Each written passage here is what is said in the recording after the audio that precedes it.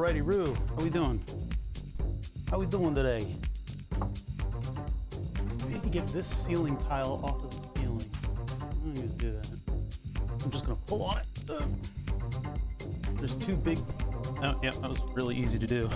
That was way too easy to do. Uh-oh. I'm trying to put purple tiles up there. See if I can't do that by hand. Where's the other one? There it is.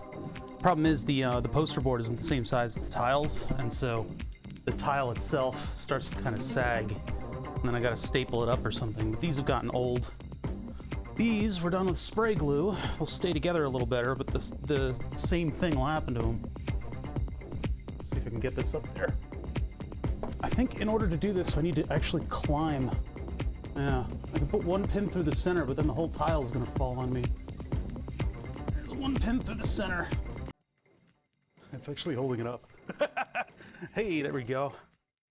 Where's the other pin? Put that up before the other one falls.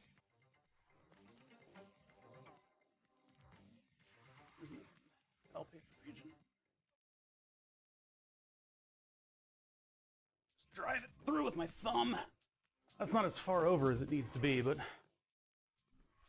I'll put that one there for now. I don't know if I can do two of them right next to one another. This is just to block the reflections of my voice in the ceiling. It's too close to the vent.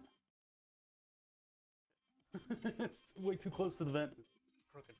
Well, I'm gonna do it anyway. So where are my other pins? These will eventually fall, and when they do, they will scare the ever-living fucking shit out of me. Need to have a variety of fasteners to hold these things up. But I'm just doing this quickly to get them out of the way. I gotta clean up before we get started today. Got a lot of miscellaneous garbage lying around from projects. We gotta figure out.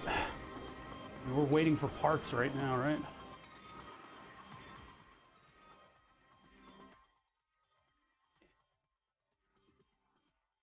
How I'm doing it. Literally just pushing a pin through a thumb. It hurts. Oh yeah, can't show that on camera. Too hot for Twitch. Ah, it kind of holds. Good card maneuver here.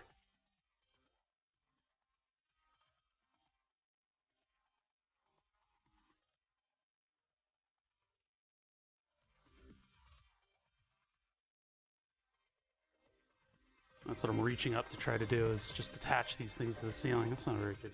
That doesn't really work. That doesn't really work. I just gotta be careful. Okay, where'd that other pin go? There it is. And this one I need to push in with some flat edge.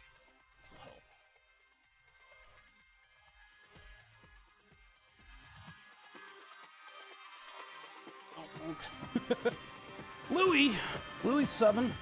Tier 1, hell yeah. Breakfast to no bother, that's right. Man, that time difference always screws me up. Did you guys end up looking up? So last night on Djibouti, Milton pops in and is like, oh my fucking god, UFOs! And he had this footage of 3 objects moving across the screen. It turns out that's an oceanographic monitoring satellite cluster. Chat was on that immediately. It was cool. All right, let's activate the board and get Louis up on here. Louis, thank you so much for the sub. Appreciate that, man. You guys check out lewnaticlive on Twitch.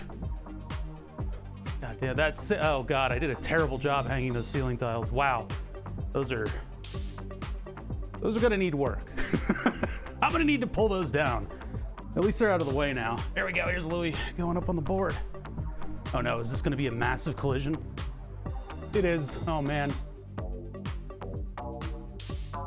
Hey Demi, Lunatic Live, 10 months, going up right above friendly nickname. Dude, thank you so much for the subs. Whew, okay. At some point during the stream, the ceiling tile is gonna fall on my head. It'll happen, believe me. I hope those tacks can kind of hold them up, but they don't typically. They're just to try to give me slightly better audio. What I really should do is hang something just off camera so it's a lot closer. So I have a softer, no voice reflection. But because of the nature of my stream, I'm moving around a lot. So I can't do like a specific audio recording place. If you look at like behind the scenes footage, or just footage that they're not controlling of like Red Letter Media, what they do is they hang like wooden gantries from the warehouse ceiling, and then they have an egg crate on them. And that's just to kind of give it more of a, well, less of a reflecty kind of audio. This, by the way, this XY thing, we can't work with until I get parts. So I'm waiting for parts, and the parts get here on Saturday. And I don't know if I'm gonna be streaming this Saturday. I wanted to do a long drive stream. The Flatulent Gonad and Davies and all them, they were playing Long Drive. Saw Tomato play it too. Hilarious game, it's so scuffed. But yeah, we don't have a followage command. You can click on your own name and see. Hello, I like ham radio. This is not new. What's up? I can't say the whole name. Yeah, so I wanted to play Long Drive on Saturday, but I'm going to be hanging out with friends on Saturday or on Friday. So I don't know what my disposition's gonna be. I don't know what my disposition's gonna be because of the setup required to stream games around here. I need like a day to figure that out, typically. All right, I gotta put all this stuff away. Or I gotta put it somewhere that I can get it again. I have to actually start putting together. I know, we're all vaccinated, so it's about time.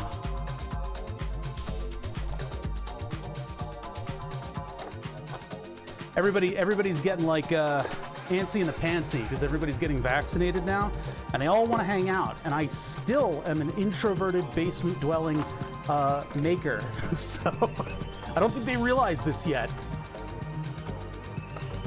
Though my excuses may get weaker, they will still get excuses a lot of the time for why I don't want to hang out.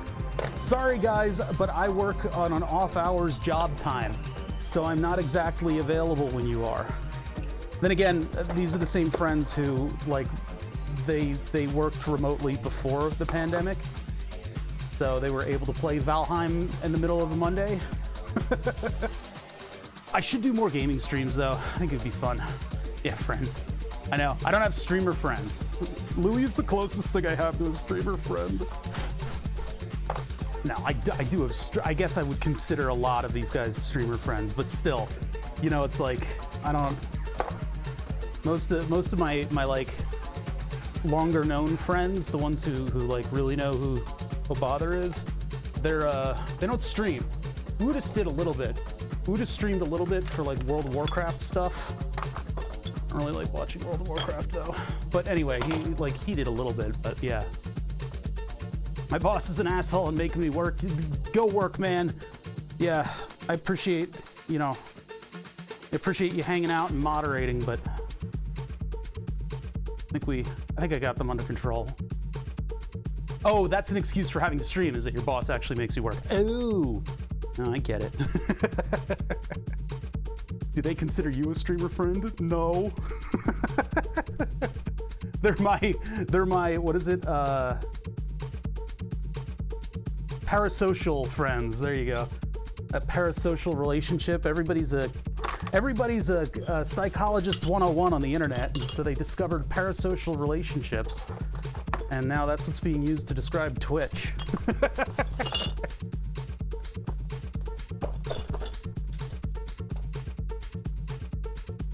Stream if necessary. No, for me it's like an hours thing. It's just that the hours that I'm free are not the hours that they're free. But anyway, it only comes up once in a blue moon. We are actually doing a LAN party thing next weekend, so I won't be available then either, fortunately. So gaming streams are out for another month, unless I do it during the week. In which case, like a scenario like this, where I'm waiting for parts, that's actually a pretty decent time to do a gaming stream. TBH.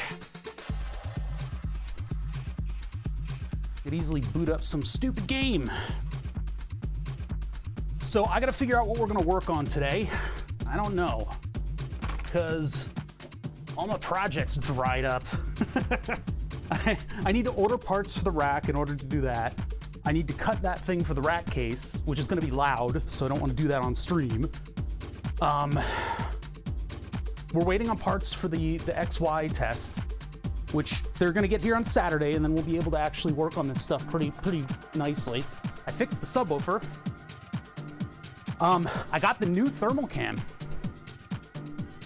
Got a new thermal cam from eBay. It's the same thing as before, but it was a third of the price. Actually, probably about half of the price. How's everybody doing? What's a cuvette? I don't know what that is. Happy to catch one live. Hey man, good to see you. Where'd I put my screwdriver? What'd I do with that? I think it was over here. No, no. Where is my screwdriver? Where is it? There it is. So I didn't pick up on it at first, but Milton had a user find UFO footage, and it's on the Djibouti Show VOD. Louis is there. You guys can check it out. They were doing more checking out mansions and stuff. Midway through, Milton comes in like a frickin' freight train, and it's just like, look, look, look, look, look. And so no, I haven't even tried to get FLIR do the warranty on the thermal. This is just like $140 that. I mean, I have an extra thermal webcam housing too, so having two of the cores is, I don't know, use it as a backup, I guess. But anyway, Milton comes in like, look, look, look, a user of mine got footage. And so the footage was like blurry. It's always blurry. It's always blurry no matter what. UFO, anything, everything's blurry. But it was like a triangle of dots that came in from the side of the camera at a regular rate. And chat guessed it, and I had trouble actually Googling and finding any information about it. But what is it? National Oceanographic AA, maybe? Satellite cluster? Hold on, let's see. I forget what the exact name of it was.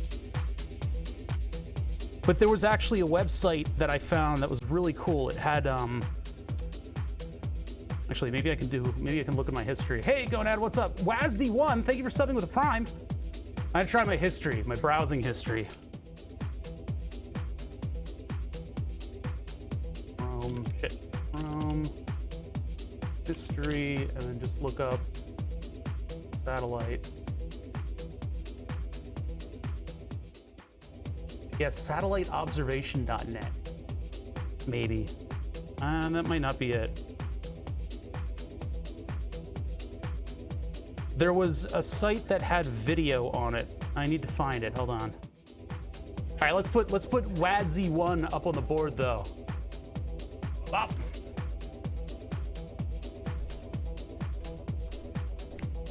The guy has like his own footage of clusters of satellites and stuff going by. It was pretty cool. They got a good shot of Skylink. The Skylink cluster going by is pretty intense too. Wadzy, you're by Tim the Dork Knights and Factoroid and Multimeter Man. Welcome to the board. I'm excited to get that XY test going. It's the part that boggles my mind is how we're going to be able to send instructions to it.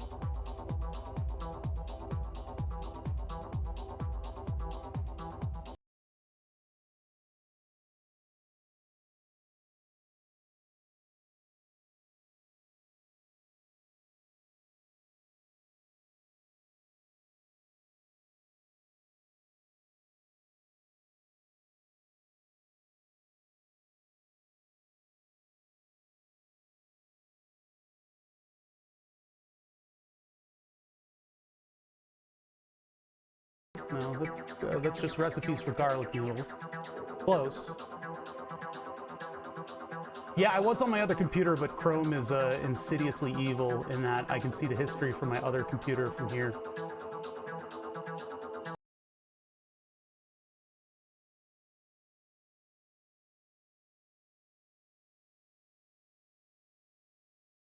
Oh, that's a little evil. I don't know.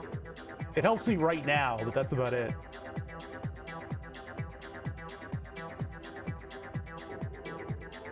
Oh my god, there's so many searches. So many stupid searches.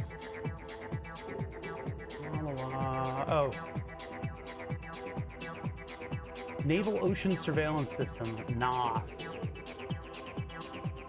Sattrackcam.blogspot, here we go. That's the one. So yeah, chat was insistent upon it being something like this, and this footage is just so similar to what they had, even though they saw 3 satellites in the cluster, so I don't think this blog has caught up on it, but the movement rate of speed and stuff like that is all very similar. Cool blog though. Satcam Laden blog. Guys just like tracking shit down and filming it. There it goes. It's an alien. Turn this music down a little bit. Sorry, music's a little loud. I'm probably a little soft compared to it. There we go. Yeah, the pew pew lasers. It makes it seem like a 90s, you know, something like a VHS you get from your friend. This Starlink cluster is super awesome to watch. I guess I can't size it to the right thing here, but yeah, it's good UFO music. But look at that. The Starlink cluster is just this train of satellites coming in. Eerily moving in the sky. Another world. I need all those samples from the 90s techno songs. Any crew? Negative. In deep space. I guess there's a certain... are they, like, reflecting? Is that why they're illuminated? I assume that you won't typically be able to see this surrounding the entire fucking planet. It's just an alien NASCAR race. Yes. Peepo Drive. That's reflecting the sun. Okay. So it's like dusk-ish conditions or whatever. It's reflecting the sun off the dome of the flat Earth. That's what it is. That's what it definitely is. Wait, there's another generation that has solar shields? Oh, I see. Okay, so they are actually, they still have control of them, and they're positioning them to not reflect as much. That's cool, though. I you know, hey, let them show off for a little bit.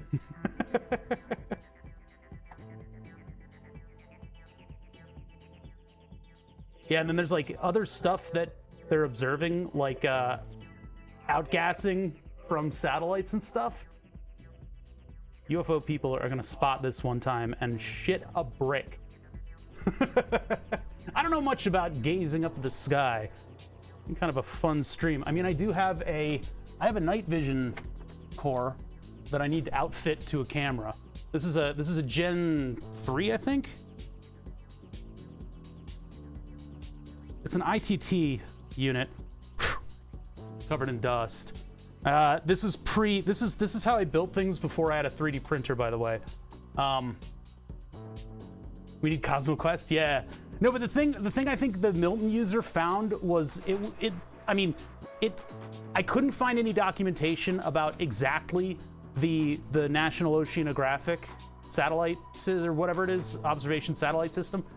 I couldn't find anything specific about it. There were some mentions of a Chinese oceanographic monitor being a cluster of 3 satellites, and what came into view was like just on the side near a tree. I'm gonna tell you guys to go look at the VOD. I'm not gonna pull it up here, but it basically comes in from the side with like a tree there, and it does that periodic, you know, flash that a satellite would do. So, you know, obviously I'm not saying aliens because I guess I'm the person chosen to debunk all that stuff. But I wasn't smart enough to pick up on that. I looked at it and I was like, whoa, that's cool. I wonder what that is. Yeah, mount a telescope to my roof that I can control from here. I tried to actually get flight paths, but yeah, by the way, this is how I built stuff before the 3D printer. The 3D printer was like the very first Rabaz raid that I ever got, like a couple of years ago. That was the first, we might get to this, I don't know. That was the first time that I actually used the 3D printer. Nowadays, I'm thinking like, man, I can make a whole housing for this. I could do a night vision webcam. I don't know if I could do a night vision. I mean, I could have, if I didn't destroy the Sony camera that was sent in. I still regret fully destroying that Sony camera. I could probably have modified this night vision core to have focusable optics and record.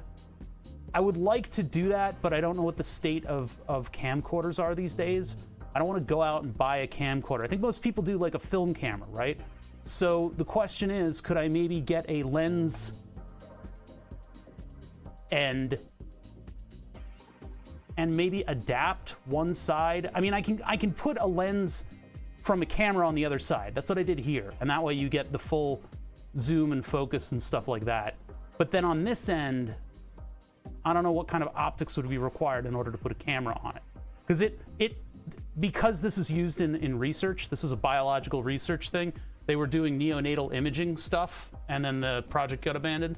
But they were doing neonatal imaging stuff in like the early 2000s or the late 90s, and they bought a night vision core in order to enhance the vision of, I guess it's like putting a light on one side of an egg or something like that. I don't know exactly what they were doing, but this ended up being discarded in a cabinet for eons. This is an old ITT night vision core.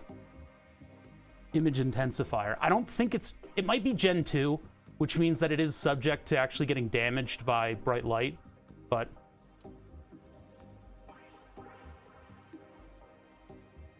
do you believe we're the first sentient beings? I think that's hard to believe. I think that's hard to believe. Yeah, I'm still figuring out what the hell we're gonna do today. Look. I don't know. These are questions that are beyond my pay grade. I do need to disassemble this thing. Maybe we should do that as the stream. I don't know if I can do the screen without the battery, can I? I'll do that Friday if I can do some stuff. We're pretty much like waiting on parts, so it's tough. It's tough going.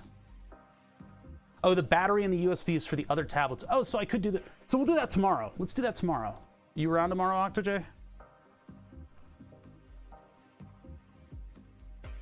Yeah, I want to keep the middle of the week more project-y, but yeah, I want to disassemble this and see what's going on. Plot noodles, thank you for following. I'm sorry, man. Your story's got plot noodles. We're gonna have to do a rewrite. It's too many plot noodles. What's a plot noodle? Hey, boss? What's a plot noodle? I don't.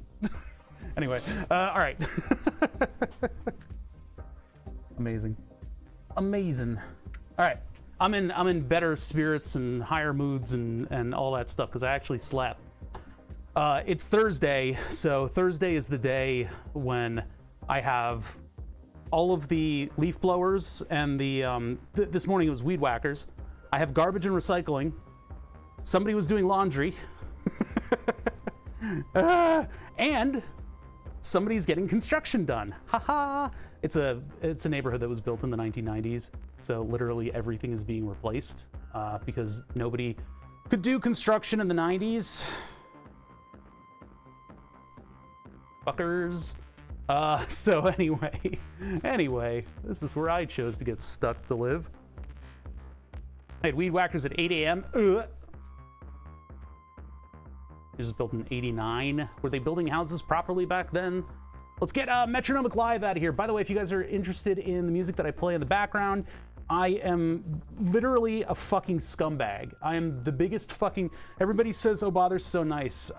No, I'm a big fucking asshole scumbag. I'm playing Metronomic Live's stream. Look at him working hard so that I can have something going on in the background. Like, I suck. The only compensation, the only recompense that he gets from me is that you guys should check out Metronomic Live. His streams are awesome. He plays great music. He's in New York City.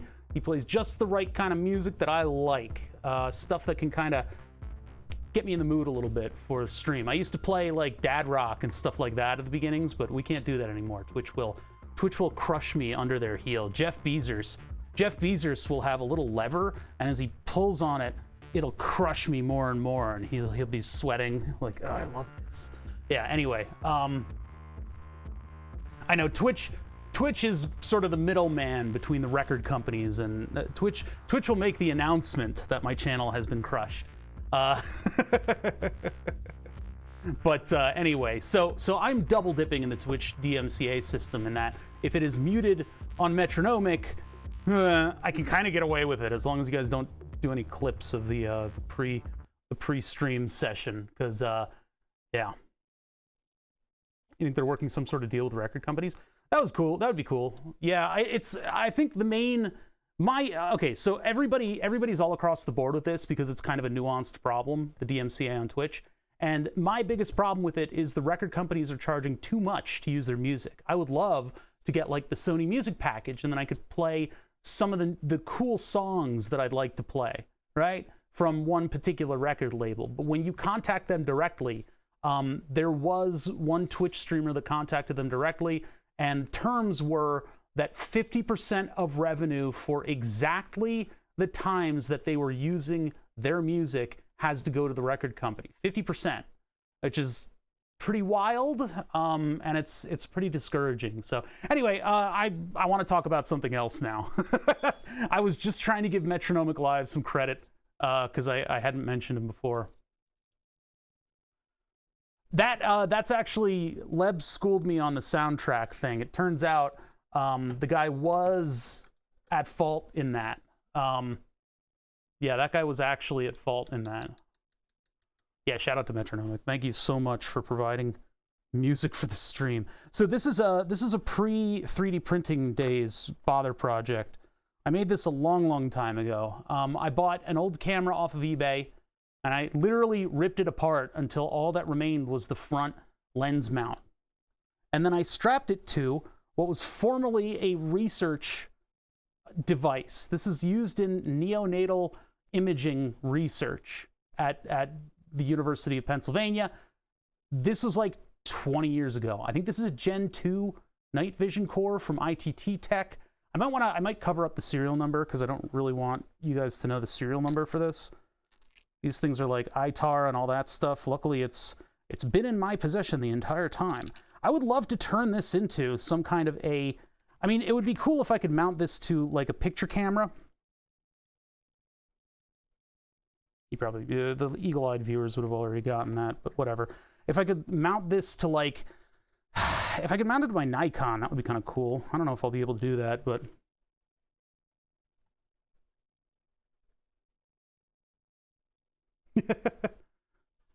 Yeah. I don't know precisely what the research was. I don't know precisely what the research was for this thing, but this is one of the curiosity things that I've just got sitting around the shop. So, okay, this gaffer's tape is like good gaffer's tape. I remember when I built this, I actually had good gaffer's tape. You could actually buy stuff like that. Nowadays, you can't.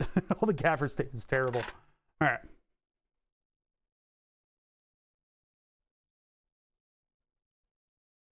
Yeah, ITAR because of night vision. Hey, Big Wave, how you doing, man? You guys should check out Big Wave if you got a chance. Big Wave also streams. It's good to see Big Wave here. How you doing? How you doing? Okay, so this is something that I built before the days of 3D printers, just kind of noodling around with something that was discarded for research purposes. So this is an ITT Tech night vision core that I slapped a giant friggin' zip tie on, and then and then gaffer taped it to a little battery pack, which is ridiculous. I put it on 2 AA's, and I don't know if that's the type of power that it takes. I just want to take a look at this thing and see what the state of it is, because we could potentially boot up Fusion 360 and I could make a housing for this thing. Yeah, it's a plot noodle. Got a job interview at a robotics company. Oh, dude, that's cool. That is cool. If you want, I could apply for an interview there and then do a really bad interview so that your interview looks that much better.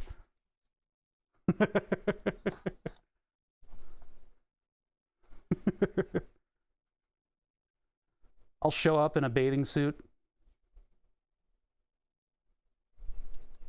Looks more like something you were reverse engineering for a past job.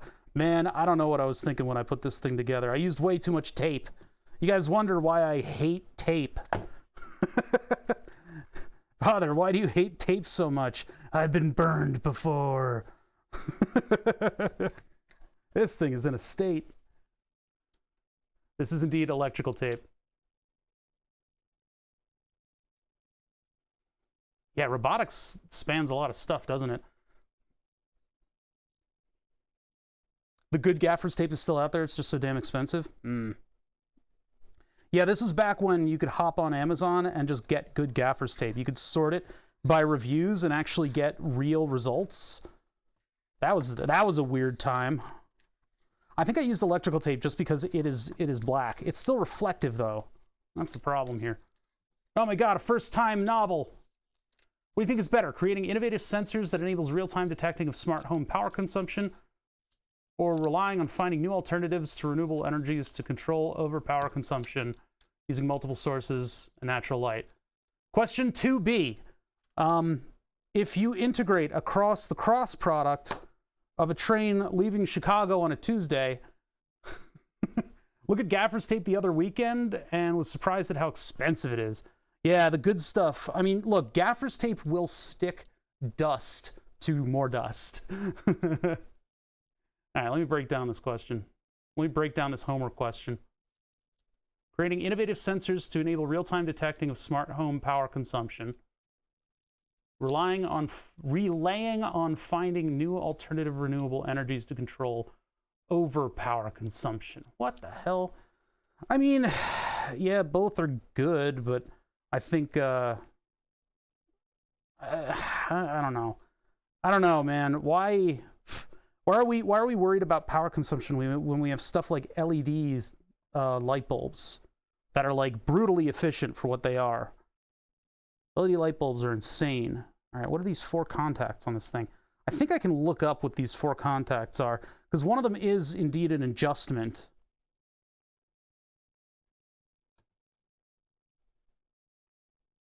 For a poor country. Well, that's a good point. This feels hollow.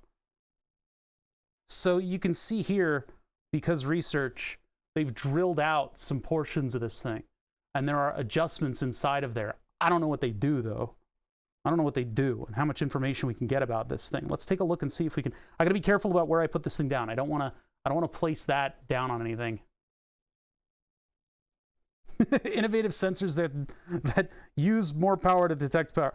Well, look, man, I'm working on something else right now. I don't know. That sounds like a homework question. You can maybe ask the Discord, but it sounds so generically homeworky that I don't know.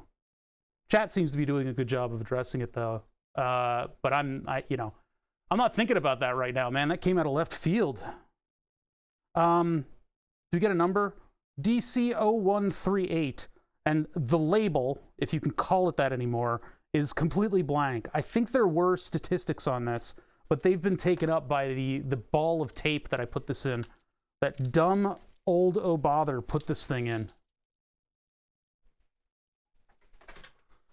Yeah, Discord is the place for the questions that are like out of left field. D0138. Maybe question 2 on the homework is a little bit easier to address. So it's ITT Tech 0138. Was that right? DC 0138.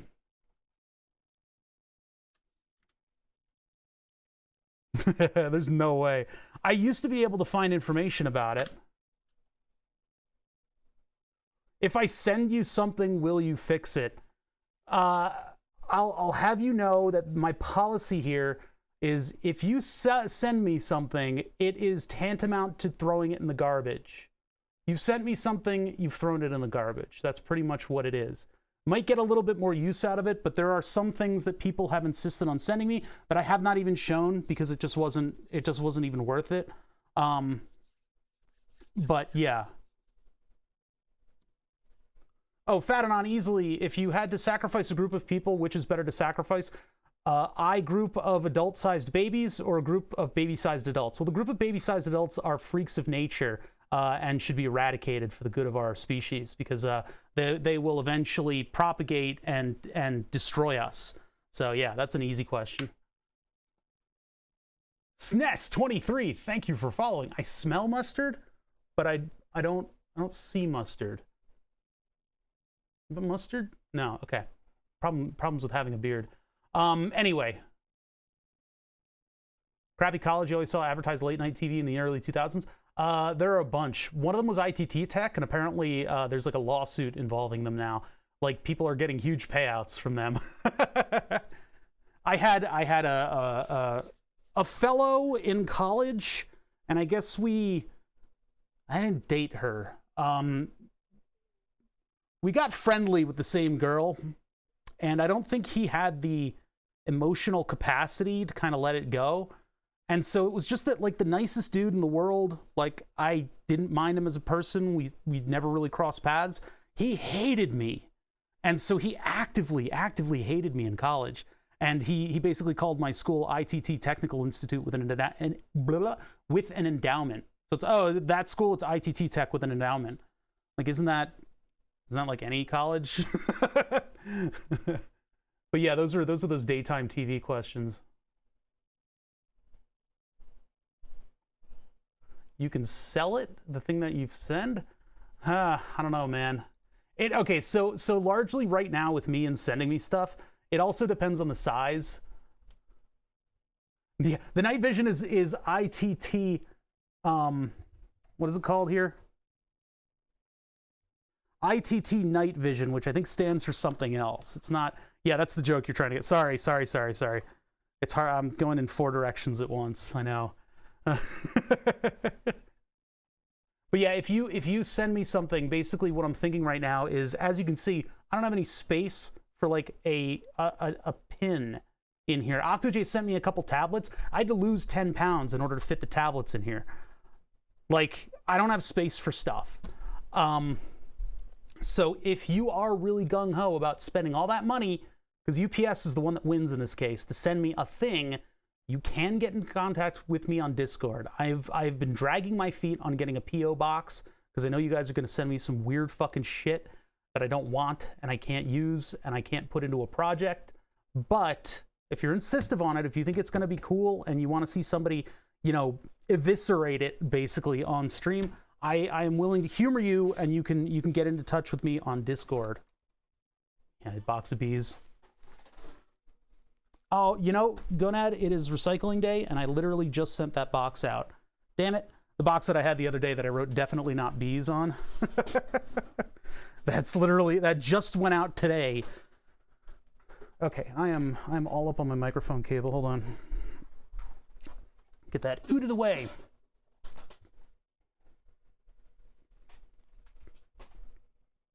I tuned into Gonad and them actually playing Long Drive, and actually bought the game. I wanted to play it, but it turns out my next 2 weekends are possibly too full of the same people. Optics for birding? Oh, geez. Wow, this thing is still worth quite a bit. I don't know if it's worth a lot in its currently dismembered form. Frelling Mivanonks! Sorry, Frelling Mivonks. I added some letters in there to try to be much easier on my own vocal cords. Bop, bop, bop, bop. Slap an H on the box so they know it's full of hornets. Oh, God. Those hornets, man. And many flavors of asbestos. Let's put Frelling Mivonks up on the board. 2 months. Thank you so much for subbing. I appreciate ya. Whoop. Going all out of your way just to sub to me. It's a good feeling, man. Appreciate it.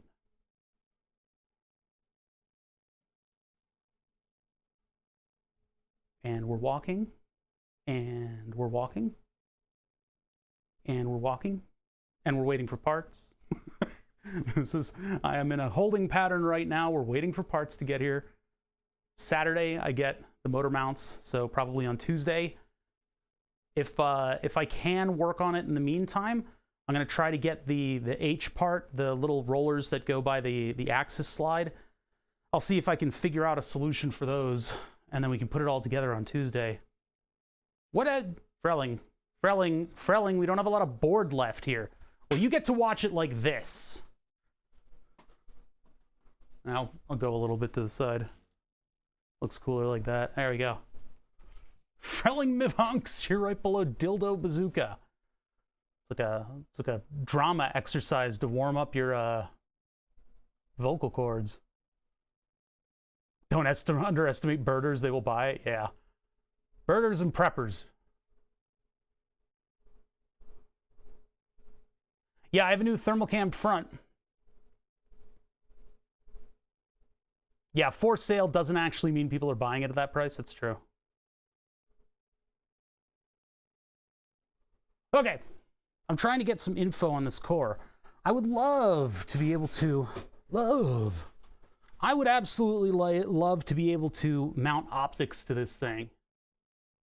I do have some old optics stuff, but I would much rather do like a camera mount or something with this, so I could potentially loan it out to streamer friends if they're doing any kind of weird video stuff. Because the difference between a green filter and actual enhanced night vision, the difference is huge.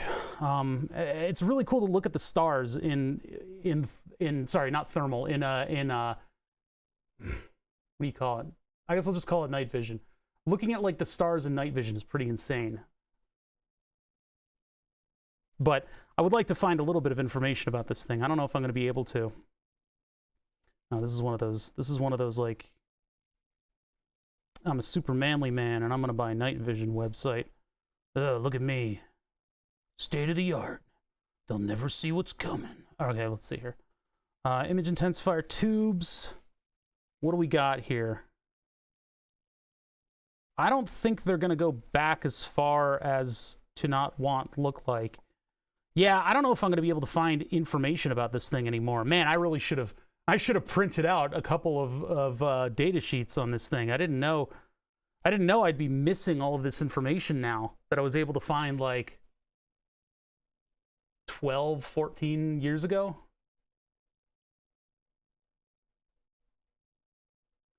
I don't know what officially generation night vision is up to these days. I know Gen 3 has been around for a while, and then there's an enhancement on Gen 3 that does some simple edge tracking in order to like highlight things in an outline. Beyond that, I have no idea. I'm probably not privileged enough to know. I do know that there are camera systems that are sensitive enough that actually makes full darkness look like this, look like regular vision. There are videos about that online, but from there, I don't know what the state of the art is. I've been out of the game too long. So DC0138 is not coming up with anything for sale. Oh God, that's in a sorry state, and it's still worth so much money. What is up with these things? That's a PVS 14. That would be a good one. Yeah, I don't know how much stuff I'm going to be able to find. We'll just have to make it up as we go, I guess. This is all the stuff that's like available to consumers now. Ha, $170. And it's just an adapter. That's insane. These people are crazy. Million. Optics for birding again. Hunting night vision Katie Sporting Group. Ugh. Yeah, I think we're security through obscurity here. And it's going to be kind of difficult to find any information on these. Let's take a closer look real quick, and I'll just sort of do a triage of what this thing is. So go over to here, and then move the lamp so I can actually get into my work area. Man. The dust is a new phenomenon just because I just unwrapped this thing. Can you believe there's so much dust around here that it does this? Jeez. I gotta be careful of this part of the optics though. I may put like a piece of tape over it or something like that to protect it. And then over here you have the actual output from the imager core itself, which is also looking a bit raggedy. There was what's called a fiber optic twist in this space. So there's like potting materials in here, potting being like like epoxies and stuff like that, in order to hold in that fiber optic twist, and that way the inverting optics that you put on the front of this thing can be flipped around in a very small area. Is that thing in the corner? I think I have a fiber optic twist, but it's not the right size. Here, check this thing out. Hold on, I gotta reach all the way over to the corner of the shop here where I have something sitting in a light mount that I never got to use because it's the wrong size. This is like the ultimate in science teacher stuff. It is also covered in dust. Open that thing up. So I got this piece right here. What this thing is cool. It's too small for this application, unfortunately. But this is a fiber, oh God, it's disgusting. Hold on, clean it off. Clean it off a little bit. Fiber optic twist. The wonderful thing about the fiber optic twist is this is a bunch of, I just Googled some night vision scopes. Some are $15,000. Yeah, well, you know what? Here, I'm gonna clean this off. You've got to realize that a gun is a really, really horrible environment for electronics. And all the stuff that you can find is military. And the military stuff needs to be hardened as well, beyond just suitable for gun. So you're going to, I mean, the level of technology is pretty intense. It's going to be expensive. Like that's a fair assumption. Plus, a lot of the companies that are making these things, especially like back when they were still classified technology, have to be American companies. So you're going to be paying for, you know, American workers to build these things. So it's going to be really expensive. So anyway, a fiber optic twist, when an image is presented on one side of this thing, it is then transmitted to the other side through individual fibers that are actually physically twisted. Pretty crazy stuff. This one is a dings and dents because it's got all these aberrations on the side, all the little cracks in the material. But yeah, what you can see here is basically whatever light is going through the front, bouncing off of the back, and then coming back out, and that's what we're seeing. I wonder if I could get closer to this. What does that gain you? It's much smaller than having your optics invert via lens. Also, you don't have, I guess, the open space that a lens would require. I don't know if we can get close enough to see individual fibers without some of my more special equipment out here, but it's pretty crazy that this is the level of imagery that we're able to get out of this thing. Yeah, all this is just optical fibers that are, what is it called? Coherent or whatever? They're put down in a very specific way and then twisted around. Pretty cool stuff. I also have a big image fiber optic thing I'll take out someday to show you guys. Like a big tube, and on one end you have a little TV screen, and you could see the other end of the tube on it. It's pretty cool. By TV screen, I mean it's just a square optic. Yeah, that's a fiber optic twist. It's literally like just this tiny little piece of optics that takes an image and twists it around in a very small amount of area. Problem is, in order to do a fiber optic twist the size of this thing, probably be significantly more expensive, and I don't think I got the money.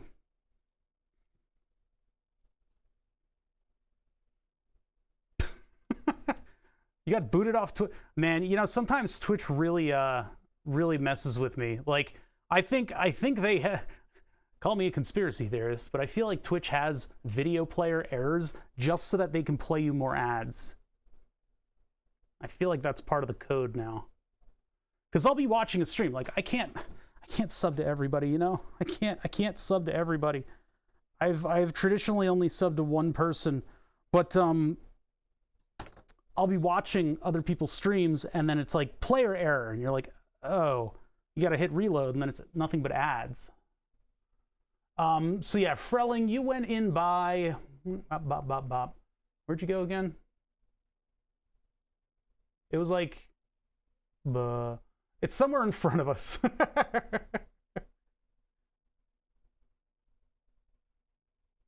get it spaced to activate the play button even though they block it. Sometimes it works. Huh. Oh, it's above Dildo Bazooka. Yeah, that's right. Above, yeah. Was it above or no? It was right below. Right below the underscore on Dildo Bazooka. Oops, that's the wrong focus. Here, there you go. There you go. Right, dirty ball sack with a bunch of 8s by it.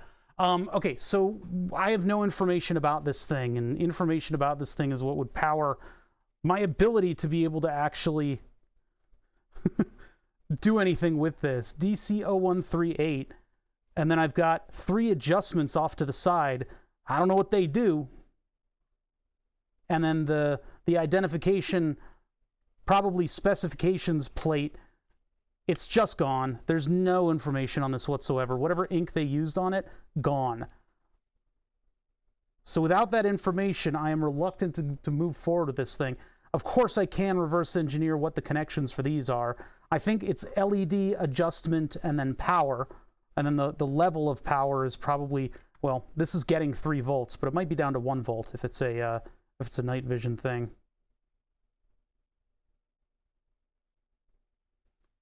All we got to run from is ITT night vision and DC0138.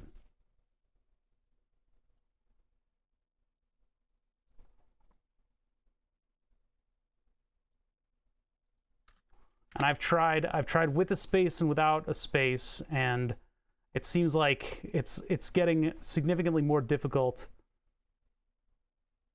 Defense, these are starting to get scary. Between the dildo and the balls. Oh, jeez. Boards a hoot like the channel. Thank you. What is Yandex? Was that one of the results? NASA.gov.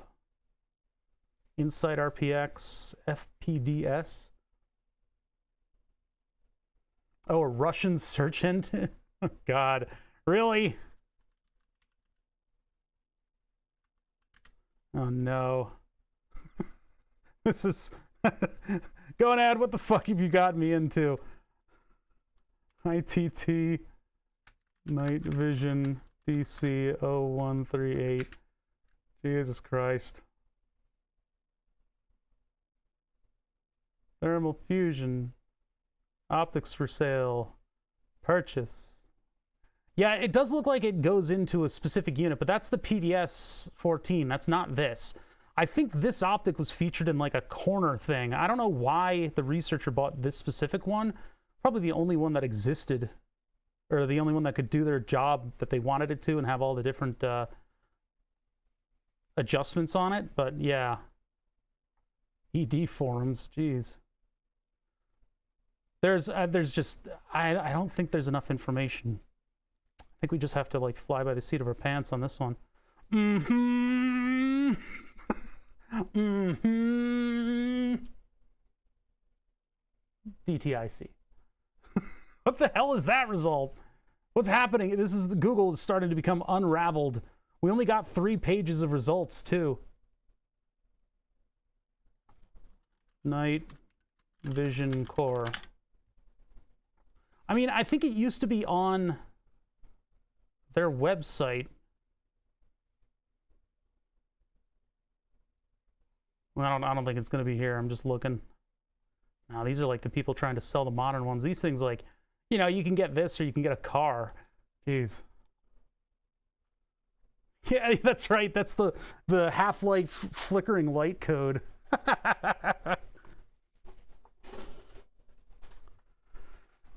Hello from Russia. You can see electronics.ru or Baidu. I've heard of Baidu. I don't know about electronics.ru. I mean, if even those sites are not coming up with any decent results, I got to figure out how I got information on this. So ITT Night Vision, just go to their website. Elbit Systems, so they might have been. See, the problem is this is somebody trying to sell you something. The problem is I think what they're trying to do. I don't know if this company is still around. No, wait, they make a PVS 14. They're still around. But do they even care about their website anymore? Defense Aerospace. Why is everything but the company's website coming up?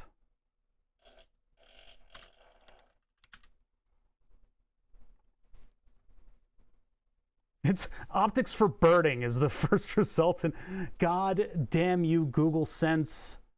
The monetization of every last activity on the internet. That's right, ITT Excelis? No, this is another frickin' store.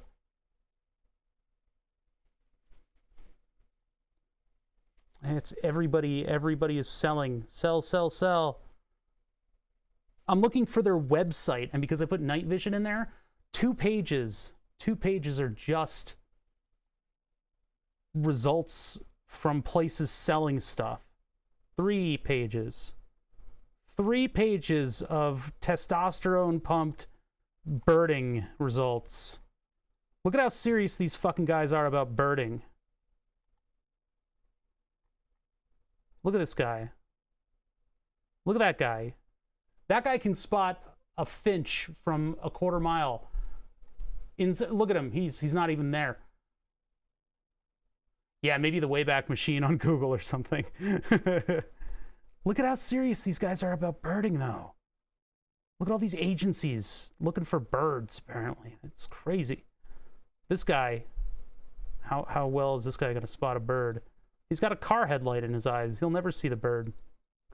Why? There's video in the background of this video. This is giving me a headache. That guy definitely saw the warbler. Oh wow, their video player it's like YouTube is just like, nah, I'm good. Oh my god, these websites are so annoying. They're so annoying. Oh, there's a Pinterest result, of course. Findlaw.com in Roanoke. What? I guess they don't have a website. If I look up ITT website, I'm gonna get all the college. Oh my god. What if I just look at the news article? Maybe the news article has a link for me. It's a 12-year-old article, huh? There are no links in here. This is predating the date of when they knew how to use hyperlinks in articles. Oh my god, this is cursed.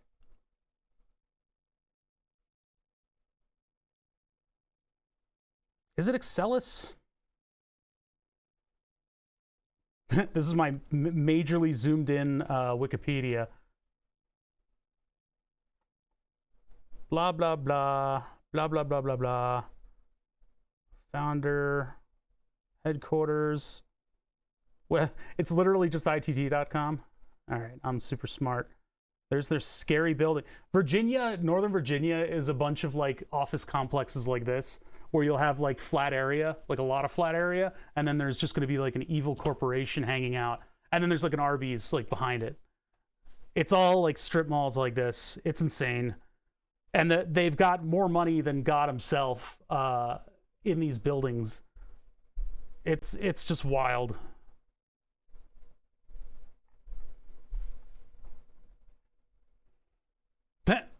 Fine, just use cookies. See if I care. Investors, no. Oh my god. See, it's ridiculous. Ridiculous. Product stewardship? No.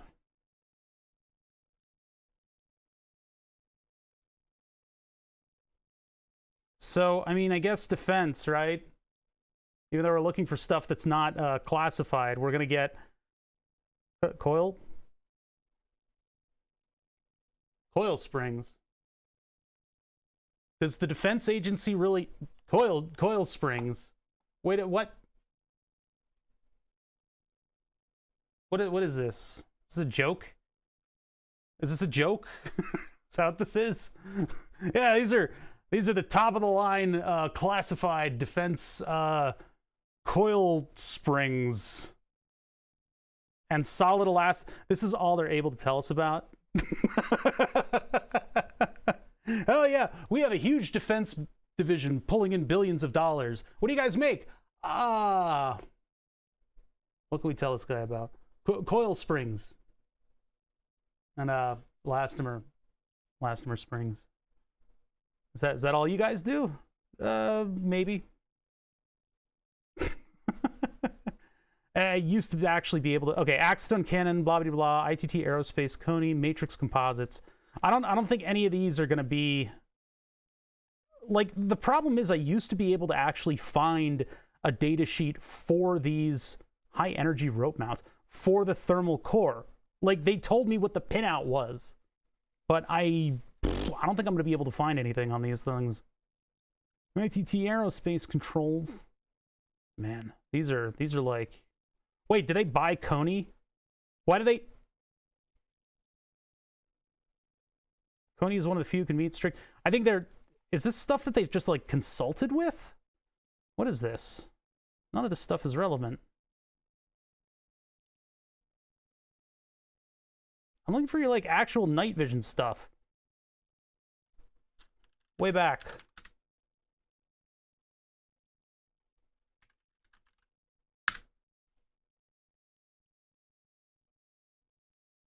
From 2004. Well, let's go to the 15th of June. 2 snapshots. Let's go to this one.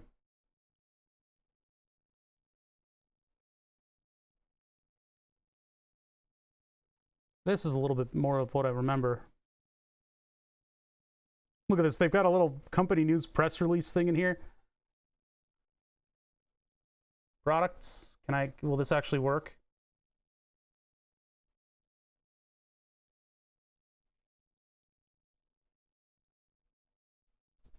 Space tech. Yeah, look at this. This is better. Logitech G920 2012. No. Shock absorbers. It's still on here. Yeah, look at how much more stuff there was here. What happened to this company? Then I could go to like, yeah, military, law enforcement, outdoor, and outdoor mariner. Now, I don't know what this specific core was. I'm pretty sure I remember it being part of like a look around the corner at your enemy kind of thing. So I'm pretty sure that we're going to be looking in military, but I'm not. I mean, maybe we could actually, you know, find something else. It just says click. It's just an image that says click. Interesting. Go.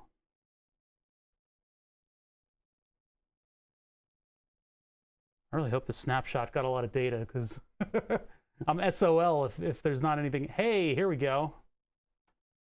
That's their featured product. For warranty and return policy information, click here. Where did this part of the website go? Why can't we find the modern equivalent of this? Of course, there's nothing else but this on this page, so this is not the right thing. So if I go to night vision and then oh, this is not coming up properly. What's happening here?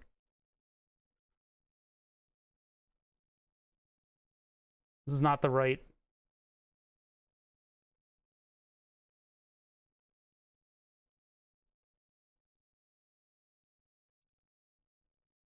Go to radar and then go back to night vision. There we go. Law enforcement, maybe? Yeah, I had to change it and then change it back.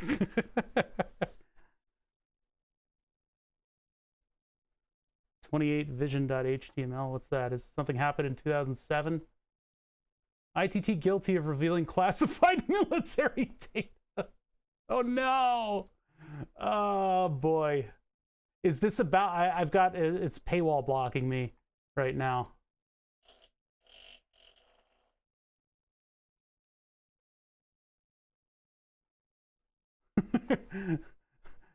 Oh no. Oh no.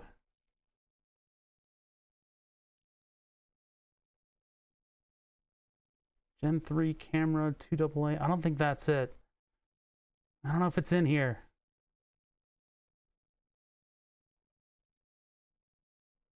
Uses 2 AA batteries, so at least we can confirm that it's a 3-volt device. So whatever I have hooked up here is probably based on the data sheet. It's just kind of clumsily built by me a long time ago.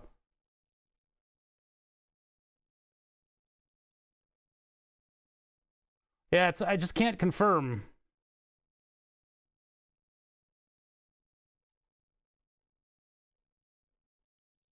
I don't think there will be anything in consumer. What's up, Balu? We're plumbing the depths of the internet right now. We're trying to find information on. See, I don't think it's going to be recreational. You found the article. You actually. Let's not skirt paywalls too far. I'll just look at it from the image. Yeah, thank you. ID Corporation, major manufacturer, night vision goggles used by the American military, plead guilty yesterday to illegally sending classified military information to other nations, including China, and agreed to pay a $100 million penalty. Jesus, they could just fork out $100 million. This is the largest conviction of big military contractor violations, 5-year federal investigation. This company to set up an end run. See, I actually, during the time of this investigation, according to this article, I had called them looking for the fiber optic twist for this thing. No wonder they were so cagey.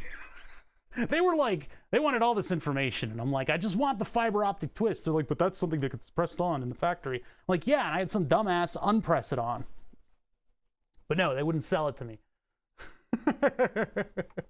They had one job. Hold on, wait, let me get the meat of this. Listed a front company to set up an end run around laws limiting the transfer of military technology to the other. Ooh, they ITAR'd hard. The government said ITT did so to take advantage of cheaper manufacturing overseas. Put in jeopardy our military's nighttime tactical advantage and America's national security. I guess so, yeah. We used to own the night.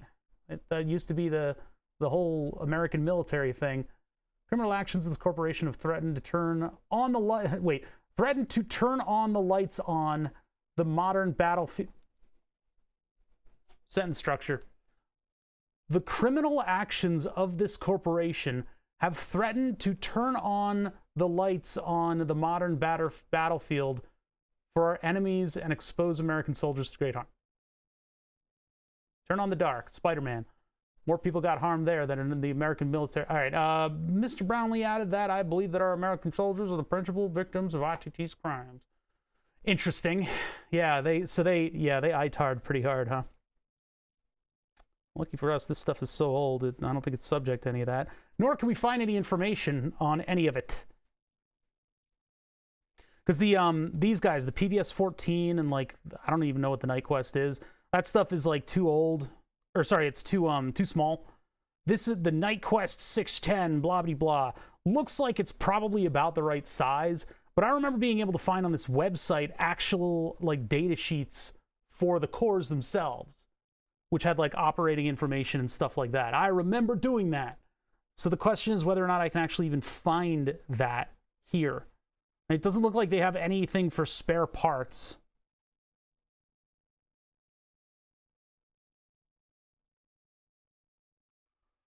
Defense and electronic services, maybe? Corporate headquarters, motion and flow control, case studies, annual report, view the career section. Nah. Keywords, and then the product database is all I really get here. So yeah, night vision, but what if military? It's probably not going to be in this.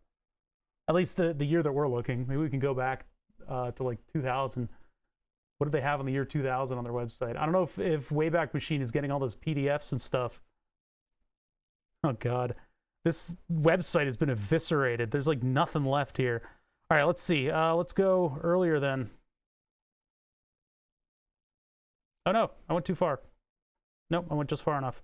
2000. Welcome to the year 2000. Let's go as late as we can in the year 2000. Well, let's go October 14th. Feeling good about that one. I know, they went all in on springs. Oh my God, we need $100 million. What are we gonna do? The spring division's here to help. We got this, don't worry. Your investors are safe with springs. Yeah, can we go back to the 80s? Oh my God, look at this website. I like how it actually like mostly functions. Products. It's trying as hard as it can. Yeah, this is literally from the future. It's from the year 2000. Look at this futuristic website. I know, it's not filled with tracking scripts. And it hasn't, all the AdSense hasn't taken over. Get our new Gorilla, what was that thing called? Screen Buddy or something like that?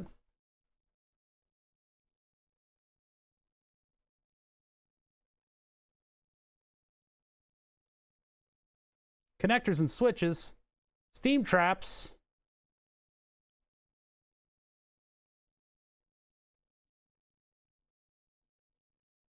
So does selecting that actually take me there? Is that actually gonna... Oh, it's loading. It is. It would look great on my old Dell CRT. I'm gonna get a Red Bull while this site loads. While this site feebly tries to load. All 6K of information.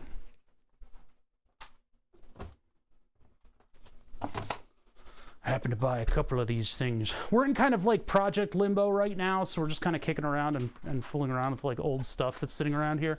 I would like to, damn it, it failed. I would like to fool around with maybe the motor controller, possibly get the thermal vision working again, and get the model for the thermal vision to be able to print. So we might toss up Fusion 360 and just tool around with that for a minute or two.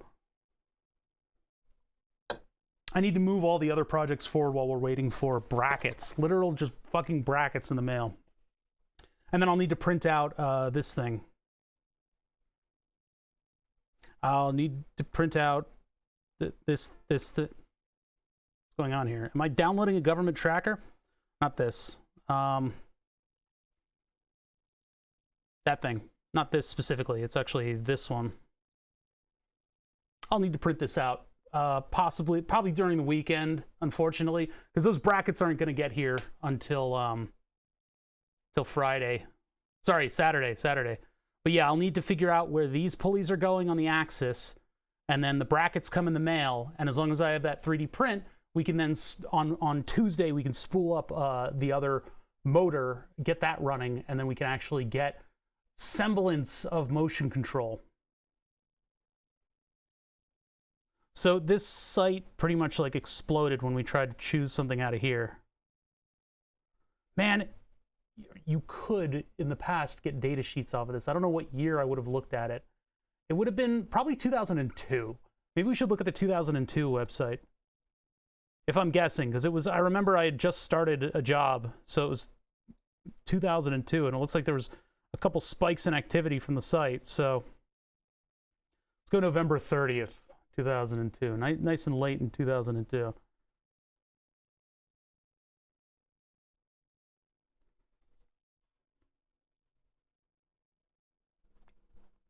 It's like we got their slightly updated website and splashy hands. I should make images like this. The part of the sub notifications. You know, these like uber corporate stock photos. They'll send a team of lawyer assassins after me, though. We could have gotten a stock quote.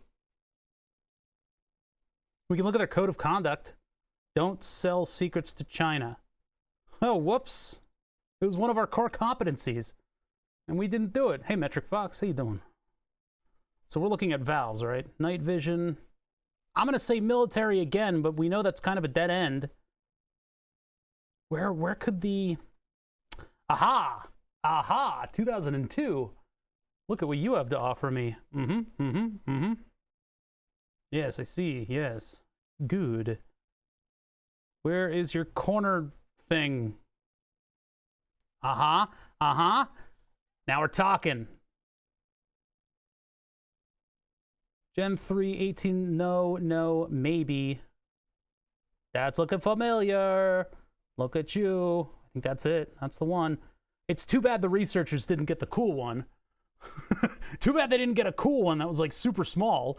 But this is our information. Image intense entire tube. It's Gen 3. Haha.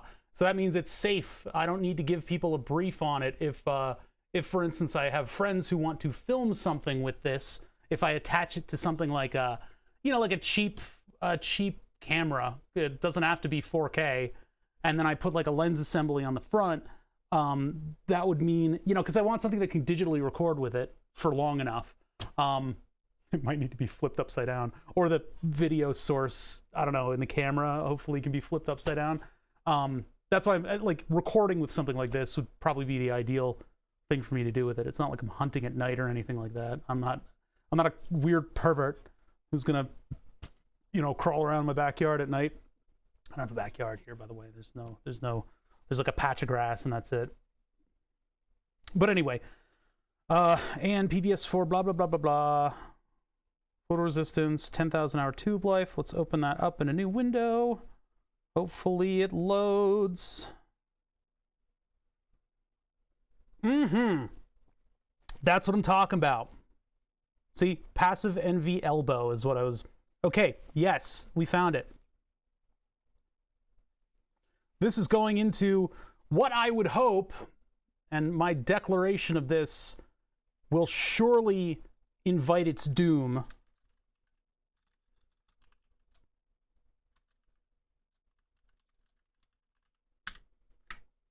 What is hopefully my most survivable file server. I'm not spying on... Yeah, no, I haven't followed... Never follow WindowCat to a second location, okay? Look at you, baby. We got it. All right, let me open this up outside of the Wayback Machine, but that is 4 pins on it, recessed like that. That is this core. We're just missing a significant portion of it. And I think it's just lens stuff. I'll leave these pages open just because I don't know if I'll ever see them again. Come on. Some streamers hide their face. Some streamers hide their desktop. Not here. You guys get it all.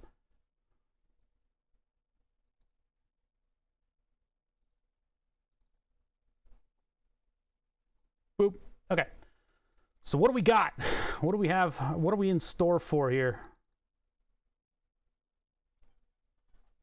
Drop-in replacement for upgrading a Gen 2. I think the reason the researcher wanted this is because of the large aperture and that it was a drop-in unit, right? Ever shown you guys what's in the really, really weird porn directory? Anyway, so this thing right here is range performance, higher photo resistance. I don't know about the 10,000 hours. This thing has been through hell and back, so I don't know how well it works. Minimum sensitivity, blah, blah, blah. Instantaneous flash response recovery. This is what separates Gen 2 from Gen 3, is the flash recovery and sort of the light... The fact that it doesn't, you can't kill this thing with like a big flash of light. So the auto brightness controller, the bright source protection, that's all about a person's eyes not getting rendered less effective by a bright flash. The older ones, like the I think it's like Gen 1 has like a hexagonal grid, and when there's a flash into those, they will have streaks and stuff that persist for a little while. Basically, when you're talking about night vision, what you're talking about is you're talking about, let's just ignore that. Let's ignore that. With night vision, you're going to have a phosphor-coated high voltage plate, and there will be, so if I just do this properly, it'll be like oh, perfect, thank you. That's just what I wanted. There. Be like this, right? You've got 2 plates. They'll be offset by a little bit. This is an exaggeration. But what happens is you've got a photon, and it's like the photon's all like, I'm a particle, I'm a wave, and it's just chilling out here in space, right? So here, let me draw this little photon here. Got this little photon here, and he's doing great. I'm proud of him. What he does is he's existing, which is a controversy in and of itself. But when he finds his way as a particle or a wave all the way over to one of these plates, he will strike it.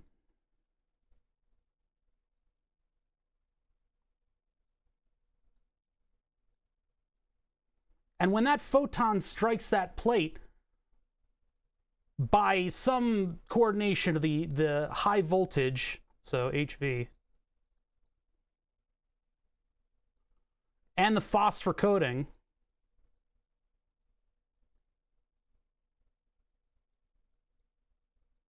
Oh God, that's hard to spell. There will be an excitation of light coming from that single particle. So that will create more light. And those are going to be observed by the next plate. And then those will become even more photons. And et cetera, et cetera, et cetera, et cetera, et cetera, et cetera, et cetera. For however many reflections I guess they have on the plate. I don't know the fine tuning of all that. I haven't taken one apart to that level in my lifetime. I haven't seen it. But anyway, as it keeps snowballing the amount of phosphors on there, you get your light amplification. So you get many more photons coming out of the thing than you get going in, and they're excitated, or they're, I don't know, they're basically set off by a singular photon running into there. Now, if you guys remember the last time we talked about night vision, I was talking about an old military unit that I got from Vietnam era, because again, this research lab was like a dumping ground for old military surplus of that time. So it was just about the end of Vietnam, and this researcher says, hey, do you have any optical stuff that maybe we could use, because we're doing a lot of light enhancement kind of things here. He was like a very light oriented kind of researcher. He did that thing where you non-invasively look at the brain with light. But anyway, so he asked for a bunch of military equipment, and the military was like, ha ha, and they show up with like a flatbed truck. And part of the stuff that they were working on involved this kind of stuff, because if you shine light through a body, they were thinking that maybe whatever photons you get on the other end, you could observe and do research stuff with. I can't speak to exactly what the projects were. I was a teenager when they were doing all this stuff. But so with this amplification, you get very spotty light. Before, the way that they did this before this was what we were talking about last time we did one of these streams where I was looking at night vision stuff. And it turns out glow in the dark stuff basically is kind of a little bit similar maybe to what we're talking about, where you put light into it and then it holds onto it and lets it go. But in the case of this specific type of phosphor, it took a little bit of internet sleuthing for us to find out about it.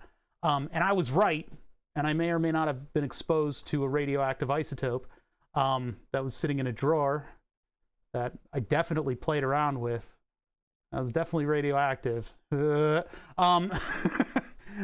What they used to have for like Vietnam, like shipwise optical enhancement, was there was a little swing out. It was like a half circle with a little thing on the end. And like if you look at an Archimedes lens, is it Archimedes lens? It's basically you're looking at, we'll do an eye.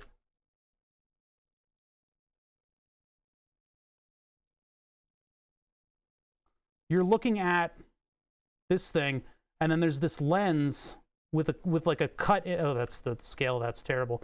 Lens with like a hole in the middle, right?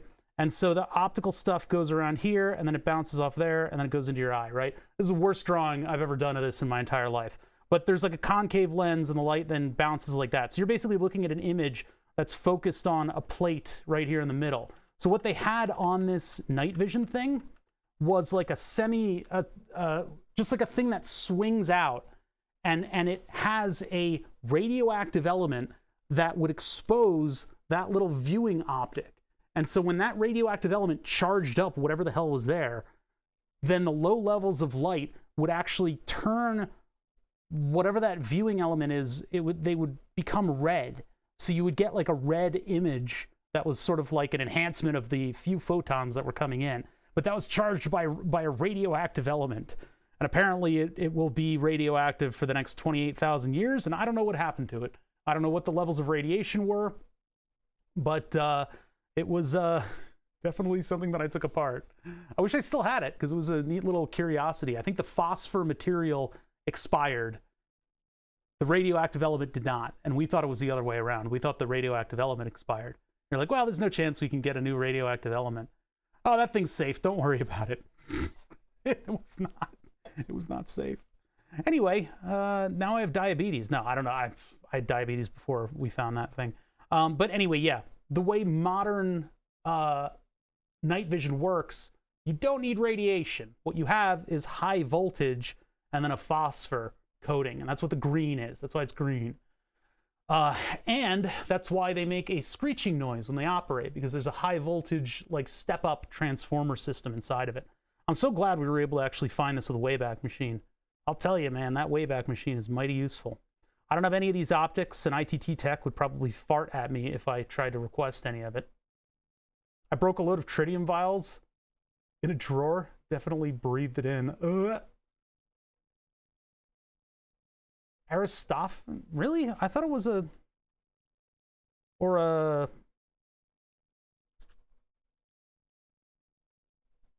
Let me look up Aristophanes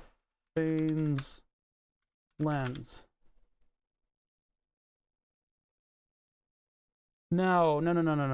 Hold on, wait. Telescope. Oh. Telescope. Lens type. I forget how we found that night vision core, but...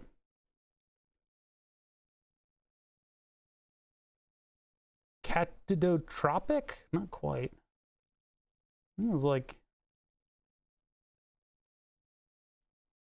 I mean...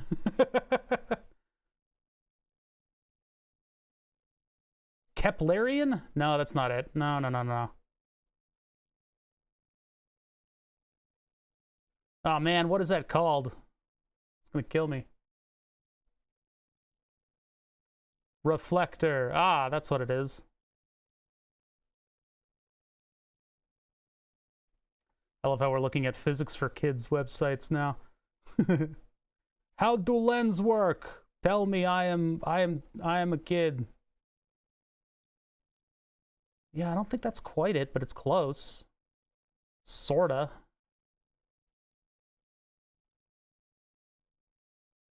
Is it a Galileo or something like that? Yeah. Wait. No. Keplerian, Galileo, refracting. No.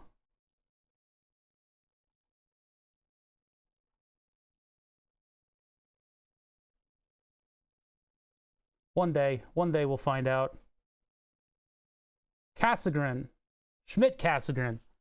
Something along these lines. Newtonian. Not quite Newtonian. But yeah, it's like a Cassegrain, I guess. Maybe more of a Moskutov. But yeah, the whole point is that there's a convex reflector on the back. What do we find that under? It's like radioactive night vision. Not visions. That's gonna get me songs. A man carrying radioactive night vision devices detained. Oh God. You can just go off of Google Images. Oh my God, it's an Imagine Dragons album. God damn it. Blah, blah, blah. Yeah, photo multiplier. I should have known about that. That's kind of cool.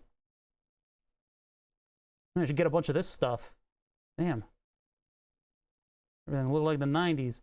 This is all just, what the fuck is that guy? What the hell? Bro, you're scaring the children.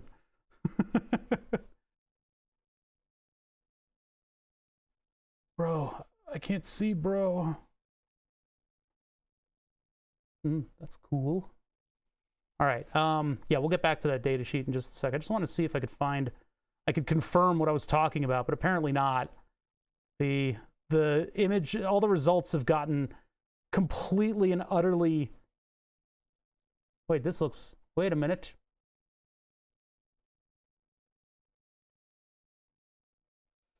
That's an old one, but it almost looks like it could be a reference for us. My fear with this thing is that if I get to adjusting those side adjustments, clearly they've messed with, right? They've clearly messed with those side adjustments.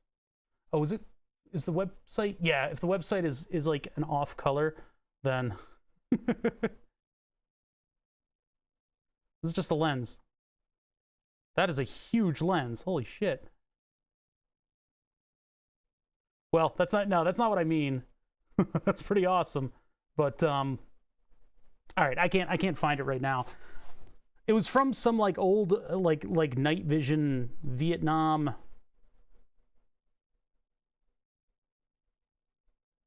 because it actually was part of this system where they had this extra trigger that went on the front of the rifle, and that was the switch that turned it on, and they had like a 20,000 volt battery pack.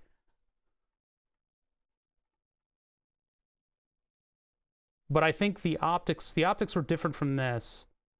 But they had a big battery pack that was like a big chemical battery on the back, and then this giant like infrared filter over a very bright light. And I believe that they had that thing as the radioactive thing as your viewer. Although I don't know about this. Anyway, yeah, see, this is the system. But I think that was a different night vision tube than the one that we had. But yeah, it had this battery pack that was a chemical battery. We never got that. We never had this. But we did have the trigger thing that went on the front of it. That's on an AK-47, so that's not the right one. Well, anyway. See how cool they look? That guy looks cool. He looks even cooler with more lenses. Yeah. Man, night vision's cool. All right. The problem is this stuff is so heavy, like on the front. If you have it as like a goggle mount, it's like really heavy, and so you need to either counterbalance the weight or just really hold the helmet on, and so you end up looking like a walnut.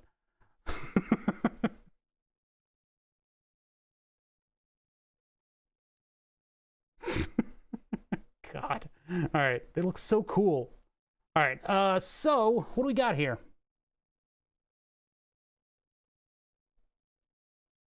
DC plus, gain, DC minus. Okay. Fiber optic faceplate. We don't have that. We don't have that part. Yeah, that tank eyepiece was radioactive. That's not what we had.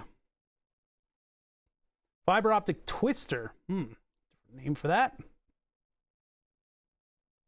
So external gain.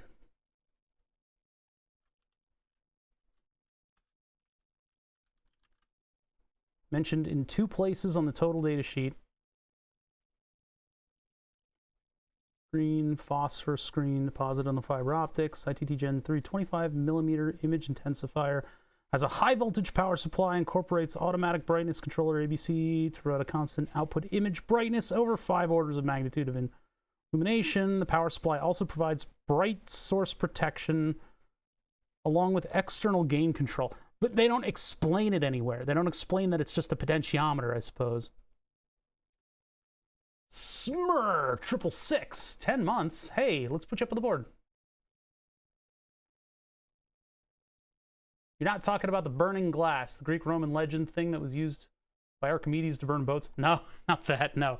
Not the light death ray that Jamie Heineman stood in and said he wasn't even, it's not even a death ray. He's not even a little bit dead. No, that's not what I mean, the optical principles are similar, but this is more for imaging than it is for blowing up a boat covered in pitch. No, this is, I mean, I wish I had bookmarked. I probably did bookmark that page. I just can't recall it right now. I forget what the good search term was that kind of set us on the right path for that.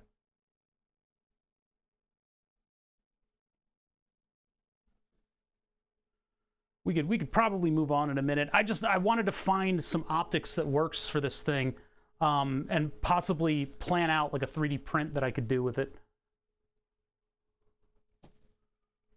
It's also good to get all that tape and nonsense away from it because it's not in good shape. That tape was becoming soup. But what I would love to do is get like a really cheap video recorder. I don't know if you guys have anything in mind that I could use for like modifying something onto that. No, bigger names got there first. Smurr 666, you're right by that degenerate name. I mean, that's a pretty manly name, to be honest. But I shove grass in my butt is also there, so. No, look, okay, here's the deal. I'm not looking to make it needlessly complicated. I'm not going to convolute this thing to no end. The thing is, like, Ass Lord is there. The thing is, what I need for this is, I really want to wipe the lens off, but I can't touch it. I need to use like lens cleaning stuff on this specifically. If there are dust particles are getting on it right now, just by the fact that I've taken everything apart, they will live there for a little bit because we're still working with this. So what I need to do is I need to surround this thing, first of all. Surround it in plastic and be able to get the wires to something like a battery tray. But also, what I would like to do is on the output of this thing, our viewing area is just that little opening here, right? Gaseous tritium is a light source for night vision. I think that's close, but yeah. No, we had like a whole website that explained it. It was a guy just talking about like his experiences with stuff like that. That is a deep source, Gonad. Holy shit, what is this? This is like a photocopy of a photocopy. This is right next to Arthur Dent's notice of eviction. Holy shit. Hold on, let me, I'm scrolling through this ancient photocopied publication. It looks like they have a picture of the case. That might be the 20,000 volt sniper scope thing. Might have some information about it. This is newer. This is newer than the optic that I was talking about. Because remember, there were multiple vision systems that were delivered to this person. It's a long dot. Yeah. Does it keep going? Because yeah, it looks like this is more modern. But yeah, we had a big case that said 20,000 volt sniper scope on it. I still have that case. It's in the back. So there's that. If we go way down here, do we get older stuff? Oh yeah, the face gear is always hilarious, by the way. The face gear that they have, because they have to hoist all that weight up. So they typically will have like a cage for your whole face because they want to actually like put the weight on your cheekbones or on, you know, on the lower part of your caveman skull. Nah, I don't think this is it. I don't think this is too new. Yeah, look at that. Tachanka looking. It's like, oh man, my cheekbones are holding up this 5-pound thing that I just strapped to the front of my face. And you look super cool with it on. Look at how cool this guy looks. Look at how cool this Cyclops-looking motherfucker. I actually got a field hockey goalie mask to try to mount stuff like this. Look at how cool this guy looks. Oh, I can see him at night. I can. All right, that's enough of that. Oh my god, ease the carrying pouch. Wait, this is highlightable text? Damn. That's wild. I love the future, man. Man, but you would be the coolest kid at paintball, right? You'd be the coolest kid at paintball, except for your lack of depth perception. Yeah. Well, that's what the helmet's for, Mahalo. Mahalo's saying extra funny when he whacks the door jamb on his way out. But that's why he's wearing a helmet. That's, you know, that's just common sense. Oh my god. All right. So I have absolutely no idea. My fear is that if I screw around with these adjustments, these were not meant to be normal adjustments, right? Somebody went into this thing, some egghead researcher went into this thing on the advice of ITT systems, and they were able to, where's my light? I have no light. They were able to find a couple potentiometers, and they only dug out those potentiometers. How do they do that? My fear is that if I screw around with these at all, I might end up blowing up the phosphor tube. Because it is a tube after all. But okay, so when we started, I was explaining my intent here. I do need to find a way to get all this stickery stuff off of here and clean it off properly. My intent with this is I would love to put a very simple camera on this end, something that can focus on an object that's about that far away and can record digital video. And then on this end, I can put something like an actual camera lens. Now, I don't know about the distances that I would need to involve here. It'd be nice if I could get that mount a little closer. This is just like a generic camera that I bought off of eBay. But if I could do like a Nikon lens mount, that would be pretty cool. And if I can 3D print that stuff, that makes it a lot easier. This fiber optic twist is this is out of the running for it. But yeah, if I could 3D print something that'll hold a lens on the front and something that'll hold a camera on the back, then I can outfit this with any manner of, you know, AA battery holder and gain adjustment. And then I can have the digital camera record this upside down, and then it would be, you know, a proper like camera to film with at night. That's my thought about that. Physics.org? ANU invention to inspire new. What's the point of this? Big milestone. Semiconductor nanocrystals. Holy shit. Okay, man. Those people are smart. Thin film night vision development they're working on. Australian National University microstructures and a lot of promise in the future application. That's pretty crazy, yeah. What the thing is an FOV slider, otherwise you're just gonna play by sound. All right. Yeah, so that's my thoughts on this thing. I don't know if we'll be able to get to it in any soon time frame, any manner of time frame. I don't know what to say about that. But yeah, let me get this stuff off of it. And I guess I can desolder these now that I have a data sheet. I can desolder all this stuff. Because they don't give you any specs for this. They're literally just like, yeah, you can adjust stuff with it. Like, yeah, but how? And they're like, no, yeah, you can adjust stuff. They don't give you any information. At least I know what the pinout is now. You can even come up with like an auto gain control based on brightness. I don't know how I would do that, but I'll just leave it up to a knob. Just put a knob on it. This is done with my old soldering iron before I even got this one. Yeah, I don't know, the state of like you know, optical enhancement technology, I feel like it's going more in a direction of very, very high sensitivity CCD sensors that can just make an image turn into a daytime image. Because that's what I was able to see on the internet fairly recently. And then you can add all kinds of enhancements to that. You don't need to worry about, you know, blowing up a phosphor core or anything like that. You literally just have the amount of light coming in, and then it gets boosted. You can add infrared illumination to that, but if you don't need to, I mean, that's even better. Making it small is probably the difficult part. All right, let me clean up those leads. Man, that was an expert soldering job by me from the past, huh? Stride's doing that via AI. What do you mean, like enhancing the image in darkness? I didn't know that would use AI. It's great. We're gonna have AI allowing us to target stuff. Sure, it already does.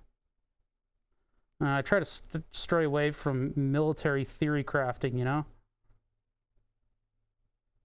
Whatever they're up to. It's probably pretty crazy.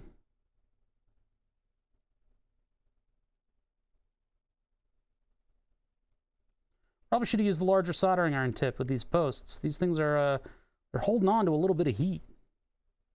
But yeah, I love alternative like vision systems. I think they're pretty cool. Of course, we really only have the two, which is night vision and thermals. Are there other types of vision systems? I know there was a project where they took Wi-Fi antennae and they had it scan across a room. It's not really exactly a real-time vision system, though.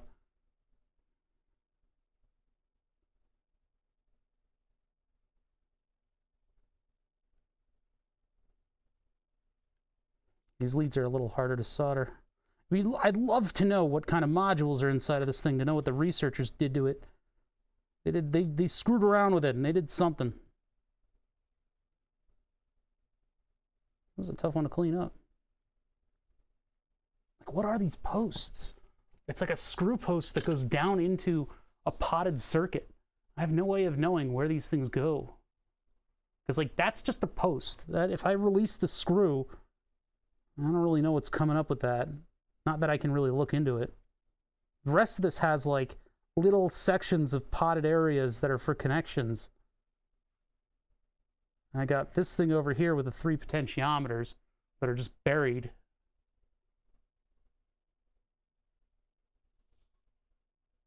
Here's the last one on the page. Which page? Hold on. We'll take a look at what the hell I did in here in a minute, but IR metascopes? What? Huh? What? Huh? US carbine caliber 30. Oh, this is the, yep, I remember this one now. Yeah, these are pretty whack. These are pretty whack. I remember this. Yes, this is the page that we found. Thank you, Dewey. Dewey remembers.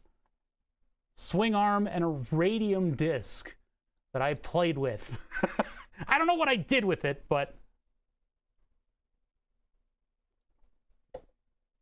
So it has an arm that swings out, and it exposes this guy's eye to radium.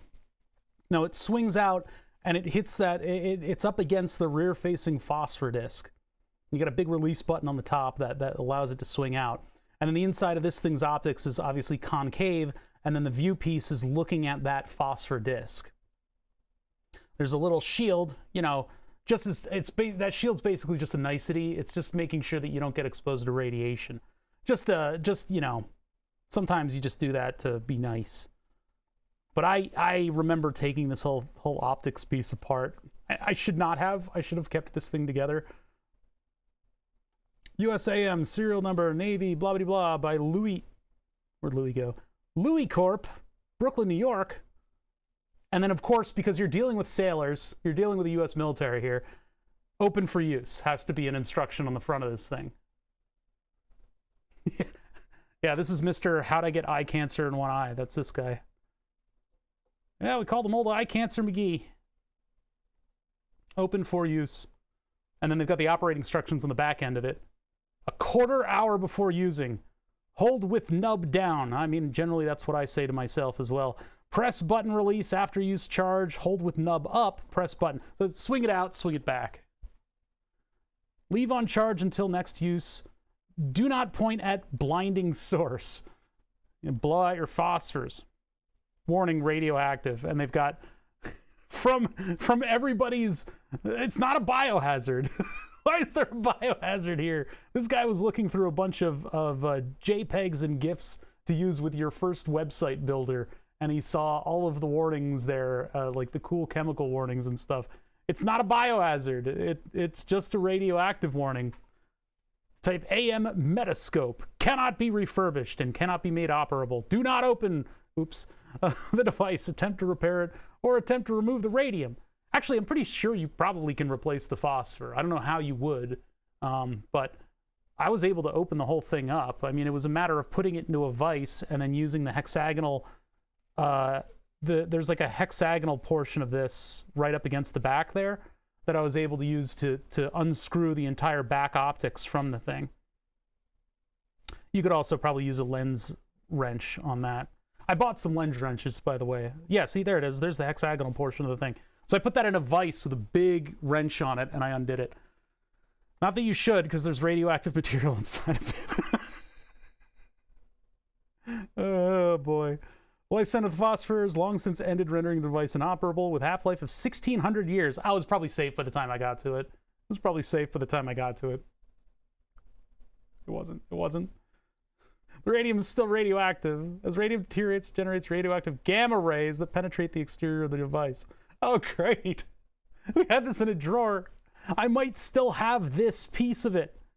This little flap that has the text on it. I don't know. I'd have to look through that stuff in storage. I have a storage unit, and I hope I can find that one day. Level of gamma radiation within 1 foot of the device can be hazardous to your long-term health. Radiation exposure is accumulative and stays with us throughout our lifetime, with the potential of causing bone cancer. Great. Keep your distance and limit exposure time. For additional information, I don't know what happened to the rest of that thing, but I wasn't around it very often, maybe. So I might be a little radioactive, guys. Type F, second of 2, consistently successful near infrared. It was all inline viewing. Type F, small disk of radioactive radium mounted in a lightweight swing arm. Yep. Well, isn't that great?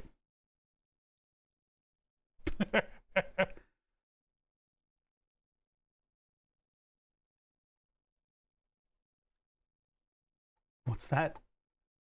Phosphor might count as a biohazard? I'm not sure about that. Yeah, I don't know. There's a lot of radiation in biological studies over the years. Yeah, and I've been in and you know, back and forth with hospitals and stuff, like, you know, I don't know. I've been on an airplane before. I've been exposed to some radiation. Even just getting in an airplane is a bit of exposure. But yeah, that's the one. There it is. All it has is a little swing out disk of radiation that it exposes some kind of a phosphorescent material to. I would say there's probably a way that you could refurbish this. There's probably a way that you could refurbish this. You would need to know what that phosphor is though, and I don't know what that is. I don't have the rest of the unit anyway, so if I did. Oh boy. Oh boy, oh boy. That would be an interesting day. All right. This is still the coolest looking guy. This guy is so cool. All right, anyway. Yeah, so I don't have a lot of information about this. They're not going into the electrical characteristics of the thing. This, however, is at least enough information for me to know what those pins are in general. DC plus, external gain, DC minus, and I believe external gain is simply just 2 legs of a potentiometer. I think it's just a resistor thing. Yeah, now you tell me, yeah. I'm gonna get my night vision thing. I'm gonna get all of my watches together, and then we're gonna go on an airplane ride with our microwaves. I believe all that this is an on-off switch, and I don't think I left like a sticky note for myself. This is around the era when I believed that things that were information that was available on the internet would always be available on the internet. And it turns out it almost, only thanks to the Wayback Machine is it. Because ITT Tech went, ooh, and pulled at their collar, and then they scrubbed their website of any of the information that was previously there. And it seems that the window of opportunity is 2002. It was the 1 year that they had that data sheet available, which is pretty hilarious. Oh man, a pressure wave just went through and my ears just like collapsed. All my audio feels weird now. Oh yeah, that is some wiring there, buddy. I've done a good job on that. Jeez. Oh, it's 2 individual battery carriers. Okay. Wait, maybe the Chinese still have it? 100K. I'm guessing it's a 1 mega or 100K in order to operate the gain. This isn't a bad pot. This is a pretty good one, actually. Now, obviously, I could get this thing working for us today. It would be a major pain in the butt to get the optics working, to be able to see the output of this thing. So I don't know if I'm going to be able to get it that far. We'll play with thermal vision now. Thermal is at least interesting to view during the daytime. But yeah, there's no chance in hell that I'm going to get it dark enough in here. Plus, night vision on camera. These cameras auto-adjust their gain. So it'll look like daytime even if I turn off all the lights. It'll just look like grainy daytime. So there's not, it's hard for me to show you guys this kind of stuff. Okay, I'm gonna keep this pot. I'll put that somewhere else. We'll just remember how this thing was wired. I mean, it just looks like, what do we do? What else? Extra wire. Jesus Christ. What the hell's wrong with me? Look at all this extra wire. Oh my God. So, LED with a power wire on it. What the fuck? Wait, how did the other wire already break off? Had to have. This is a weird wiring scheme. I guess push the button in and then LED is in line with whatever else is here. Doesn't look like there's a resistor on anything. And I have 2 junctions over here. Oh, that's all garbage. That's all garbage. It's very, this is the kind of stuff that you beginners should be building, right? Yeah, you guys wonder why I don't like electrical tape at all. I've got my reasons. Like, for instance, this project that I put together in the early 2000s that is now just a sticky mess of gross stuff. Ugh, the whole thing is going in the garbage. I don't even care anymore. Get what we can from the rest of this. How am I going to put this away so that I don't harm it in the meantime? Because you know, we'll have to do some like Fusion 360 for this thing in order to give it a body, and then I'm going to have to find what I think is a good camera to put on the end of this thing. You know, like a simple camera. Could attach it to cell phone to it. Ugh. Now I'll have to find a camera and figure out what the mounting scheme is going to be, because it still needs to have the camera's lens. So like if I can get a quick shot camera that can do super macro lens stuff, that's all kind of absurd, isn't it? Maybe a webcam could do it. Maybe. That's super close though to the optics. I don't want to blow this thing out and have it be, you know, like a mile-long tube. It might have to be though. It might have to be. All right, since I've already lost everybody's attention, I'm gonna go back to something that we can actually sink our teeth into, right? Painter's tape isn't really good for the long run, but it's all I got right now, so that's what I'm gonna use.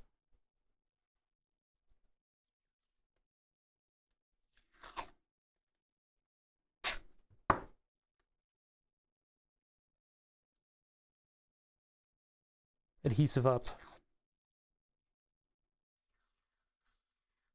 Yeah, a cap would be better for this whole thing, but I don't have a cap.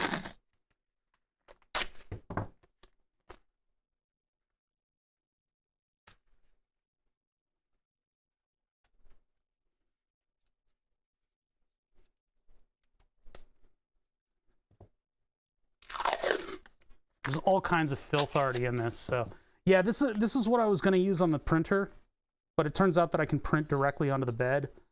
So I do that instead of putting down tape or anything. Plus the bed is like metal, so it expands and contracts. So, all right, I'll come back to that at some point. This is just my dust mitigation packaging. Yeah, it'd be nice if I could put this in like a nice case where it wouldn't get harmed, but you guys have seen the surfaces around here. I need to do this. But I would like to come back to this soon, because I think it would be hilarious if I could somehow get this to some UFO hunters or other comedic YouTubers in a functional state where it won't explode the first time it's dropped, you know? Beer can. I could drop it in a can of Pringles, right? There's a metal film on the Pringles can. Might work out. All right. So I also got a new thermal vision thing. Let's put this kind of away. I don't know. I just had this sitting like in an old optical mount. I happen to have weird shit like this hanging out. There's nothing, I can't do anything with this. That's what really bugs me about it. Tinkery's the best. Yeah, man, I enjoy it. It's tough though, because like, you know, not a lot of people on Twitch looking for that content. And I do, the new feature that Twitch has is that it's pointing out the user's first time chats, which I enjoy because I am constantly wondering if I'm actually reaching out to a broader audience. I need to be doing that a little bit more. The +3 monocle of inversion. Yeah, it's the disorientation optic. I love this thing because it's so complicated, you know? Like, this is coherent fiber optics, which means that one piece of, because fiber optics, keep in mind, fiber optics is just glass tube, or a glass-ish tube. Glass tube that can wiggle around because it's kind of plasticky, right? And so if you have light going into one side of the fiber optic, it will boop, boop, boop, boop, boop, boop, boop, boop, boop, bounce its way all the way down to the other end of the fiber optic. There's a little bit of loss in there, obviously. Is this loss? So there's a little bit of loss in there, but you get from one end of the fiber optic to the other with one singular point of light, right? The whole end of the fiber optic will just light up with light, because as it's bouncing around, obviously there's all kinds of weird like effects that will, you can't expect an image to get from one side to the other. Maybe it can, but generally that's not what happens. So you have one end to the other, right? It's just one glass fiber tube. How do you get an image from one side to the other? What you do is you take a bunch of incredibly thin glass fiber tubes and you put them in the same place in each side. Same place in each side. And then when you get a bunch of those together, they work kind of like pixels on a TV.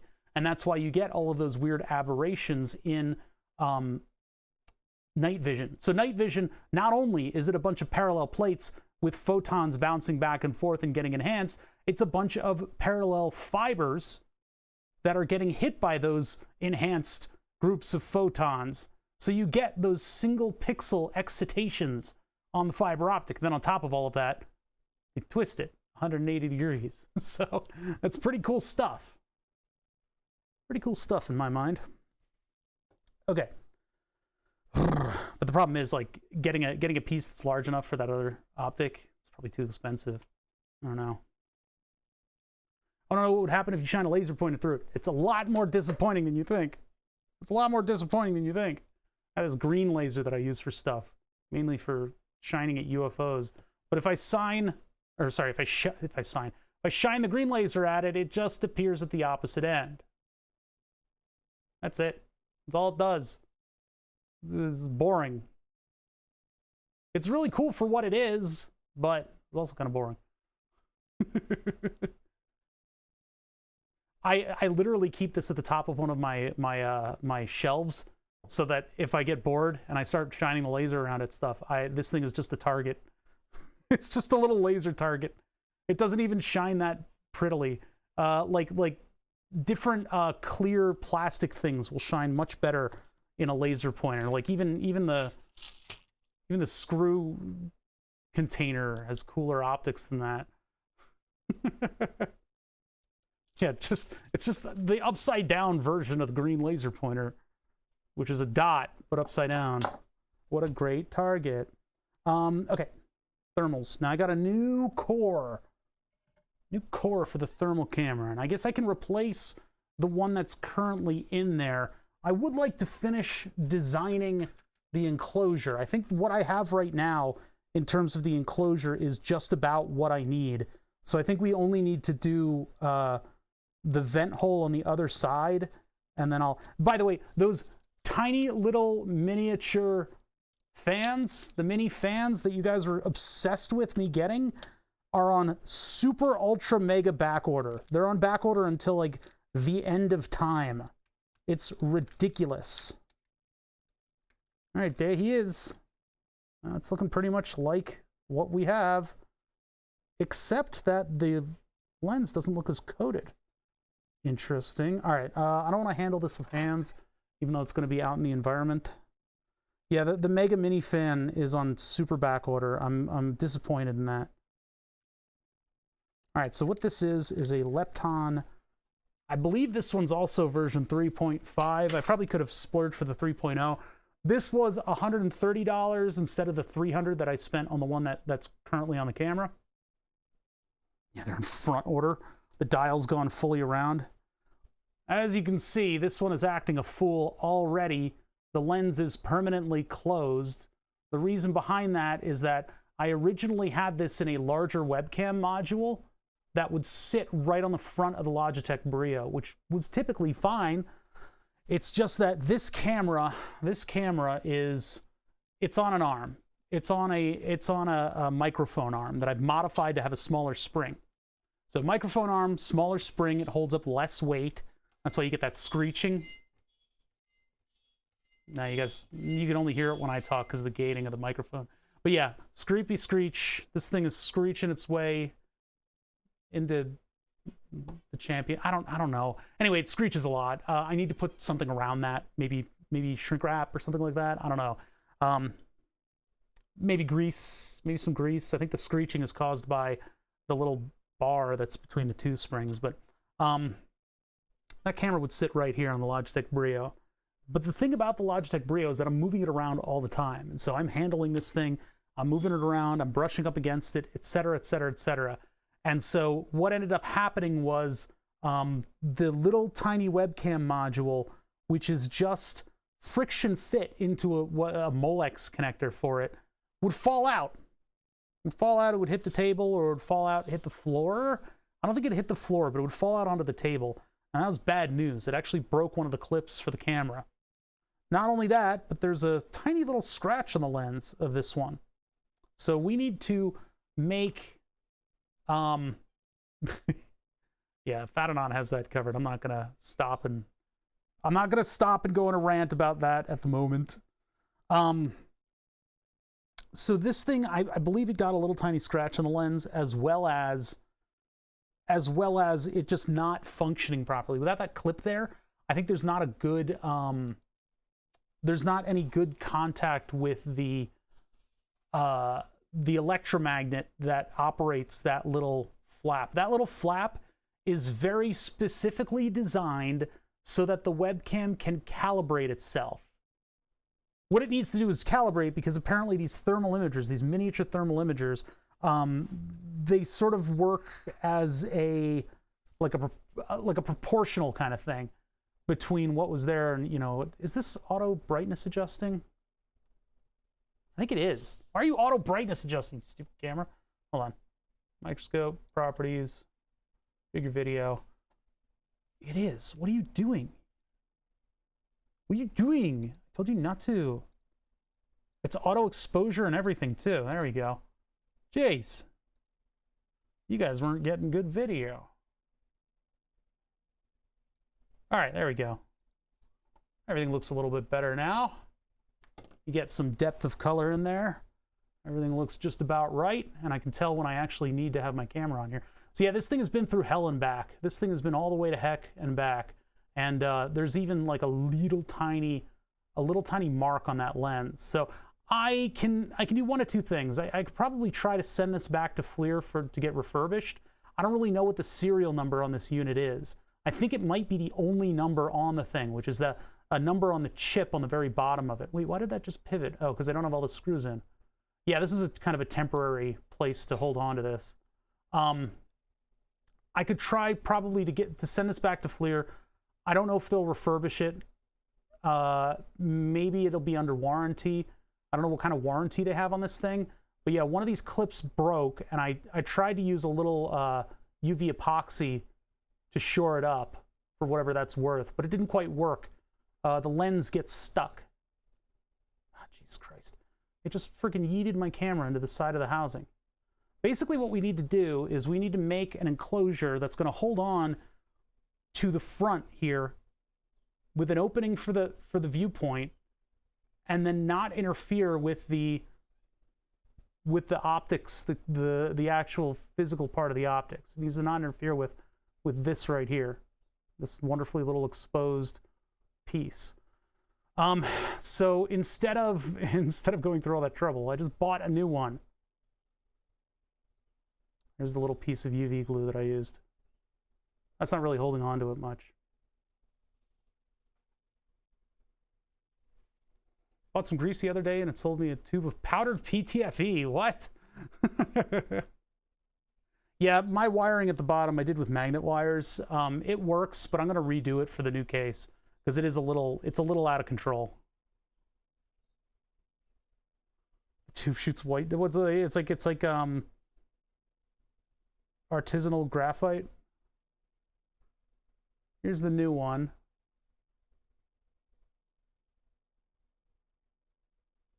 From eBay. Looks like there's already a dust mote on it, but it doesn't have that lens coating. What's up with that? Lens looks significantly different. Like, was there something special about this one? Maybe not. Maybe it's just the lens is in shit shape.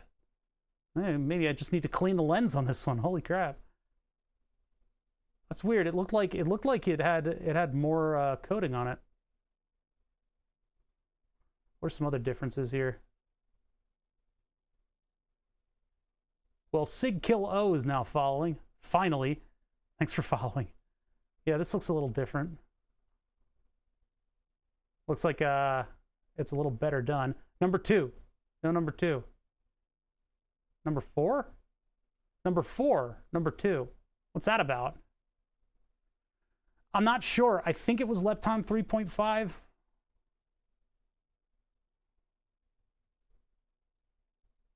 This is what might be the serial number.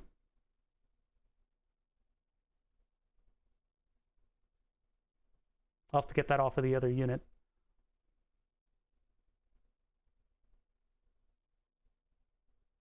No, it doesn't FLIR. No, forward-looking infrared. There's no sonar. It has nothing to do with sound. If you're thinking about that, you're maybe thinking about some other combined optical system with sound. Yeah, so here's the old one. The old one's looking a little rough, but yeah. Germanium lens? Oh man, germanium. Those Germans and their mania. Hey, I wonder what the 2 signifies. Either way, this one is newer and probably better. I would love to never ever run it in an open environment, but I'll put it into this and we'll just see. It'll probably do the same thing. Now the old one, I've got to consider what I can do with the old one, because I do have another one of these webcam housings. So if I could find the germanium optics in order to turn it into a microscope, we could have a thermal microscope for soldering. But I don't know if I can find those optics. Oh, please stop going in crooked. God damn it. God damn it, you bastard.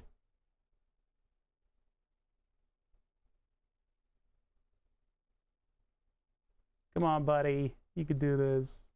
You do this for me. Come on, man. All right. I just need to get it angled correctly so that it'll plug into the socket down there. Come on, bud. I don't want to... I'm going to scratch it with the tweezers. This thing is brand spanking new from some guy.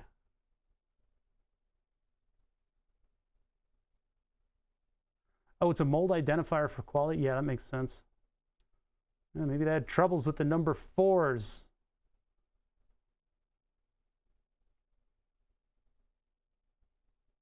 I'm trying to get this thing to like fall in, but I've got such high walls around the whole thing that it's difficult to position.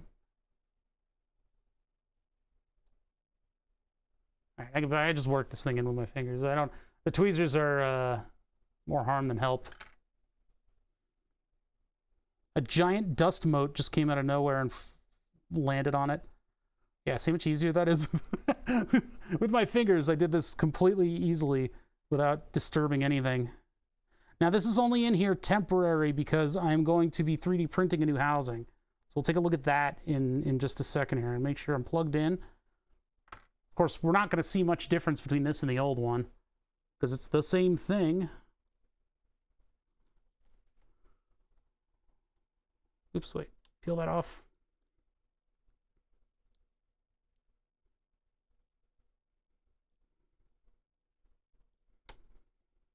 All right. And then, yeah, that is a 3D print. Didn't go as well as I would have liked it to, but it's got a lot of issues from layer to layer. I don't know if my printer's probably in for a tune-up, but all right. So I go to thermals, I go to properties, I got to deactivate it in OBS, then I hit activate, and then pop. And then I have to activate the source for you guys. It looks literally the same. There's no difference. This one is still a 3.5 because I'm still entertaining the thought that I might actually come up with my own software for this thing. At some point, we'll learn how to make real software, like a real boy, and then I can come up with some kind of a thing that will give us temperatures at points on the screen, as well as give the temperature spread. Like all of the images that Groupgets gives you of their webcam thing working have that, except if you use the thing as a webcam, which is why I bought the module, so we'd have real-time, you know, Wow, this thing is recalibrating a lot. So we'd have real-time, you know, optics on optics kind of thermals. They don't include any of that stuff in it. It's literally just a cam feed. Literally just a cam feed. That's all my stream is. It's literally just a cam feed. Now here's the one that I got sent originally, the webcam module I got sent originally, and the Molex connector is broken. And I was like, hey guys, the Molex connector is broken. So they just sent me another one. They literally just sent me another one. And it turns out, I mean, this thing, I bought it for its size. That's why I spent all the money on this thing. I still have here. Oop. Why I spent all the money on this thing is because of its size and its capabilities. I could have it strapped to my webcam and not be in the way. This one is a broken Molex, but there are these 4 little connectors down here for USB. So I don't even need the Molex connector as long as I can get to those USB plugs. Here's the whole thing. It's an ST Micro. Yeah, the latent heat of where my hands are. Now keep in mind that this is long wave infrared. So there's a lot of weird things about thermals that you guys should know that you may not, is that metal is not just cold, it's reflective of thermal energy. So energy, I'm talking like James here, this light is quite warm, right? This light and all the light sources are quite warm. And so that's what you're seeing being reflected in this. And it can even take on the form of a mirror, what is extremely dirty. So you can see a pretty clear image of my face. I'm not wearing sunglasses, by the way. That's just plastic. But a pretty clear image of my face and me talking through a piece of metal that is not really all that reflective. Were you to start seeing the metal, that would mean that it is over the temperature of my hand. So you can see, you can even see that where I've been holding on to the cube, the block of aluminum, my hand is cooler because of the transfer of energy into it. I could make my channel just this all day, and I think I would get a decent amount of viewers. But yeah, oh wait, it's calibrating. Every time it pauses like that is when it pauses to calibrate the camera. It puts a piece of plastic over the front of the lens, and then it figures out what a uniform temperature surface looks like, so that it can differentiate the pixels. Yeah, that side's a little clear. I have a different piece of aluminum that actually looks like it's 100% a mirror, but black electrical tape. What would that do? I already threw out all the black electrical tape that I had. Yeah, this is the old one. So this is the old busted one, and I'm hoping that maybe we can find optics for this to turn it into a co-witnessing microscope, so that this view, instead of being the arm camera, could be the microscope camera. I think that would be very cool. I added some Outrun tunes. I know the exact song too.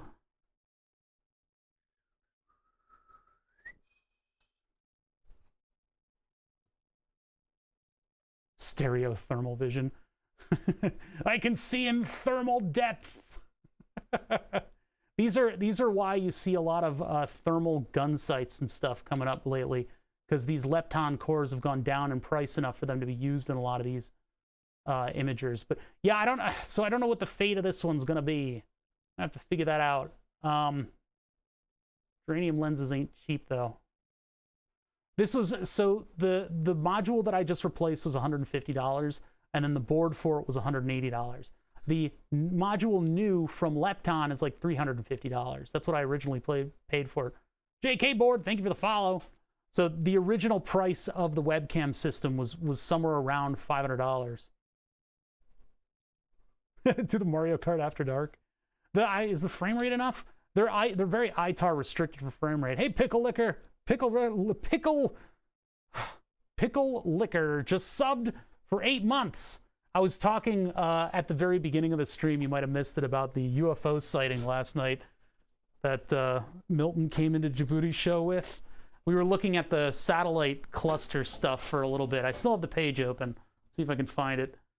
Maybe we can do it before your name goes into the board. I saw you comment on that, and I was like, you know, I kind of trust chat on this one. Core XY, blah, blah, blah, blah. Here it is. This website, sattrackcam.blogspot.com. Check that one out. Yeah, the NOAS or whatever. Here, hold on, your name's burning. Boop. That was the only site that really has any information, and I feel like that user's video, whoever got Milton in a tizzy sending him that, should probably send that guy a little bit of that footage, because that's probably one of the better shots of the NOAS, like I think it's Chinese NOAS cluster. Pickle Liquor, you're by Jesus Christ merchandise. I guess I do need to do some merch here. Nobody's linked that in the Djibouti UFO Discord section? Yeah, there's all kinds of good stuff here. The NOAS is somewhere in these, but it's not a 3-point. It's like a 2-point, and that's Pegasus. This guy just gets all these shots like this on a blog. So you'll have to search it to find the specific data. But yeah, we were looking at this earlier, which is a pretty cool shot of all of the Starlink cluster coming into view.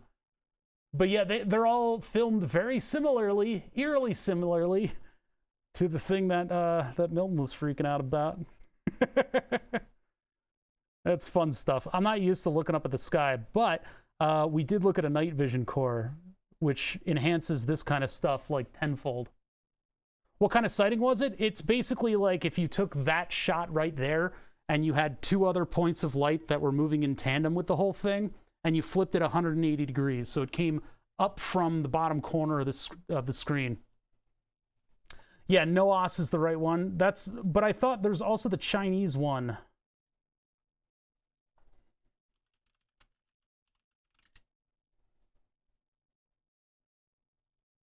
That was 3 and not none of these. No.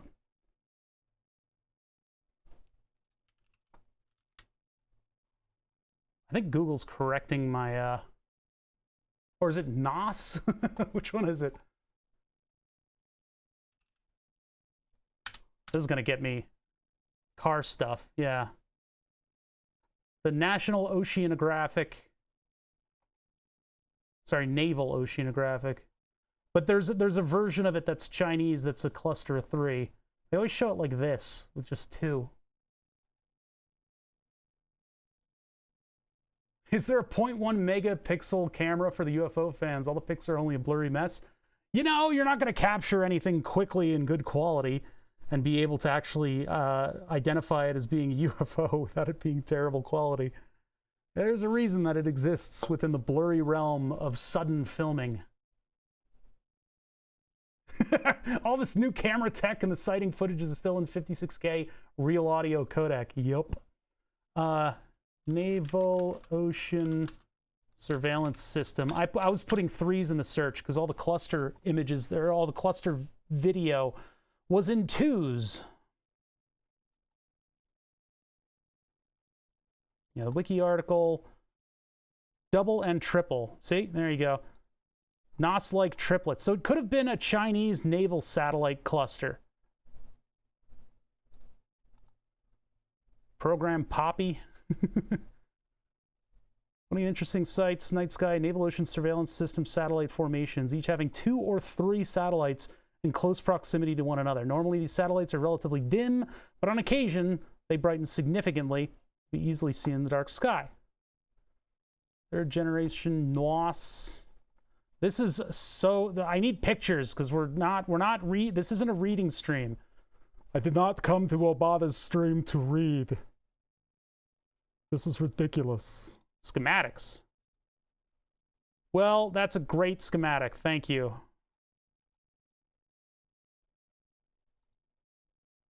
At some point during the search, I found a picture of it, and it's just 3 satellites chilling in a hot tub. 30 meters apart. Because they're not gay. You guys know that meme. China launches, blah, blah, blah. There's launch. Where's that picture? They had there's a nice picture somewhere of 3 Naval Ocean Surveillance System. I can't find it. I can't find it. But it's this nice little cluster of 3 satellites. So it's 2s and 3s. That first website, the one, the all text website, seemed to have all the good info. Yeah, pretty cool. It was a cool sighting. Pretty rare thing to see in the sky, too. UFO equals extraterrestrial. Yeah, in this case, the UFO, we just don't know what it is. We don't know what it is. The Navy more than likely knows what it is. My multicopter was all the hype back in 2008. UFO fans got completely hysterical because I flew with my copter and its position LED strips. Yeah. No window identifies starboard and port identification on a flying thing. Is the wiki article, that's the photo? You know that? Am I in like page 4? Yeah.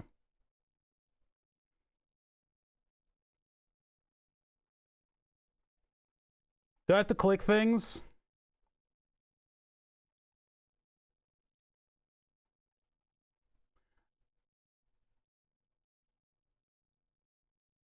Oh, there's a picture of the 3. Yeah, the cluster of 3 that travels in. There was a picture of like the satellites, like three images of the satellites, like the full satellite, not just the dot. But yeah, that's apparently what it was. I thought it was cool because I didn't know at first, and chat knew what it was. You know, they played the video footage and like, whoa, cool, what is that? I had no idea. I thought it might have been like an airplane, but I know the identification strobes on an airplane are a little different. They don't flash like that. Back in the days, I flew with piezo gyroscopes. Nasty stuff. Yeah, drifting like hell. True, true, true. Emma Serendipity. Ah, thank you for the raid. Both of yous. Emma Serendipity. What? Anyway, we're noodling around in the shop. I'm doing like whatever ADHD thing, shiny thing, comes up in my viewport. Just finished an electrical engineering hardware stream. Cool. Yeah, so we got into an old project of mine and took a look at this ITT Tech image intensifier module that was originally used in neonatal research and found its way to my shop because I'm interested in alternative methods of vision. It's a very cool thing, right? One of my viewers mentioned your channel. Homework. Wait, what? I wonder what's going on with all the UFO stuff nowadays. They're writing a report 25th month. Yeah, that's what everybody's excited about. That's why all the streamers are talking about UFOs and stuff. And I'm on the side of debunking, but debunking is part of the process. I mean, you know, I'm not going to deny that I don't think that, you know, oh, maybe there's aliens visiting us and stuff like that. I don't know where I stand on that because it's all kind of silly, right? We all end up finding out that it's usually the government yeeting stuff into orbit that we're finding. And so what I was talking about earlier was last night on Djibouti show. I have so many more viewers than I do. Milton comes in hysterical talking about this cool video that one of his users got. And it was a really cool video. And it was basically, I closed all the websites, but it was that cluster of 3 lights just moving across the night sky. Like, that's really cool. But I don't know. And so users in chat identified the NOAA, the National Observatory something, or NOS, NOSS. NASA? No, NOS. Naval Ocean Surveillance System, which has clusters of 2 or 3 satellites doing, I don't know, just looking at the Earth. And yeah, they are clusters of satellites that you see moving across the night sky. I mean, the more popular cluster to see nowadays is, of course, the Starlink. And I guess they're working towards making Starlink less visible at night, but you'll see like a band of dots coming in. It's pretty cool. Oh, did you find, yeah, the trio JPEG? There we go. No, that's, yeah, that's one of the images. Okay, that's not what it is. I was looking for the one that actually just shows them. But yeah, we've been bouncing between topics because I'm waiting for parts. I'm waiting for brackets to come in the mail so that we can work on a new version of this thing, which is my laser etching table that I mounted to the wall because I'm a psycho. and it burns the names of subscribers up onto itself. So this is art making itself using a Raspberry Pi and a bunch of tubes just to make it look cool. It's water cooled because it's water cooled because I can. You can't stop me. You're not my dad. Anyway, so it's a water cooled laser etching table that takes the names of subscribers to the channel and it burns them upon itself. This thing is almost full. When it fills up, I'm going to have to take a second mortgage out on a house that I don't own and get some planks of maple and put up a new board. Either going to do that or a live edge. Not sure which. In the meantime, we're actually working on the third version of the board. I've ordered parts. Oh yeah, there's a lot of, if you gift a name, the giftee goes up on the board. So there's a lot of very interesting, oh, Dewey just discovered the board. Sounds like it's demonstration time. 41 months. It's Dewey's first time on Twitch. This is going to be the scheme that we're going to move the new board with. And then the new board is also going to have its own camera axis. So I got to multiply that by 2 and put it on top of itself. That's the challenge, but I haven't been able to do anything with that. Oh yeah, thermal imaging, by the way. I haven't been able to do anything with that because I'm waiting on parts. So yeah, I'm not going to burn on the backside. I'm not going to use a veneer. Part of the channel is... I'm just joking about the board being unaffordable. Wood prices are not that bad. I'll be all right. This thing has been up for over a year. So it's been up for like a year and a half, I think. I don't even know. It's been up for a while. And so putting a new one up is not that big of a deal. I can do that. If I'd worked a little harder and burned the subs 3, I, of course, wouldn't have had to do this, but... Dewey, thank you so much for the 41 months. Dewey was the first name on this board. Actually, his original name is somewhere around where we are right now. I don't know exactly where. He beat a friend of mine by a bill a second to get on the board. Welcome, welcome. Thank you for subbing. Whoever you are. I forget whose name it was. I don't even remember that person. I don't know who they are. Yeah, the little warning lights are for RC cars. They're for, like, if you're making an emergency vehicle RC car, you can get the little LED lights that you can put on them. And I had to modify them because they weren't casting the light properly. They had a little surface mount LED that was shining outwards, and so it just looked like crap until I took that surface mount LED and I flipped it upwards, and then it illuminated the can that it was in, and it looks so much more like an actual warning light that has the little spinning lens assembly inside of it. We've had longer usernames. I think it was the Great Carmelino.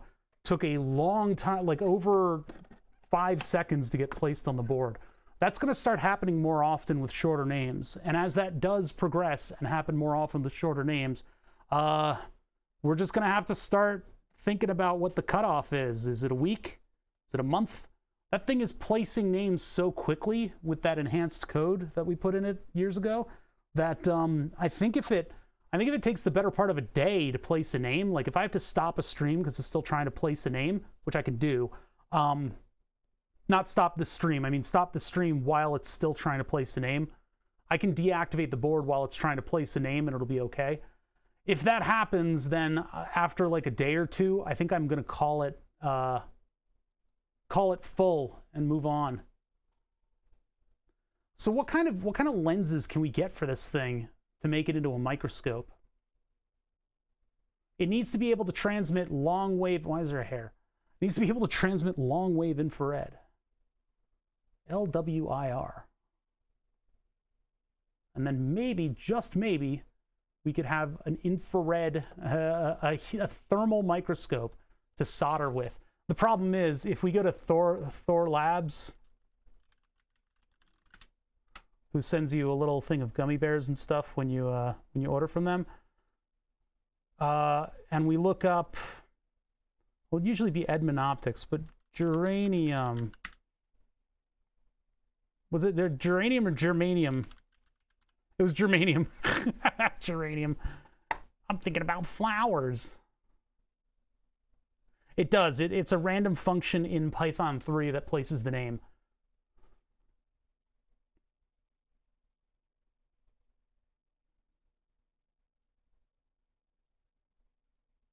Okay, okay, okay.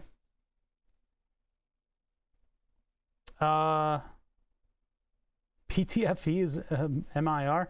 What is where's long wave? Is that in here? Potassium bromide, zinc selenide, and germanium are my choices here.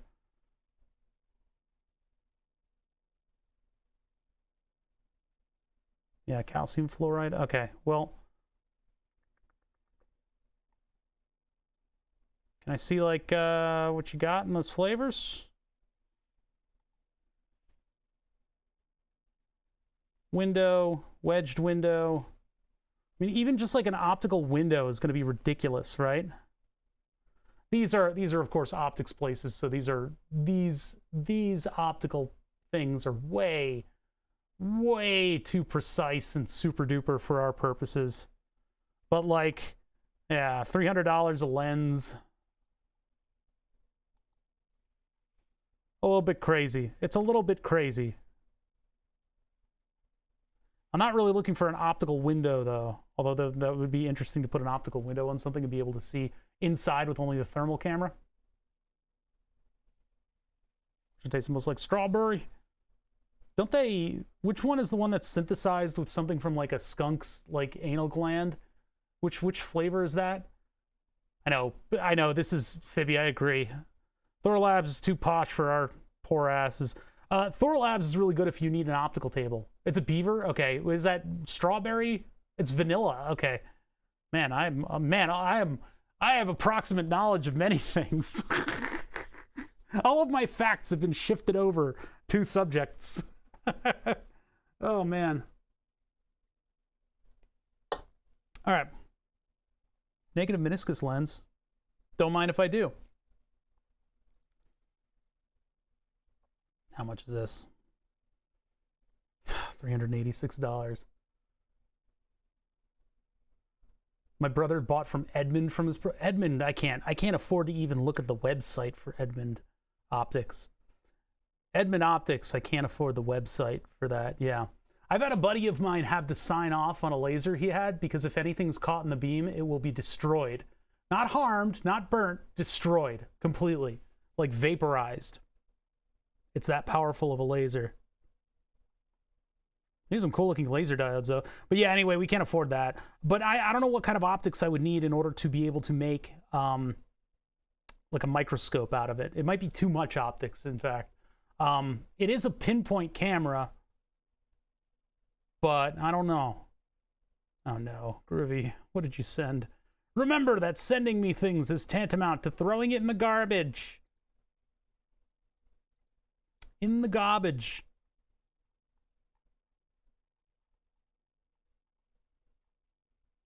Anyway, I want to open up Fusion 360 now because it seems like most of the stuff that we've got going on here is sort of pointing back towards me needing the 3D print stuff. And it's like, I got to do my homework. I got to 3D print things in order to make everything work. It's broken anyways. Okay. So yeah, we gotta run away and go to Fusion 360 land. Rest in peace, viewers. But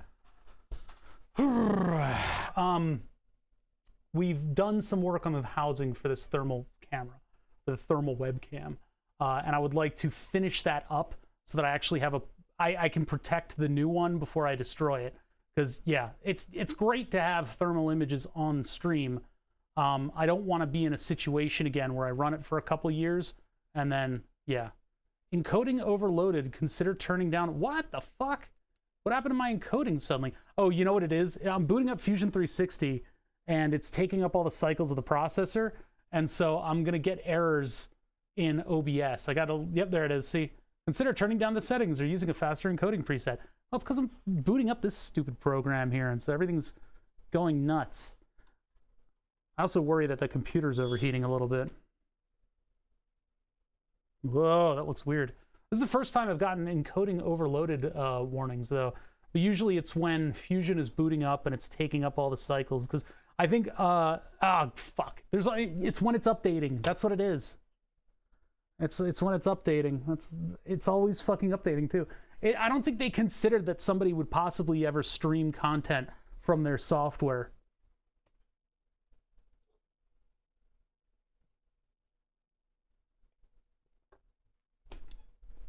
What's that? So those ones are with the highest quality. You need a whole stack of convex, aspheric, and meniscus lens. I think that's why thermal imaging microscopes are pretty rare. The other way that I would be able to do it is to get it really close. Optotherm? Ooh, let's look at stuff we can't even afford to look at.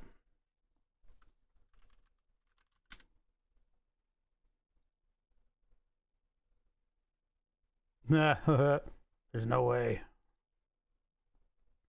There is no chance in hell that I'm going to be able to afford, yeah.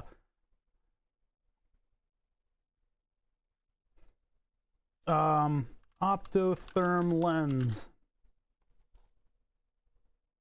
Shopping. $100? Well, hello. IR filter, 650 nanometer micro video lens. Infrared lens, 150, $3,500. Oh my God. Wholesale geranium infrared lens, one piece, $12. $30,000 for a FLIR lens. Wholesale infrared lens, one piece, $115. That we can turn into a microscope. But that's wholesale, so I'm not sure that I can get that. That's infrared though, right? Not long wave. Where's long wave?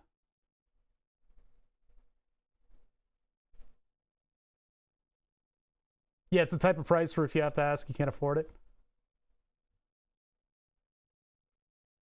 Yeah, I think infrared versus long wave infrared is an important distinction here. Powerful optical performance, FOV filter. I'm just saying, like, if I can get a lens assembly like that, I can just offset it, and that's basically your macro lens setup. But I don't think that's what we got here. I think these are glass. I don't think we're gonna get through that.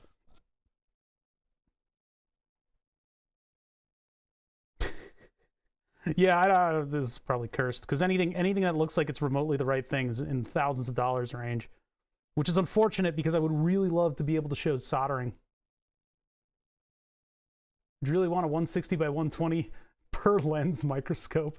Yeah, well, if I could get close, then see something like this. You'd have to kind of take a chance on it. You'd somehow have to, like, I don't know if you could take, I think you can take the lens assembly off of the Lepton, which is getting a little bit crazy for me. What is that thing? I don't know. I don't know if it would work. What the hell is that? Huh. Convex infrared. Radiometric lens. Athermalized infrared. Superior, etc. $737. Man. No, not soldering using it. No. I think that's just like a window assembly. Jeez. Man, there's some weird stuff on eBay. I love it.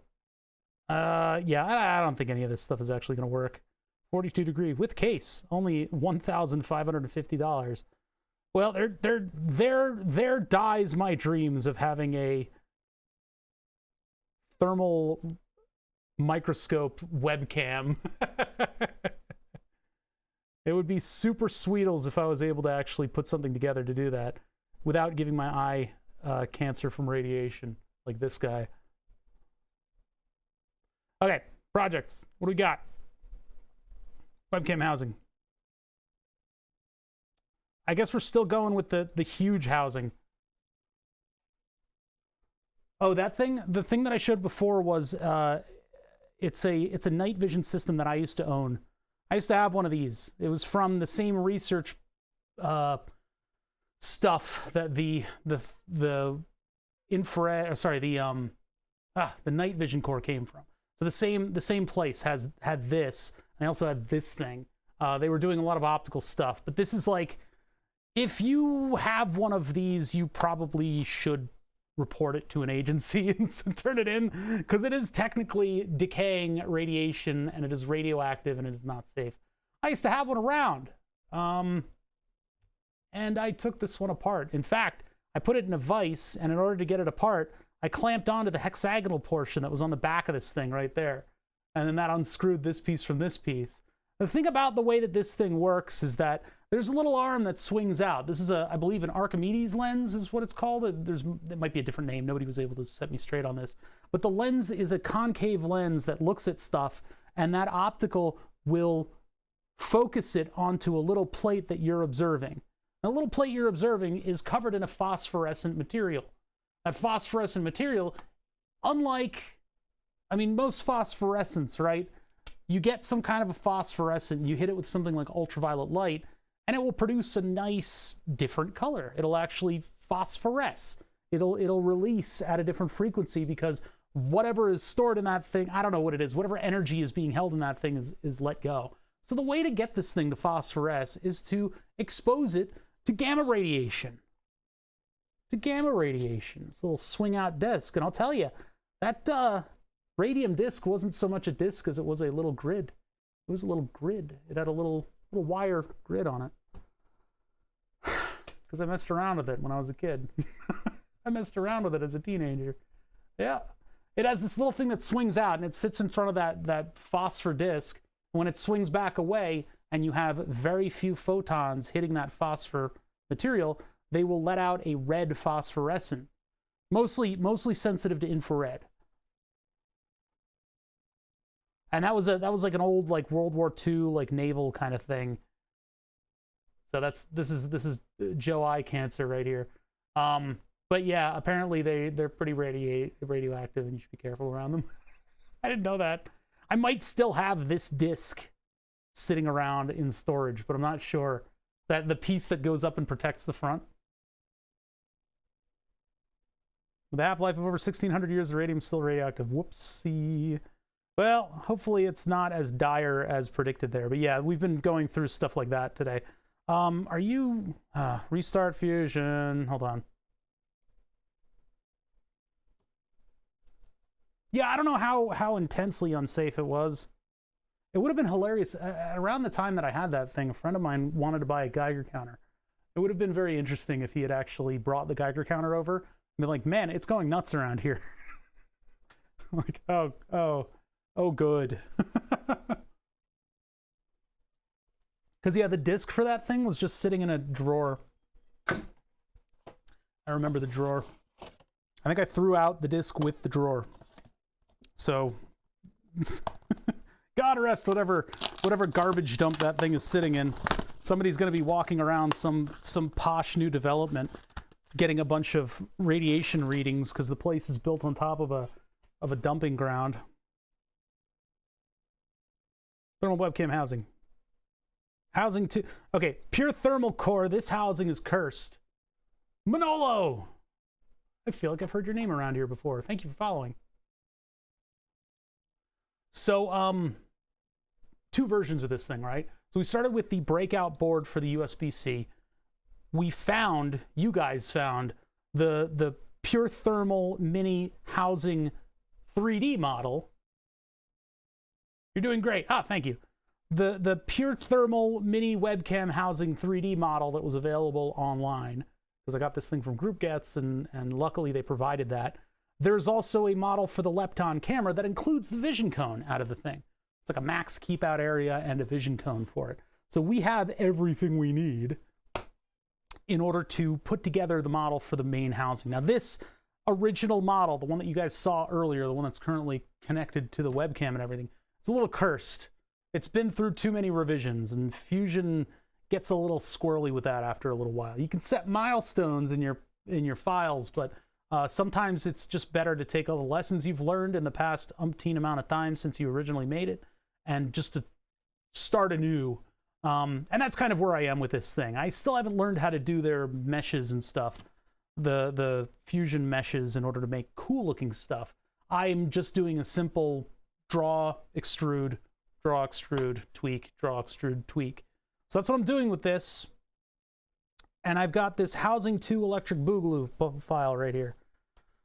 Clearly there's a lot of work. There's a lot of work area on this in this program, right? We got all this space. Now I need to minimize some of this stuff in order to see it. You can already see that the design history is utter hell. But I think we're almost there with this. I basically made just this giant gaping anus in the side of the thing, and I'm going to make that on the other side as well. So this giant gaping hole in the side. By the way, the size of this entire unit is dictated purely by the size of the actual USB-C housing. That's the largest part of this entire thing. And then the rest is there just to kind of balance out the shape and size of everything else. So it turns out the webcam is quite small in the grand scheme of the rest of the stuff in here. And I'm going to have to run wires all the way around, so could fit a mini fan. Look, I ordered them. They're on severe back order, ultra mega back order. Here, what was the part number for that thing again? Oh, what is it? It's like a 10.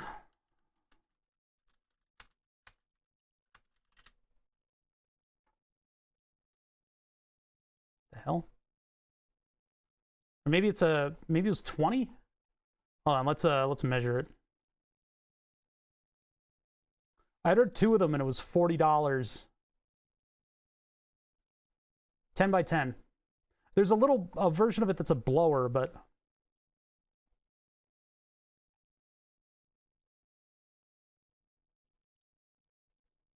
those aren't the one that I ordered. I'm not putting a fan on the thermal enclosure. It might lead to better images, but I don't think I'm going to do it. Housing 3, this time it's personal, yeah.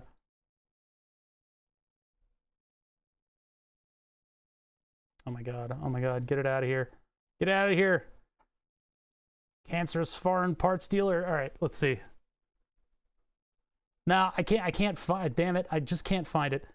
But I did order 2 of them and it was expensive. I don't know if I'm going to be able to, I'm not going to get them like in like 1,000 years, but I could potentially put a fan there, but I do need to give area over here because these dimensions aren't the same as what's actually on the camera. If you look at this,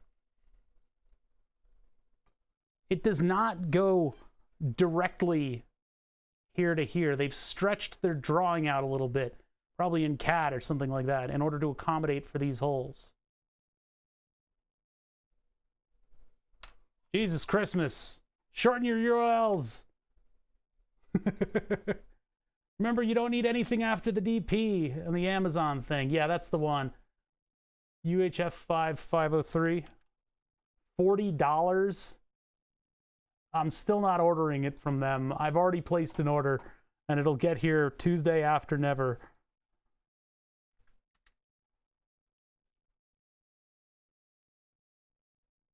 Here, I think I ordered from DigiKey. That way it goes into the right expenses. Fine, I didn't want your stupid fan. Kidding me?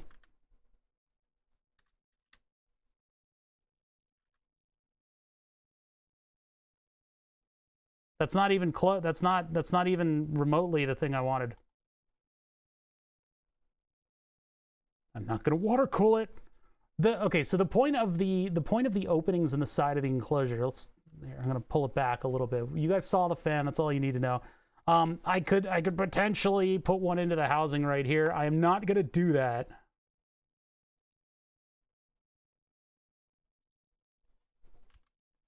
Pointless fucking fan. Gone. Okay. So, the point of putting it in the enclosure like this and having so much room around it, it's not something that I wanted to do. Not something that I really wanted to do. I wanted this thing to be more compact and actually fit, you know, and be a small thing on the front of my camera that was not totally obtrusive and enormous. Unfortunately, you're making a huge mistake. Listen, the webcam actually needs to stay cool. So it needs coolness. And originally we put this thing together and it had big vents on it. Or it didn't have vents on it. We put the thing together and I put it in the enclosure and everything, and it just overheated. It just overheated. The chip on the back is making quite a bit of heat. And then, of course, this thing is, you know, it's a thermal camera, so it would run into problems where everything would get too hot and it wouldn't be able to give us proper imagery.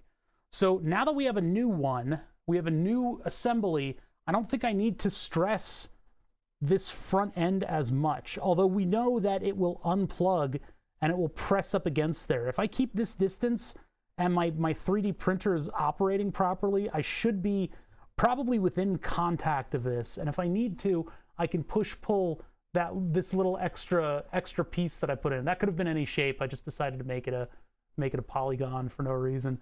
But it's literally just there to be decorative.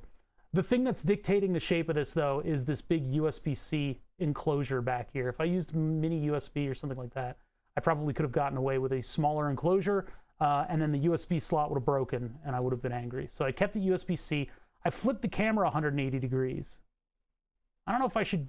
Well, that's just to put the lens in a more centralized location. I don't know if that's really necessary. Do I really need to do that? Should I really not do that? I guess I'll keep it. I don't think I can flip this in CAD and have it still honor all the positioning of everything. And then, of course, everybody wanted me to put a miniature fan in there that I'm not doing. So if I just... What I'm going to do is I have panels of perforated plastic. And I can cut a panel of perforated plastic to go on each side. And then this will have just like a cool looking vent on either side. I don't really know how to make like perforated panels in Fusion 360. I don't know how to do that. There's probably a good way to do that, right? Put an acrylic plate with a 5mm by 5mm fan on the hole like an overclocker. If I do the fan, what I would do is take this body, probably use it to extrude into the ends of the enclosure, and maybe I could build something to hold on to it. But again, keep in mind, this 3D model, not quite what's there. There's like another millimeter that I have to keep away from. And actually, this would be easier to explain. In an analysis view, you guys ever see analysis views? Boom, headshot. So with an analysis view, you could do a cutaway almost immediately. Everything's so much clearer. It's not getting a fan. Fuck off. It's not getting a fan. I don't have enough power to give it a fan. We don't have the whatever voltage these fans take. I still have it in my clipboard. Why am I even listening to you on this? It's a 3-wire fan. I'd never use it for that.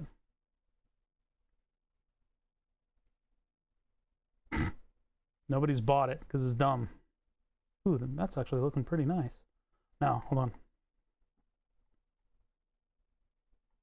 No annual fee. Yeah, they're not... Oh, this is 17 by 17. This isn't...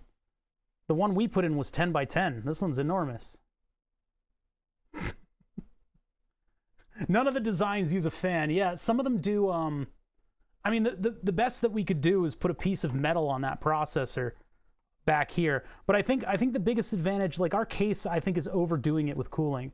Having this big opening. The main thing that's going to contribute to cooling is having this offset from the back end. The other enclosure put the chip really close to the back, and everything was sort of packed in. So I understand your rage. I get it. I get it. I will consider, but also not put in the fan. We could probably fit, well, 17. I don't think we could fit 17. Take this plate to this plate. Yeah, we can't fit 17. 15, 16. If I did a 1 millimeter outer wall and sandwiched it all the way up into this material at the top and the bottom, there's a possibility that I could fit a 17 by 17 fan. But it's a stretch. Can compromise with the heatsink. I don't know if I have heat sinks that are that big. I have all kinds of heat sinks, so yeah, maybe I could put a heat sink in it. It doesn't need one. It's working just fine right now. What it is right now is this inside of half of an enclosure with open air in the front. So basically my equivalent of open air in order to keep air out is to have a big open perforated window on both sides. I could even just do the one side. But it's just, I mean, really, this housing is just there to keep me from brushing up against this and unplugging the camera and having it fall onto the desk, because that's literally what happened with the old one. God, what? You guys are gonna make me do it. You guys are gonna make me do it. You make me do it. This is going to tie these together and make them. I need to copy the files is what I need to do. All right. So where RC cars? We are in the DOS Redux, and I'm going to take this part and I'm going to copy it and I'm going to put it into this where it doesn't belong. I'm going to go back home and I'm going to go to the thermal webcam housing. I'm doing that just so that these stay separate and they don't blow up my other files. Take that 90 degrees.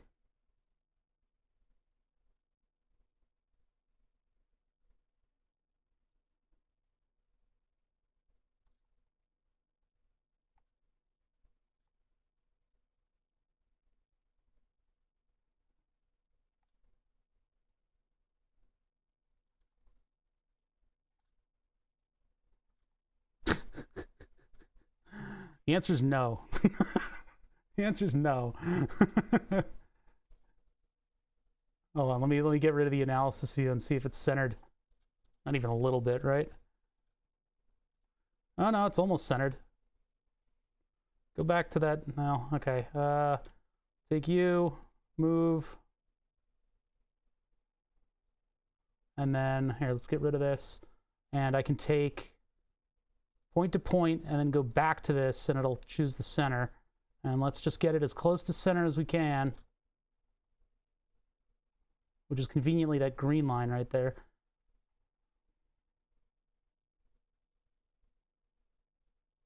Point 0.7, 0.8. That's good enough. So were I to include something like that, I mean, honestly, like in terms of what the heatsink should be for this, the heatsink should just be a piece of metal. If I really wanted to put a heatsink on this thing, it could take the form of just a piece of metal. The important part about this enclosure is that this back side here is not taken up by something. The back side is flat so that I can put the 3M dual lock on it, and that'll hold it in place. And the screws that I have are M1 screws and stuff. Yeah, I'm not including the mounting holes for the fan. It's going to be a flat top and a flat bottom for now. And then I'm not going to use motor wires. Mill out a metal back cover. I mean, I guess I could take the, do like a force, oh man, why am I humoring you freaking assholes? If I really wanted to, I could take the dimensions of the back cover, turn those into spacers, have a midpoint piece, and I probably wouldn't have to include the big air holes on the sides. If I could somehow mill out this, which I guess I probably can, it's not that hard to do, and then I would have to have like a spacer in the middle that would then contact the processor, and that would keep it cool, completely cool. It would also make it metal, which I'm not really looking to do. I'm not going to do that. That's too complicated. I want to hit Control-P on the printer and just get this. The Groupgets files actually had plastic from the enclosure come up against the processor. I don't know what that was about. I think maybe they expected it to be made out of metal or something. But yeah, I could have this mount the... Oh, you know what? Maybe not. Hold on, wait. Analysis view. Boop. Oh, nope, never mind. I need a new analysis view. See the distance between the front of the circuit board and the bottom of the case. I know, I'm humoring ideas because it's kind of fun right now. But one solution that would be cool would be to make an aluminum back cover. I could probably sketch this out or make a printout of the drawing and then glue it onto a piece of aluminum, and then it would just be a matter of putting it on a mill, cutting it to as close to the right shape as I can, and then filing all the rest. And then I would have the back cover made out of the proper, stuff. Yeah, no Peltiers. Peltiers are a freshman engineering project, and they're always a mistake. You should know that Peltiers are totally pointless. They're too energy hungry.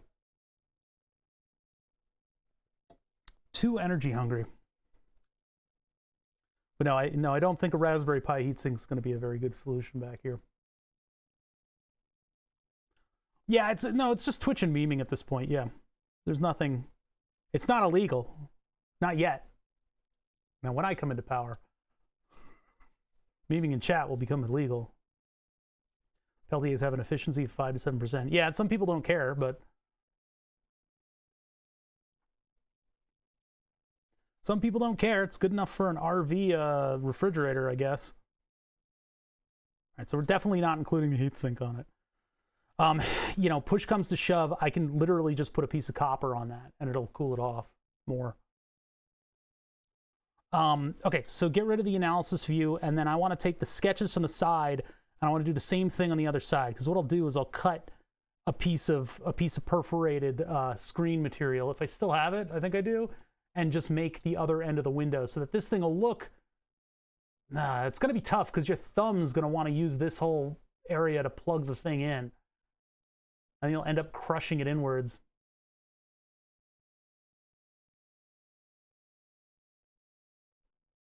The other thing that I have is, no, those aren't the right size. I can't cut them either.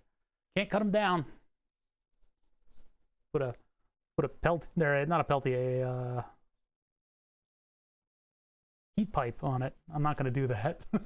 I'm not gonna do that. I'm not. That's not what we're all about here. Come on.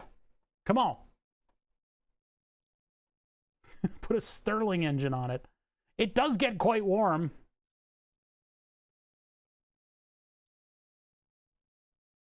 Depends on how important it is to stay cool. Some cameras use that to reduce noise to near zero for scientific work. Yeah, I mean, this is a little consumer thermal camera module. Mainly, I just want a place for radiant heat to get out. Lowering the voltage, lowering the BTUs that much. The reason that these are so good and cheap and popular is that they can render thermals in an environment where it's not at 0 degrees, right? That's how it's able to do, I mean, that's the advantage of it. And I believe part of that is the mechanism by which it calibrates itself, because it can tend to drift around and give you bad visuals after a little while. I don't have heat pipe stuff that's that small. I might have heatsink stuff that approaches that size, but not really. What is this? What is this? What is all this? What's all this? No, none of these are the right thing. Why do I even have those? Oh, I don't know where my little heat sinks went. My little Pog Champs. Where did they go? I don't know what little heat sinks I have anymore. Well, like the distances we're dealing with are very small. You guys got to understand that CAD makes everything look enormous. Yeah, this is how we solved the problem last time. Is I just took the housing and I just Swiss cheesed it with a drill.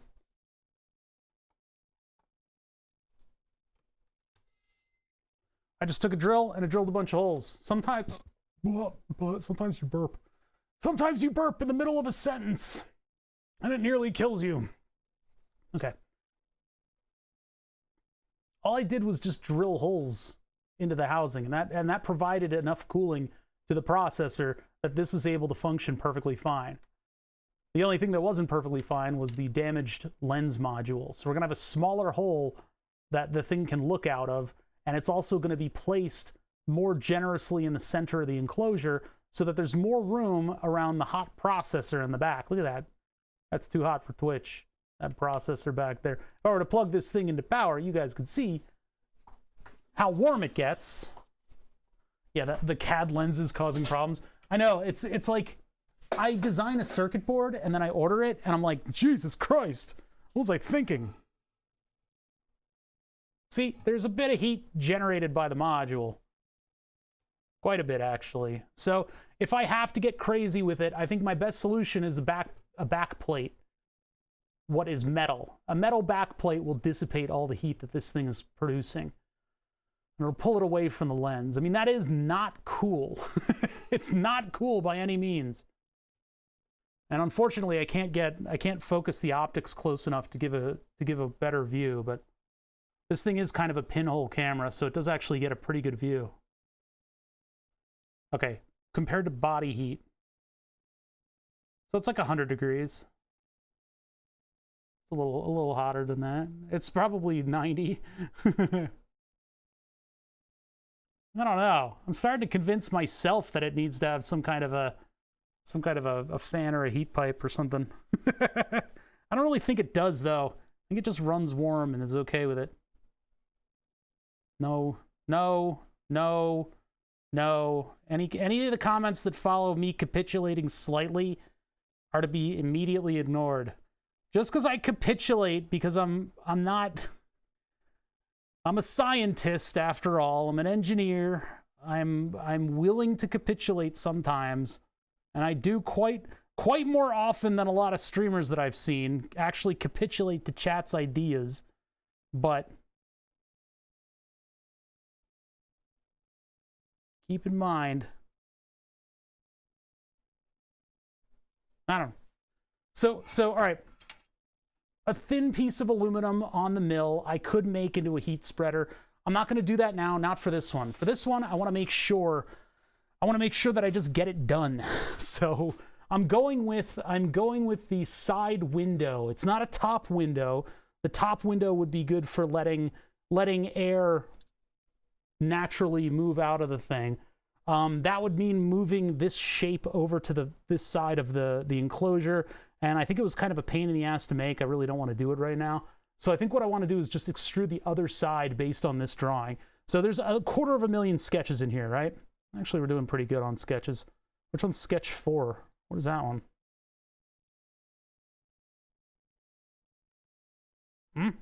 What were you? Why did I make you? Part of it was the fan, but... Huh? Fans. There. Okay, so this sketch here. Now, what were my distances again? Inspect. Let's take a look at... we're locked out. Okay, go away. Tell me what this is. That one is 1 millimeter, so 1 and 1. I do 2 millimeter walls for my small plastic enclosures. I think that's usually a decent distance for the 3D printer to navigate. 3D printer is going to fuck that up, though. That's not going to look anything like it does right here. It's unfortunate, but I know, another window and a chimney at the top.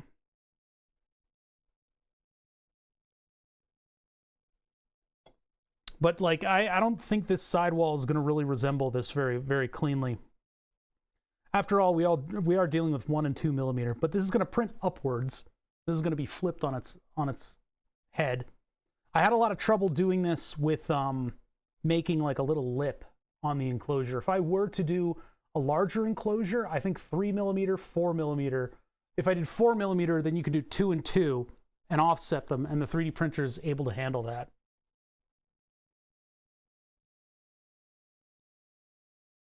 I'm not using... Everybody wants me to reinvent the wheel. I have my methods. I have my materials. We don't need to... I don't need to send this off to a micro fabricator and have it made out of titanium. I don't need a graphite laser metal sintered bullshit. Everybody in chat, all of chat is banned all at once. Do mechanical engineers often get involved in electrical thermal simulations in industry? I really don't know, Raz. I wasn't in any industry that dealt with that kind of stuff. And we did a little bit. We did deal with a little bit of that with tracking devices being, and actually our thermal issues with tracking devices were exactly the opposite of what you would think.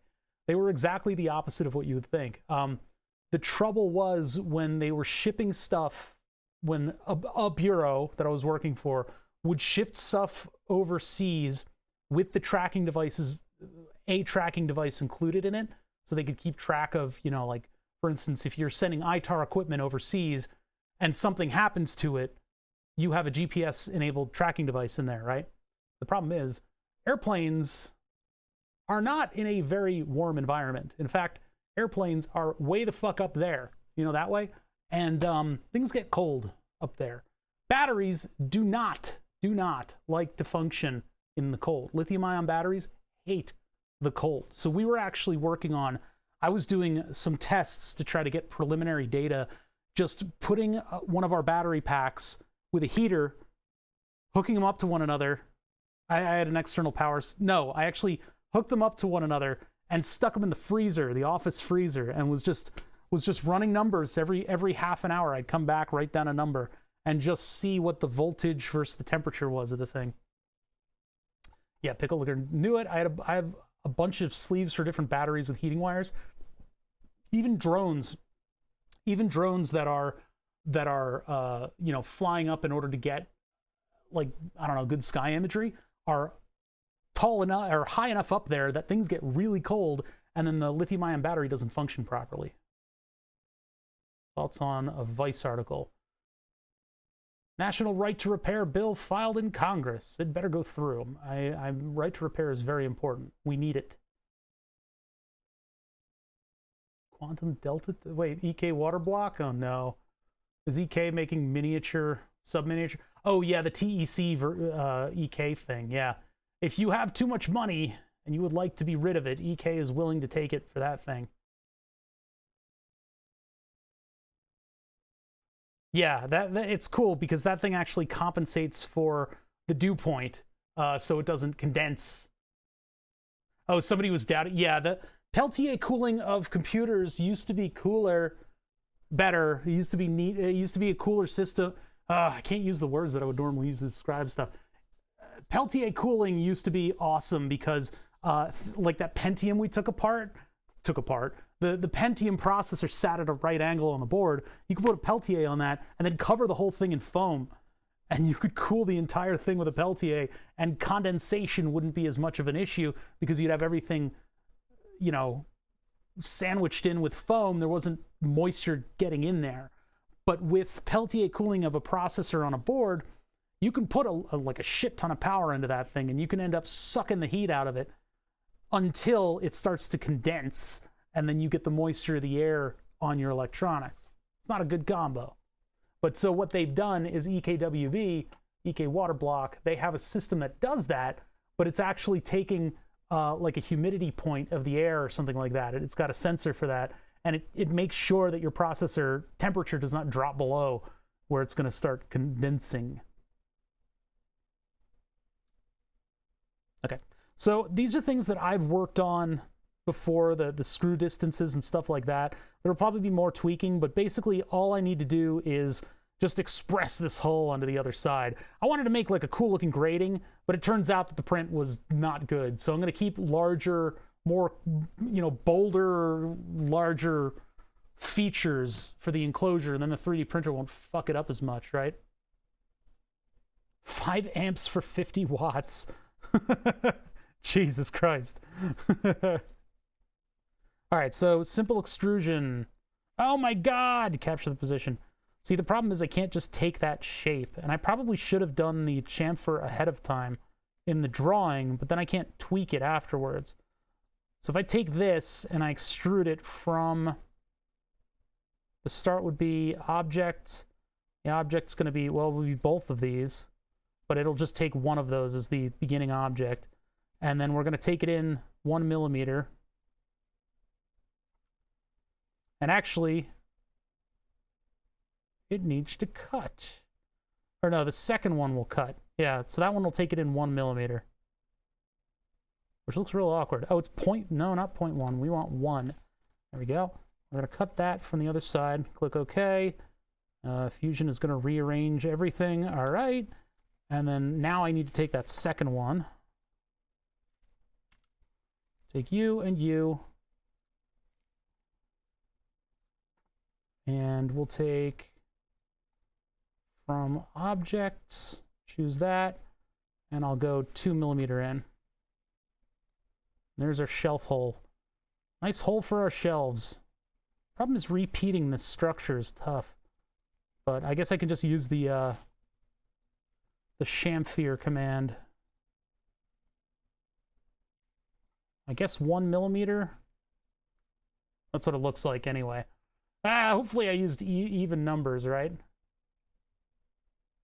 Yeah, thermal cam enclosure is what we're working on right now. You can hear those? Oh, can't fucking wait for electric lawn care equipment to become the norm. Yeah, they blast me out with two-stroke smoke whenever they come around, and I can hear them. They're in the background.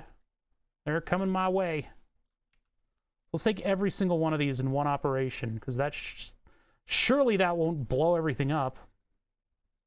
My allergies are I can feel my eyes are starting to get all itchy from all the yard work. Oh God. I don't know if we're gonna make it through, chat. I think we're doomed for allergies. So I'm just selecting each of these edges, and then we take them in 1mm. Boop. And then that does that. Now that's one operation, so if I want to change that, I have to change them all at once. But hopefully it's 2mm.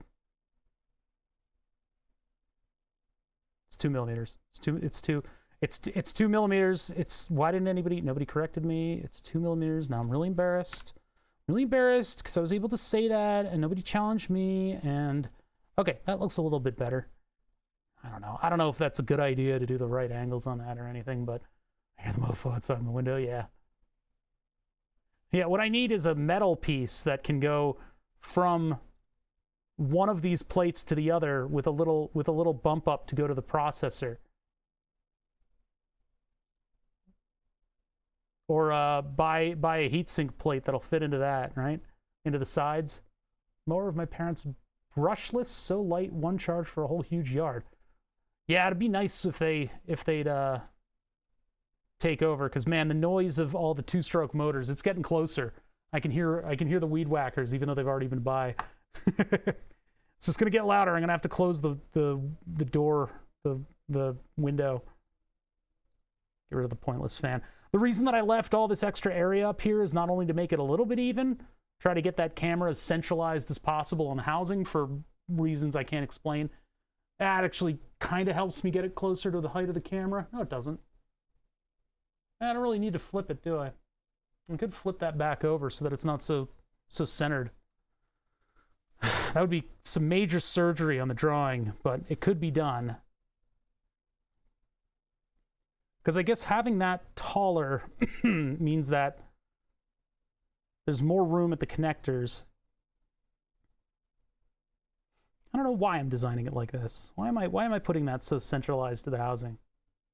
Some HOAs have banned gas-powered tools, and I don't know. I'd rather them just not like need the gas-powered tools, you know? Instead of having like a legislation thing ban it. Okay, I'm stuck on my cable. I'm gonna pop the window closed so I'm not distracted by it. I feel like that's ready to print, but I don't know if I want to do any revisions to it, like moving the turning the camera around or having it a different shape for the window. I think maybe I need to just get out of my own head on this one and just be done. We played around with a bunch of the different dimensions of this thing so that we could put all these shapes in there. But sure, saw robotic mower on YouTube follows a predefined path, but at a cost of fortune. Yes Body Me has also created his own robotic mower. He has updates for that on the Discord. If you're interested in seeing something like that. Yeah, I mean, so do I need to worry about heat with this thing? I'm not terribly convinced that I do. If we enclose it fully, it overheats. But if I give it even just the, I can't quite give you guys an angle on that because it is filming itself. But even if I just open up the ends a little bit with slats, it is cool enough to operate properly. Now there is a lot of noise in the image right now, but I don't know. Norm here for homeowners in Germany, General Electric motors, but for years, pretty heavy brushed motors and wired. Huh. Yeah, I do wish the universal thing would be to go to electric, but it's not going to happen for a very long time in the States, unless gas prices go absolutely psychotic. Yeah, look at all that heat. It's quite a bit of heat. It's not enough to hurt the plastic, and the one screw that's holding this thing in is still holding it in.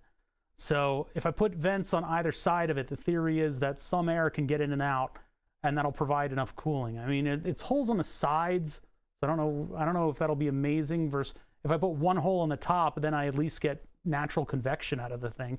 Or the alternative is that I come up with some kind of a metal backplate, not out of this. This is way too thick.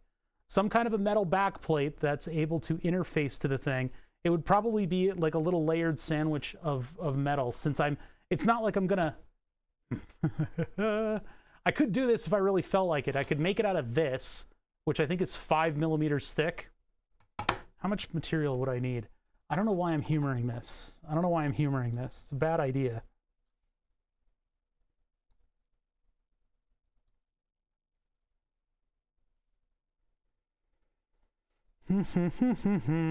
Four millimeter? Yeah, that's not gonna work. That's too tall. I could probably move it down, but I was thinking like I could plane out the area except for the little bump up that would hit that chip. That would be more of a job for like a metal spacer, and then I could dump all the heat out on the back. Corday 99.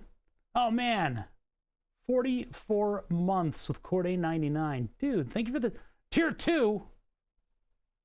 Bro, thank you so much for the tier 2. Corday, and I really appreciate all that support, man. That is very, very kind of you. Burn me, baby, for the 44th time. That's right. 4-4 is a musical timing. There you go. I have a plug-in electric motor. Cheap, light, quiet, no battery. Subscription to deal with. Huh, that's a good point. Brother builds these as his mowing first gas motor. What is this? RC lawnmower? Oh, look at the size of that thing. Yeah, Yes Body Me has posted his own personal robotic mower. I'm not sure if it's remote control or what the deal is with it or what he plans to do with it, but it's pretty cool to see. I enjoy seeing that. It's a fun little project. Until it starts chasing the neighbors' kids around. But, you know, maybe that's good. I don't know. I don't know things. What do I know? Corday 99. Into the board you go. Well, onto the board. You're not really, well, you're kind of in the board. That goes deeper than it looks. You're right by coding sucks. I agree. And the facepalm train. Thank you so much for subbing.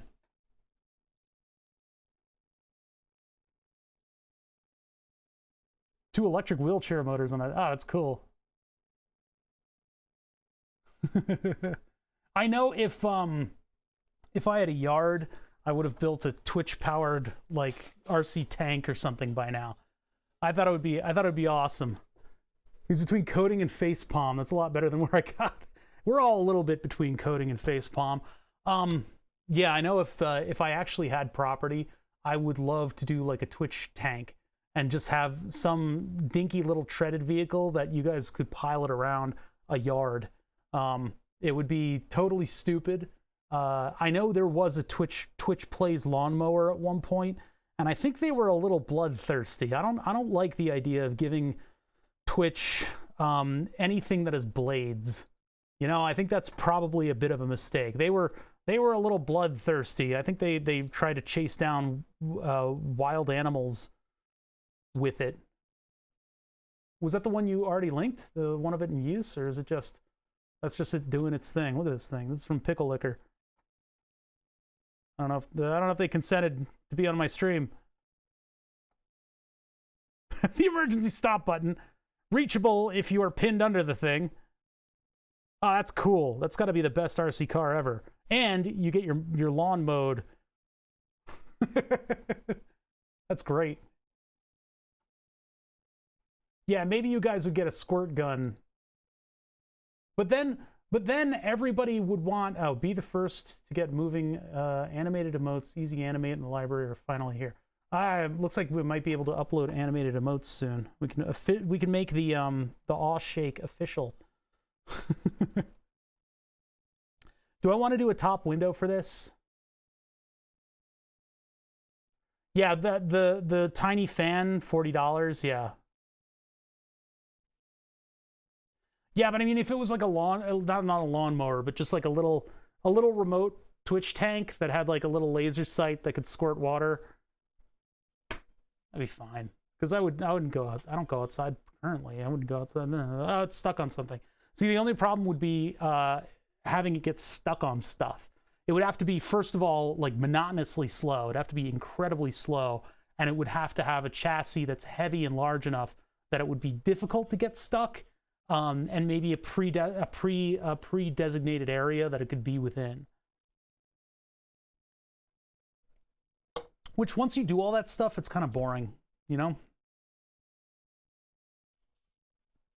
Yeah, they would do the only thing that, yeah, aim lasers at eyes, things like that. So what were the original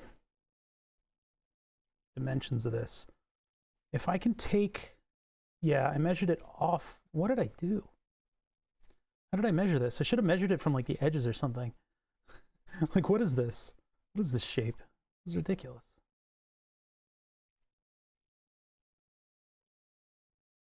What? What do you think you're measuring right now, Fusion? You good, Fusion? Jeez. Okay. Because I would love to do from the center of this and have it reach the heights of the other two. And I think I based it, yeah, I based it off of whatever that's doing. I thought it was 2 from the edges, but I think what I can do is do a drawing here, create a sketch, and then I'll take this and this. The inner is just an offset, it looks like.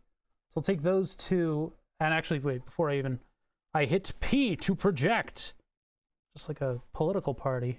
Boom and boom. And if I project those, I love how these two windows swapped spots, and I almost clicked OK on the whole sketch. Those are projected into my drawing. So now I know my window size approximately. Hey, NeoCat. Needs to be cell connector and be able to take it down the road into town. Yeah, no, I wouldn't do like a little, I've done the little tank in the lab before. We don't have those additional chat rooms anymore on Twitch, so the spam would be a thing to consider. It would have to be channel point based, and I guess I would have to come up with an entire front end for that so it would look cool.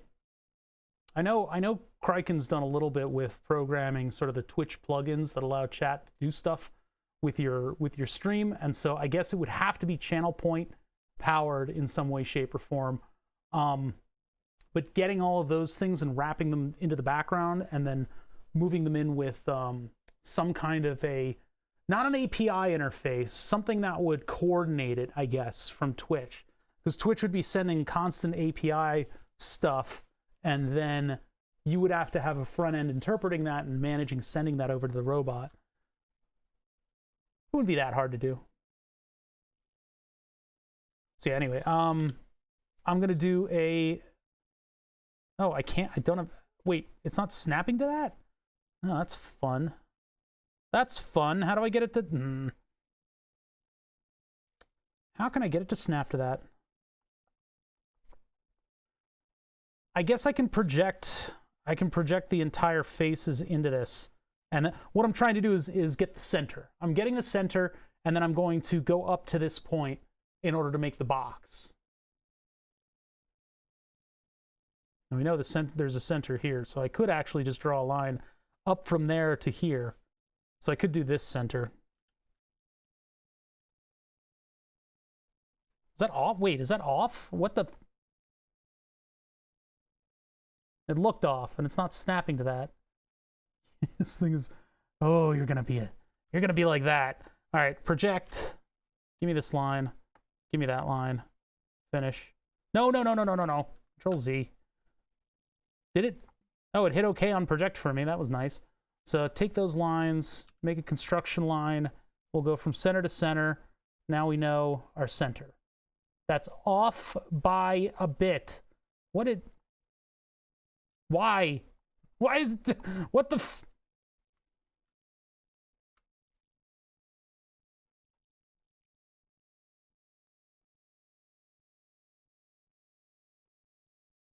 Delta, the delta. When's my center off? What happened? Why is that there? Why is it? Why is everything off by a little bit? Hold on a minute. What happened here?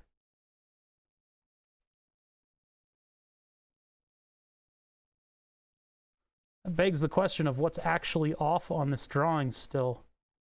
Why is it like that? This is what I'm talking about. Too many revisions on the CAD.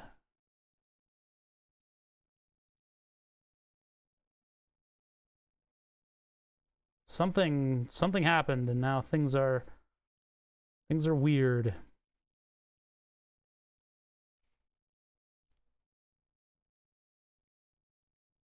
Yeah, I clicked on this, so I'm looking at it dead on. So if I project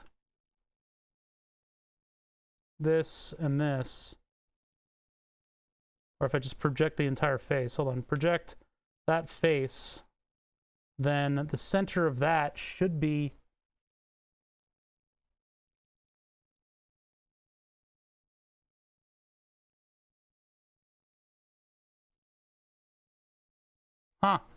yeah, everything is off by a little bit. Let's check the thermal module. So this and this. Can I trust those distances? I think I can. And give me a construction line from here to here. Well, son of a bitch. Look at that. So the thermal camera is centered in the right spot. The enclosure and the USB are off by a little bit.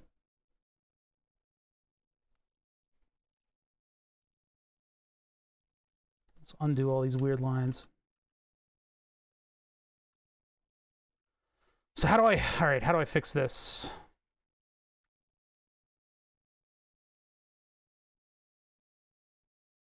This needs to move to the left. And then the body's with it. And the issue with doing that is that I need to go back to earlier steps in order to do that. Yeah, it's not 0.9 degrees, it's a distance. Actually, let's figure out what that distance is.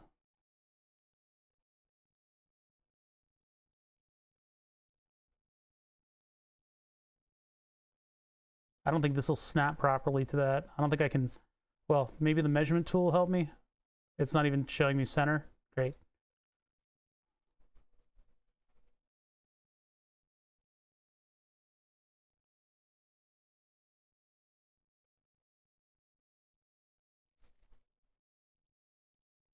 Yeah, it's in orthographic and all that stuff here. I can probably measure... Yeah, here we go. That's what I can measure. So let's measure from here to here. 0.1. It's really off by 0.1. Are you kidding me? All right, so get me out of here. Get me out of here. And then snap to point. That. And that's before I do all the sketches and the extrusions in order to make all this stuff. So if I take this one and I move it 0.1 to the right of where we are right now. And I'm going to say point to point, but what I really mean is this type. Oh, nope, it's going to make me assign it every time. Okay. It's weird that it does that. All right, so there's my assignment of XYZ, and we're going to take it over 0.1, just like that. Is that that's the right direction? Hard to tell. I think that's correct, though. I should put it on the center line. Bottom view. Make sure orthographic. And that is on the center line. Okay, all right. Look okay. Go back to home view. And that puts it back in perspective. Nope. There we go. God. Orthographic from an isometric is so cursed. Everything is wrong. Perspective with ortho faces should be thrown off a cliff and never mentioned again. But so now that I've done that, finished the position, all my other steps come back in because of the timeline, right? So it shouldn't affect any other bullshit that we're looking at. Sometimes that goes wrong, though. It looks like we're okay here, though. 0.1 of a millimeter offset so that is nice and snug. Yeah, I know ortho, we're literally using... Ortho has its place, and that place is literally what we've been doing right now, is viewing another object that we're trying to center things on. It's really good for like looking down the side of your electronics and like figuring out if you need like a support beam can fit there or something like that. It has definitely been useful as I've been expanding my utilization of AutoCAD.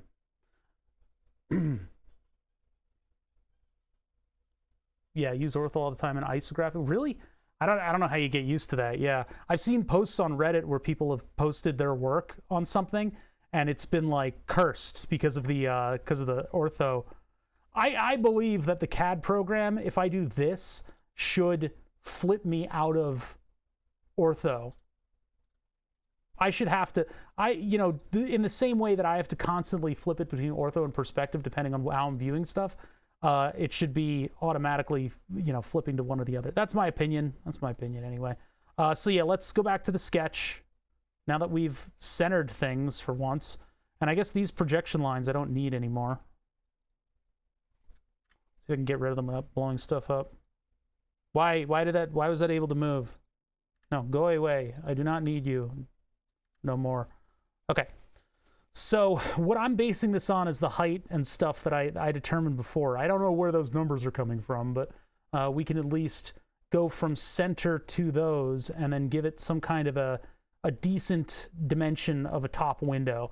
So I think probably what I need, we know the center now. It's the center of that is going to be the center of the drawing. And if you look, my line is moved and it's actually sitting on top of the center line, which is nice.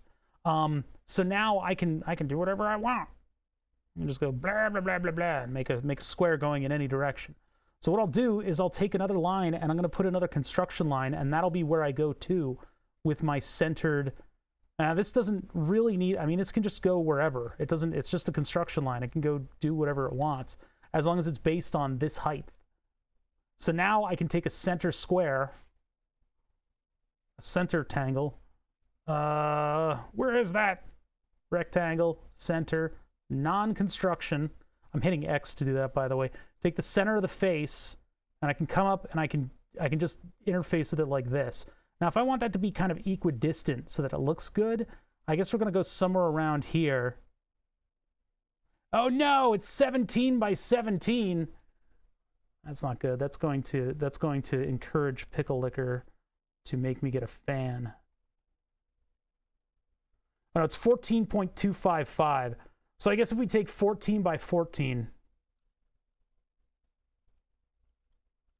Why is it 0.255? That's a weird dimension.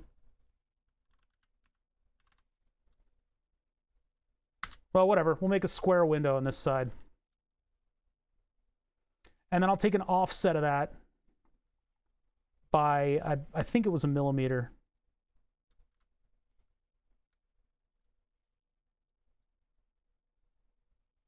Looks like it's a bit much, but we'll do a millimeter. That's it. That's our top window. No! All right, done with that sketch. It looks like crap. Give me a, oh, we're in perspective. Why is it like centered on something far away? I don't understand. Hey, fix your center position. Why are you over there? I think it's like, usually it's supposed to orbit what I'm looking at. Is that what it's doing? Why are you not orbiting what I'm looking at? Constrained orbit. What the fuck just happened? What was that? It just went off in a direction. Yeah, the orbit view is like all screwed up. I feel like the perspective is messed up too. I'm starting to see things. Fan for style. No. All right, -2. Give me back my sketch. Yeah, I feel like Fusion's gotten weird. It's getting unwieldy. -1. And then we no, it's back. It's got it again. It figured it out. No more sketch. No more sketch. And then I need to chamfer. Nope. 1. No. Damn it. Whole operation. Chamfer. This one. No. God damn it. I can't select the right thing. I'm so sorry. All right, fine. I'll zoom in. Oh, that's extrude. Cancel. Modify. Chamfer. 1, 2. I'll catch up with you in just a sec, chat. 3 and 4. And then down here. 1. 2. Over here. 3. 4. And I want 2 millimeter out of that. Boop. So that it matches the look of everything else. There, how's that? Now I've created this weird, like, liminal space out of the whole thing. It's almost like it's not even in an enclosure. And actually, the way that this thing is going to face is so that the USB plug is up top. I remember now why we flipped the camera. USB plug is up top. If I need any more distance on this thing, I'll extend it going downwards. But if it's up top, that means that my plug is up here and it's a little bit more compact. So you move the center point where you orbit around. You see that when you move? Yeah, but I mean, it's supposed to be snapping to whatever I'm focused on. Fusion got really shit. Really? Currently learning FreeCAD. FreeCAD gets better with every patch. Also has some quirks, but I like to start with it. Yeah, I like the prettiness of Fusion. Fusion looks nice. It has been getting a little bit weird with each update, but we'll see. Yeah, I know. Design-wise, we got some weird shit going on. I know, but it's, you know, it's mine. I designed it. I built this. This is mine. I think it'll be a good design. I think it'll work pretty well. As long as it keeps me from ruining my camera by smashing it with my hand. So this isn't very deep, but it'll provide at least enough that my fingerprint won't get all the way through there. These are a little bit big, the side holes and stuff. I think they'll be able to be crushed in. I mean, I could put something in the top layer here, but I don't want to necessarily compromise it. It could use something clear so that you could see an LED through it. If you want to use FreeCAD, use Real Thunder's Link Stage 3 branch. Not for me, but other people in chat maybe will take that suggestion or have opinions on it. Why? So Real Thunder's Link Stage 3 branch is less fragile and inconsistent than typical FreeCAD. That's beyond my pay grade. I don't know anything about FreeCAD. I've enjoyed using Fusion. I mean, with any CAD software, the magical thing that we did with Fusion today is we went into the timeline, we went all the way back to the beginning of the drawing, and I booped something over by 0.1 millimeter. And because I was aware of the timeline while I produced the part, every single driven dimensional step that involved the position of that part was then updated down the line in order to give us the final thing. Final thing doesn't look like much. I'll be honest. It doesn't look like much. But it didn't completely explode when I moved one of the parts. So that's pretty good. I was thinking of doing like a chamfer around the outer edges, but that would mean I need to push the screws in a little bit more. And if I do that, I run out of room back here. And back here is where I need to run a wire. So I don't necessarily want to limit that pathway anymore. There, if I get rid of the bottom of the enclosure.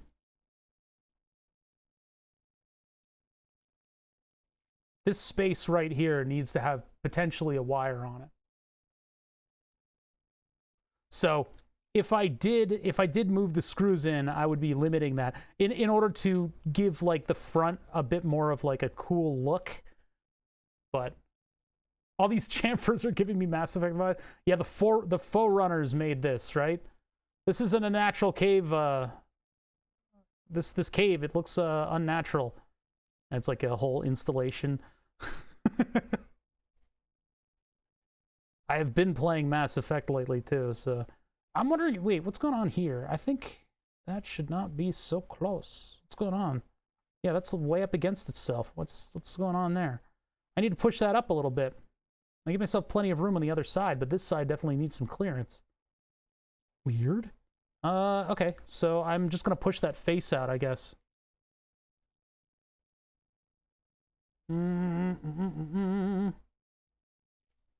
And then let's push that face.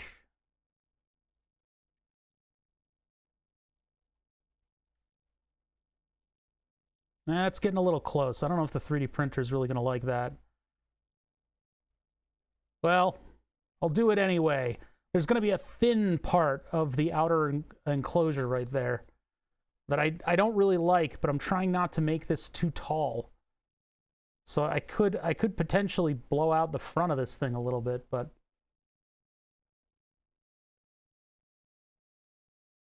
upstream free cat equals tons of explosions, but it's possible to reline and fix sometimes. Real Thunder is specifically working on it being more robust against editing up the operator tree. Yeah, I don't know any of those words. I don't know any of those words.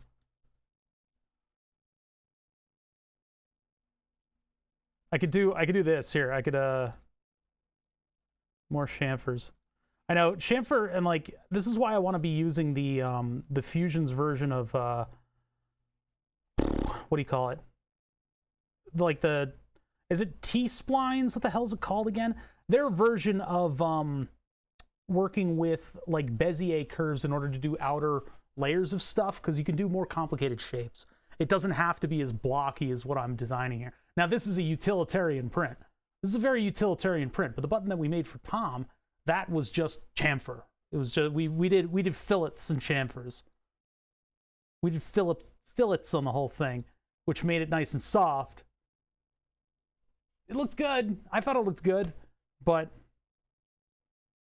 should I be consistent and just, yeah, let me be consistent. Hold on, you, and then we're gonna select. How do you get them as part of the old selection one? Because like, if I go to select, it's not gonna let me, it doesn't really let me like add them to the other one. And then I just got rid of it. Super duper duper. Super duper duper. Super happy that that's how that tool works. What is up with that? Why does that tool suck? Fix it. Fix it. Fix it. Fix it.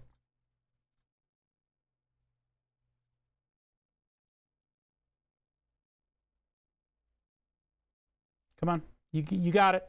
You got this. You got this. You know which one I'm trying to select. Oh, you know. You know it. You know which one it. All right. You. Take it in. 1 millimeter. Boop. Okay. There we go. Done. Surely I won't regret that.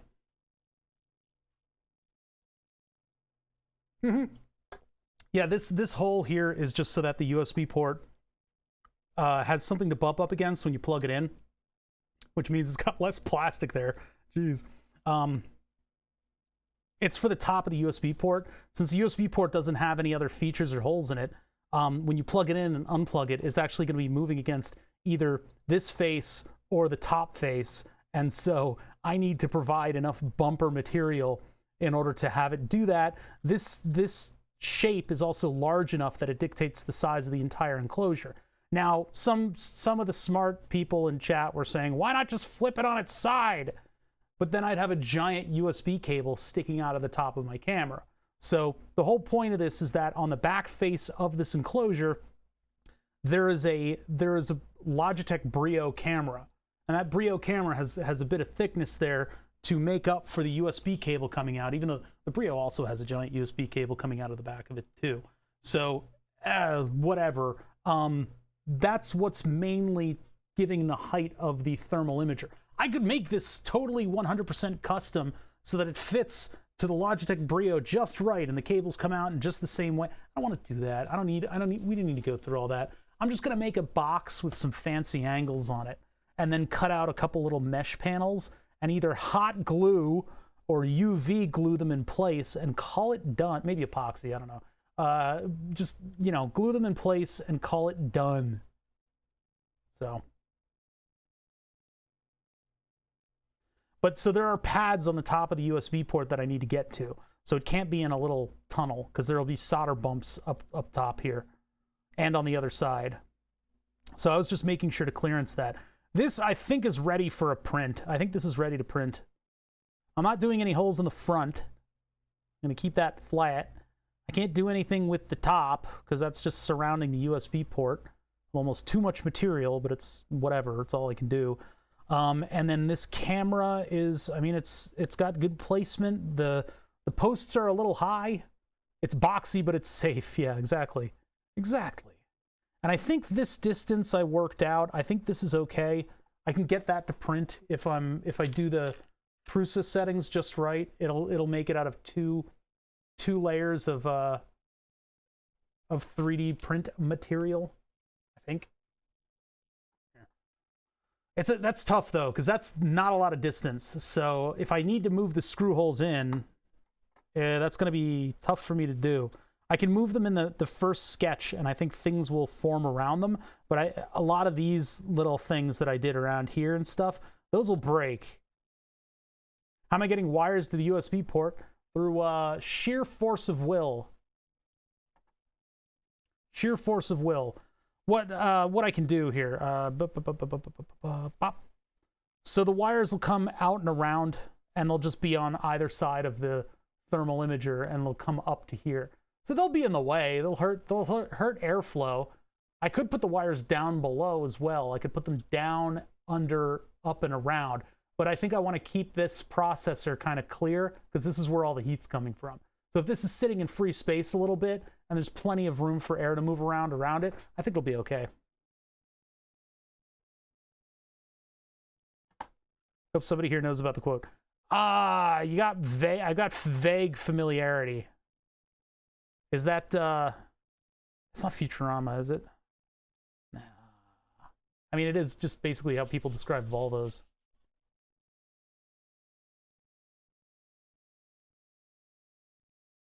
No holes to the port from the camera.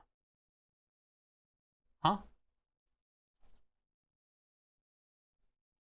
What do you mean? So this board will have wires coming off of it on either side, that come around to the bottom of this camera housing.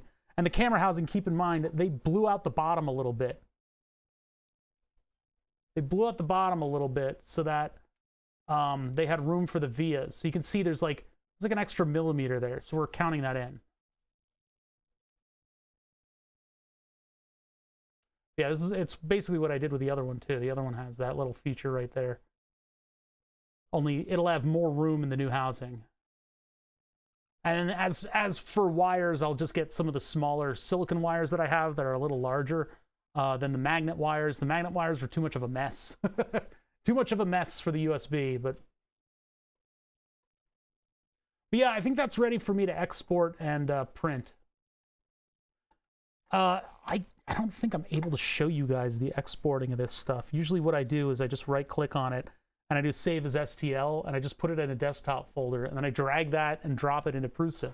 I don't have Prusa over here in order to slice it for you. I'll swap out the filament on the printer and get that rolling tonight. And then maybe by tomorrow we'll actually have the thermal housing fully ready to go, assuming that I don't need to do any revisions on this. Cutting the vents, that's going to be a little difficult, but it should be doable. If I ever get that little fan, maybe I can revise how I do this. I can maybe put like a little heat sink on the bottom and then cut this off so it's only the bottom half of the enclosure. See, however I attach it, the grating is going to have to float up here.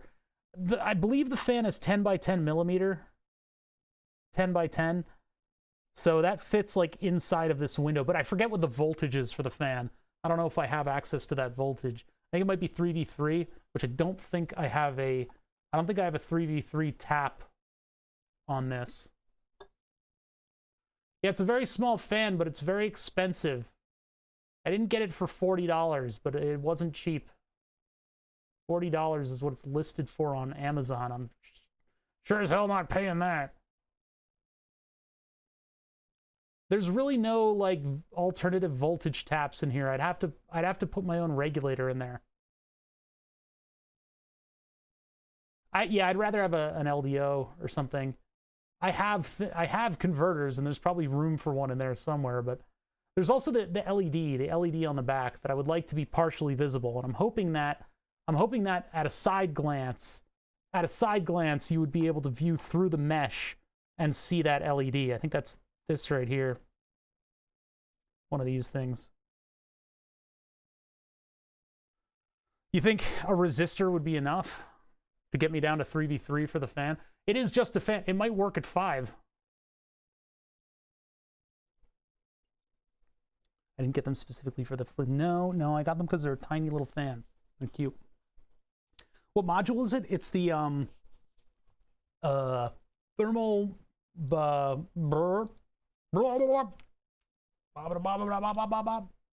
It's the... well, technically it's a thingy. Groupgets GetLab thermal webcam module for the FLIR Lepton. This is the PT Micro Pro. Pretty cool, man. If you're looking to like add thermals to something, I mean, you've got to account for damage and impact, right? If you're going to add this to something that needs to be hardened or something that needs to survive stuff, you'll probably want to look at a germanium, a geriatric, a G something or other like lens that you can put in front of it. Your frame rate's going to be limited because of ITAR restrictions. You can't get over a certain frame rate on the thing, but you do get a pretty nice germanium. Yeah, you do get a pretty nice image out of the thing. I just wouldn't have this be the front runner for all of you. Like, you definitely want to have something in front of this, especially if you're putting it like, people are like, weapon scope. Well, yeah, you can do that.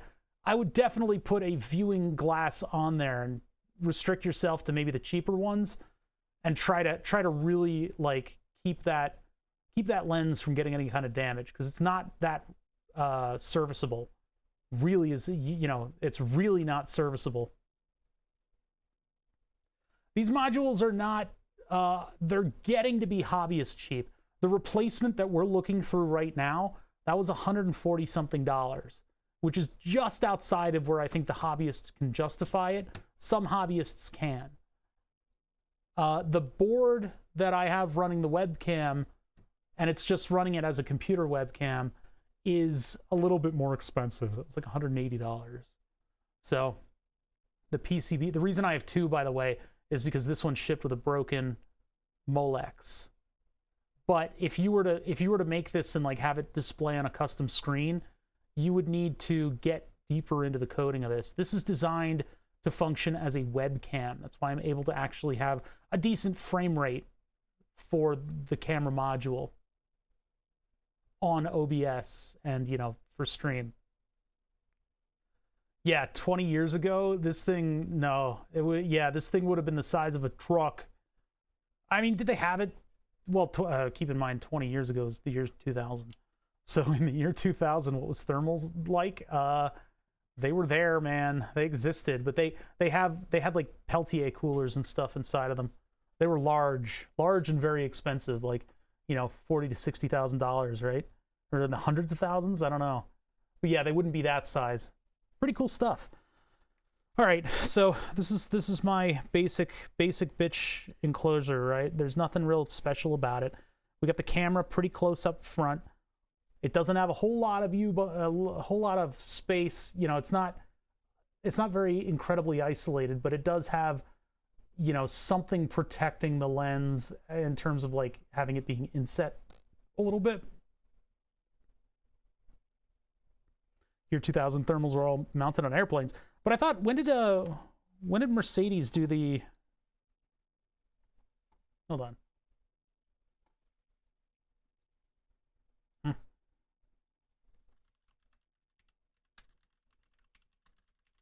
course, nowadays I think they have reverse cameras in cars that are automotive night vision. The year 2000 on the Cadillac DeVille. And you can buy those still, by the way, because the lenses get all fouled up. But yeah, well, you know, could you imagine these systems in the year 2000? Well, there you go. There's it 20 years ago. It was NIR? It was more like night vision? Yeah, I don't know if pure thermal vision is great for cars. The problem is, you can't just strap something on your face and... you can't just strap something in your face and expect to be able to drive your car with no headlights on and stuff in thermal vision, because the windshield is going to be blocking a lot of that radiation. Car windshields and glass in general is opaque in thermal imaging. So like this vacuum tube,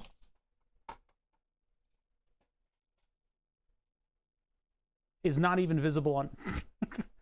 Can't see through it. The glass is blocking it. You know, all you see is where I held it before. You have to stick your face outside of the car window. The thing is, the germanium lens is not cheap. I mean, getting a little viewport lens, we saw them for like $12, but I don't know if that was the right thing. If I got a little tiny germanium view lens, I would want to put it in front of this thing, and then that would be a disposable part. That's going to get a rock chip in it, you know? That's the front-facing thing. So for a little while, I was considering buying an automotive infrared camera unit and trying to get it working as a webcam on stream. But yeah, then along came Groupgets, and OctoJ pointed me in that direction, and he actually, this module, this thermal module, the one that's plugged into the board, that belongs to OctoJ. He bought that, which is super awesome for the stream. We got a new one now because we got plenty of use out of that one, but my responsibility now is going to actually be printing out this thing, this hideous looking enclosure, and getting something in there. Man, if only I could make stuff that looks pretty. I don't think this would have looked pretty with rounded edges, huh? Maybe it should have had rounded edges. Maybe a combination of the two. Be cool if you added a stepped recess and a snap ring slot for a future lens. Oh man. Well, not for this one, but yeah, that would be like a circular, I mean, if I had to put a lens in front of it in order to protect it, that would be perfect in terms of the depth that I need to make up for this. Because what I could do is I could just push the floor up on this whole thing and then push the USB module up, and then I could make that space for a protective lens, and then put like a snap ring holding it in. That'd be super cool.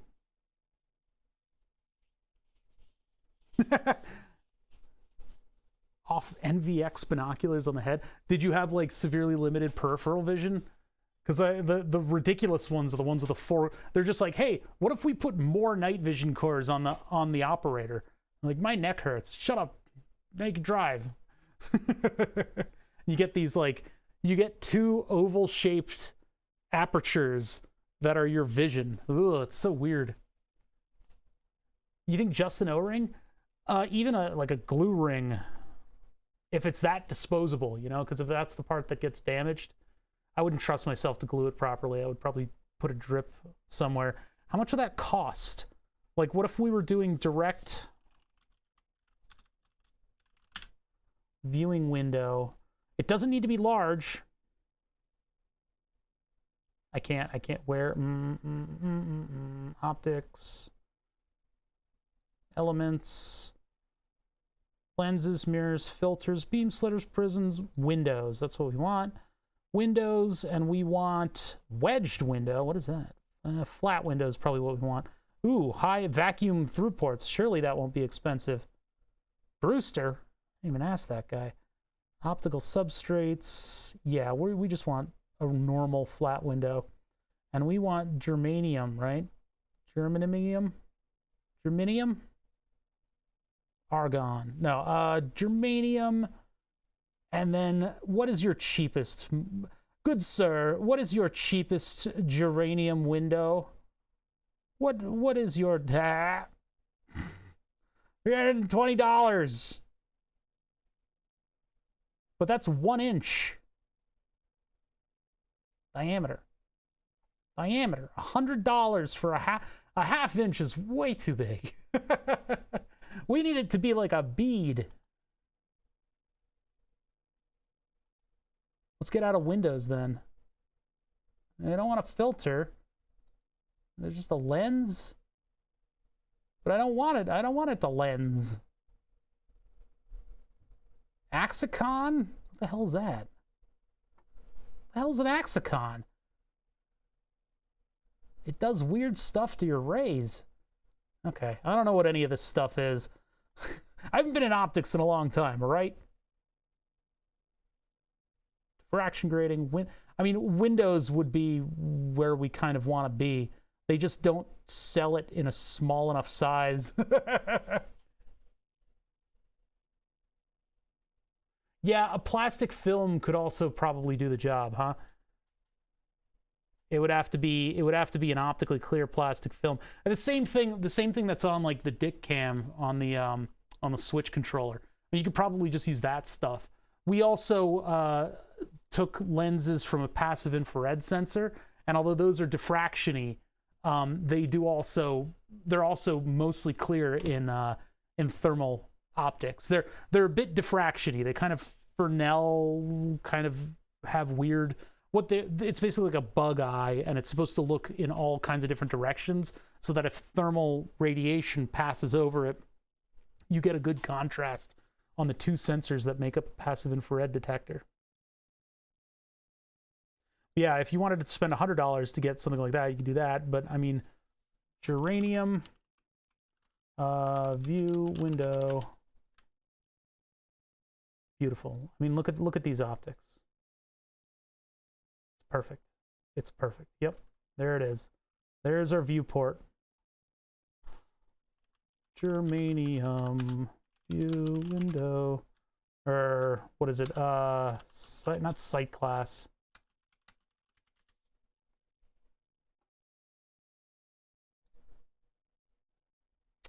It seems like these are words that these guys specifically use, because you wouldn't need much.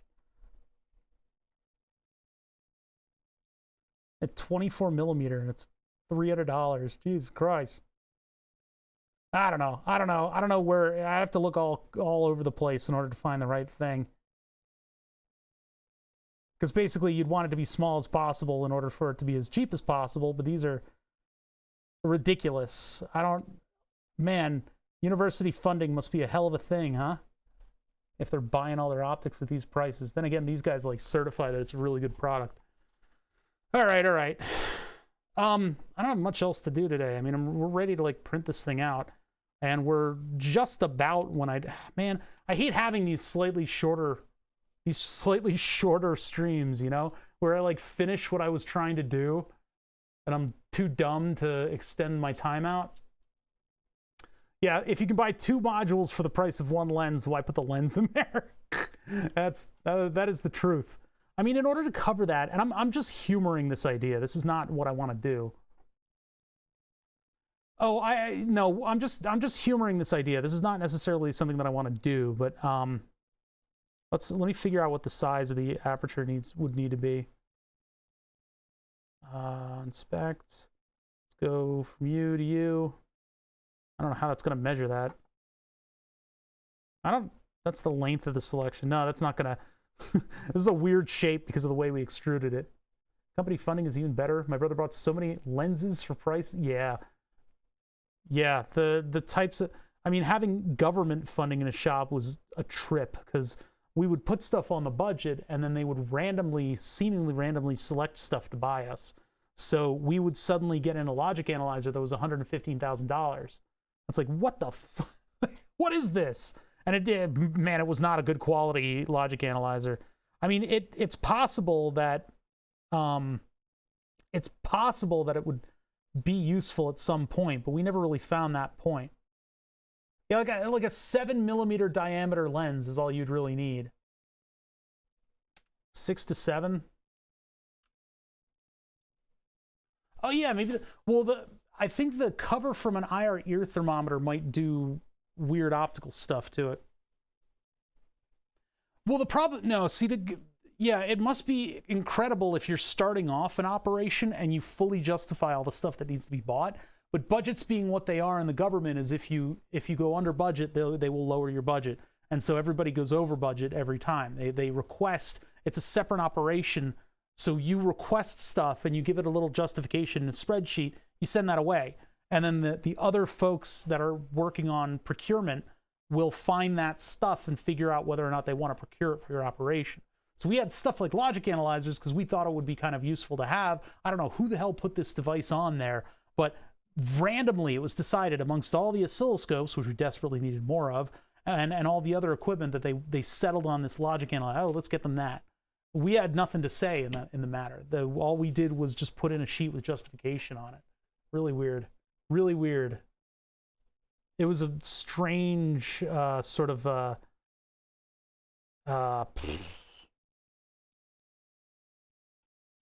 damn it. Hold on. I gotta look up. I always forget this guy's name. It's gonna be embarrassing when I finally figure it out. Very Gilliam-esque. There we go. That's what I wanted to say. Problem here, the government's wasting money because they save money. Budget gets reduced. Not a logic behind that. Yeah, the people that decide zero knowledge. Yep. No, the logic analyzer could not even figure out their own logic. You could use the logic analyzer to figure out their logic, says Smide. Yeah. Yeah. I don't think a computer's been invented that can figure out that logic. Okay, anyway, I guess I'm just ready to print this now. Who's that? What happened? Rodriguez, thank you for following. Yeah, so that's thermals. I may do like a plate of metal behind that thing just so that I can dissipate the heat into the space that I'm going to have behind the module. And that'll allow for more airflow. Because, I mean, you can see here that it is pretty toasty sitting in this little home. That one has vertical slots, and they look terrible. But they do kind of work. And there's me. I could use a little thermal cooling, huh? That's just normal body heat dissipation. And my glasses look like sunglasses. Look how hot my face is because it's on the opposite side of where the fan goes. This is all reflected on a piece of aluminum that is extremely filthy. You can kind of see the LED from the camera, but what I don't like is that this camera runs 24 hours a day when I have it plugged in. So I would like to finish the enclosure so that I can easily unplug it from between uses, because I feel like it's kind of bad that this thing is running 24/7 with the mechanical component that it has. Maybe it's okay. Maybe this thing will run stronger for the duration. I'm so disappointed that optics are so expensive for this thing. I don't want to put a switch in it. That's just another switch that I'm going to forget to flip, you know? All right.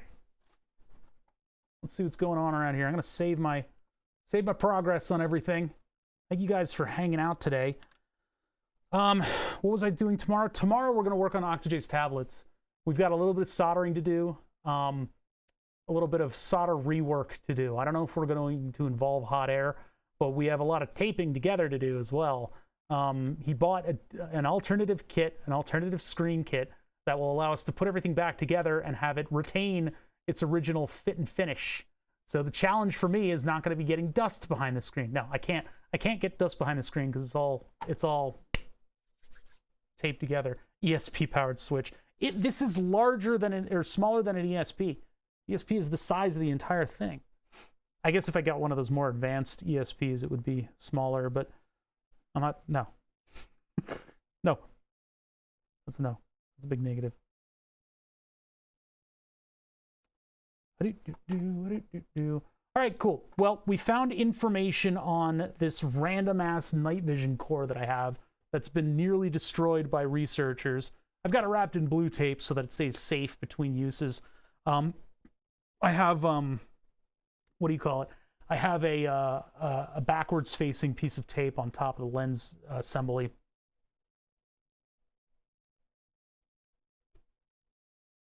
No, this unit closes a lens over its eye and then calibrates itself and then comes back and just functions 24 hours a day. I don't know how much life is in the unit itself, but this technology is so much different from what there used to be in terms of thermal imaging. I think it doesn't need a cooled plate in order to function. Anyway, not to get into the weeds on that. We found out some information on this weird curiosity I have from the early 2000s, before the early 2000s, in terms of like image intensifying. This is an image intensifier. It is a piece of night vision technology. Apparently it's Gen 3. I didn't know that, but it's from a research operation. They screwed around with it. They did some weird stuff to it. I don't know if that means the rise time and fall time between like the optical things has been altered. There are 3 potentiometers that have been messed with. I can't do anything with this until I create optics around it. Now, it's missing a fiber optic twist, so I was thinking mount a camera to it upside down, use this thing for filming stuff, and then you can flip it over in post. It would be nice if I could flip it over inside of a camera, but how's it powered? 3 volts. Yeah, these are still expensive. Well, this thing has been messed with to a point where it's still functional, but you know, I ain't gonna sell this thing. I'm gonna try to use it for my own purposes, I guess. I don't know what I can do with it. It's not like I can put like a big telescope piece on it that'll flip the optics around and make it look normal. But I think it's going to be better if I just put like a camera on the end of it, use that to film stuff. I think that would be kind of cool. But that's not a project for today. It is something where I could actually 3D print an enclosure around it now that I have access to that kind of stuff. When I did the project last, didn't have access to 3D printing. 3D printing is nice. It takes a lot of the dumbass out of the whole design, right? Get the camera on accelerometer and flip the accelerometer upside down. Oh yeah, like a cell phone camera. They just flip it upside down. It might respond to that word. That might be its trigger word. Enhance. But yeah, we found a data sheet for that. That was pretty cool. And then we worked on the thermal imaging housing. I'm gonna print that. Hopefully it prints right, and then I can put it together tomorrow.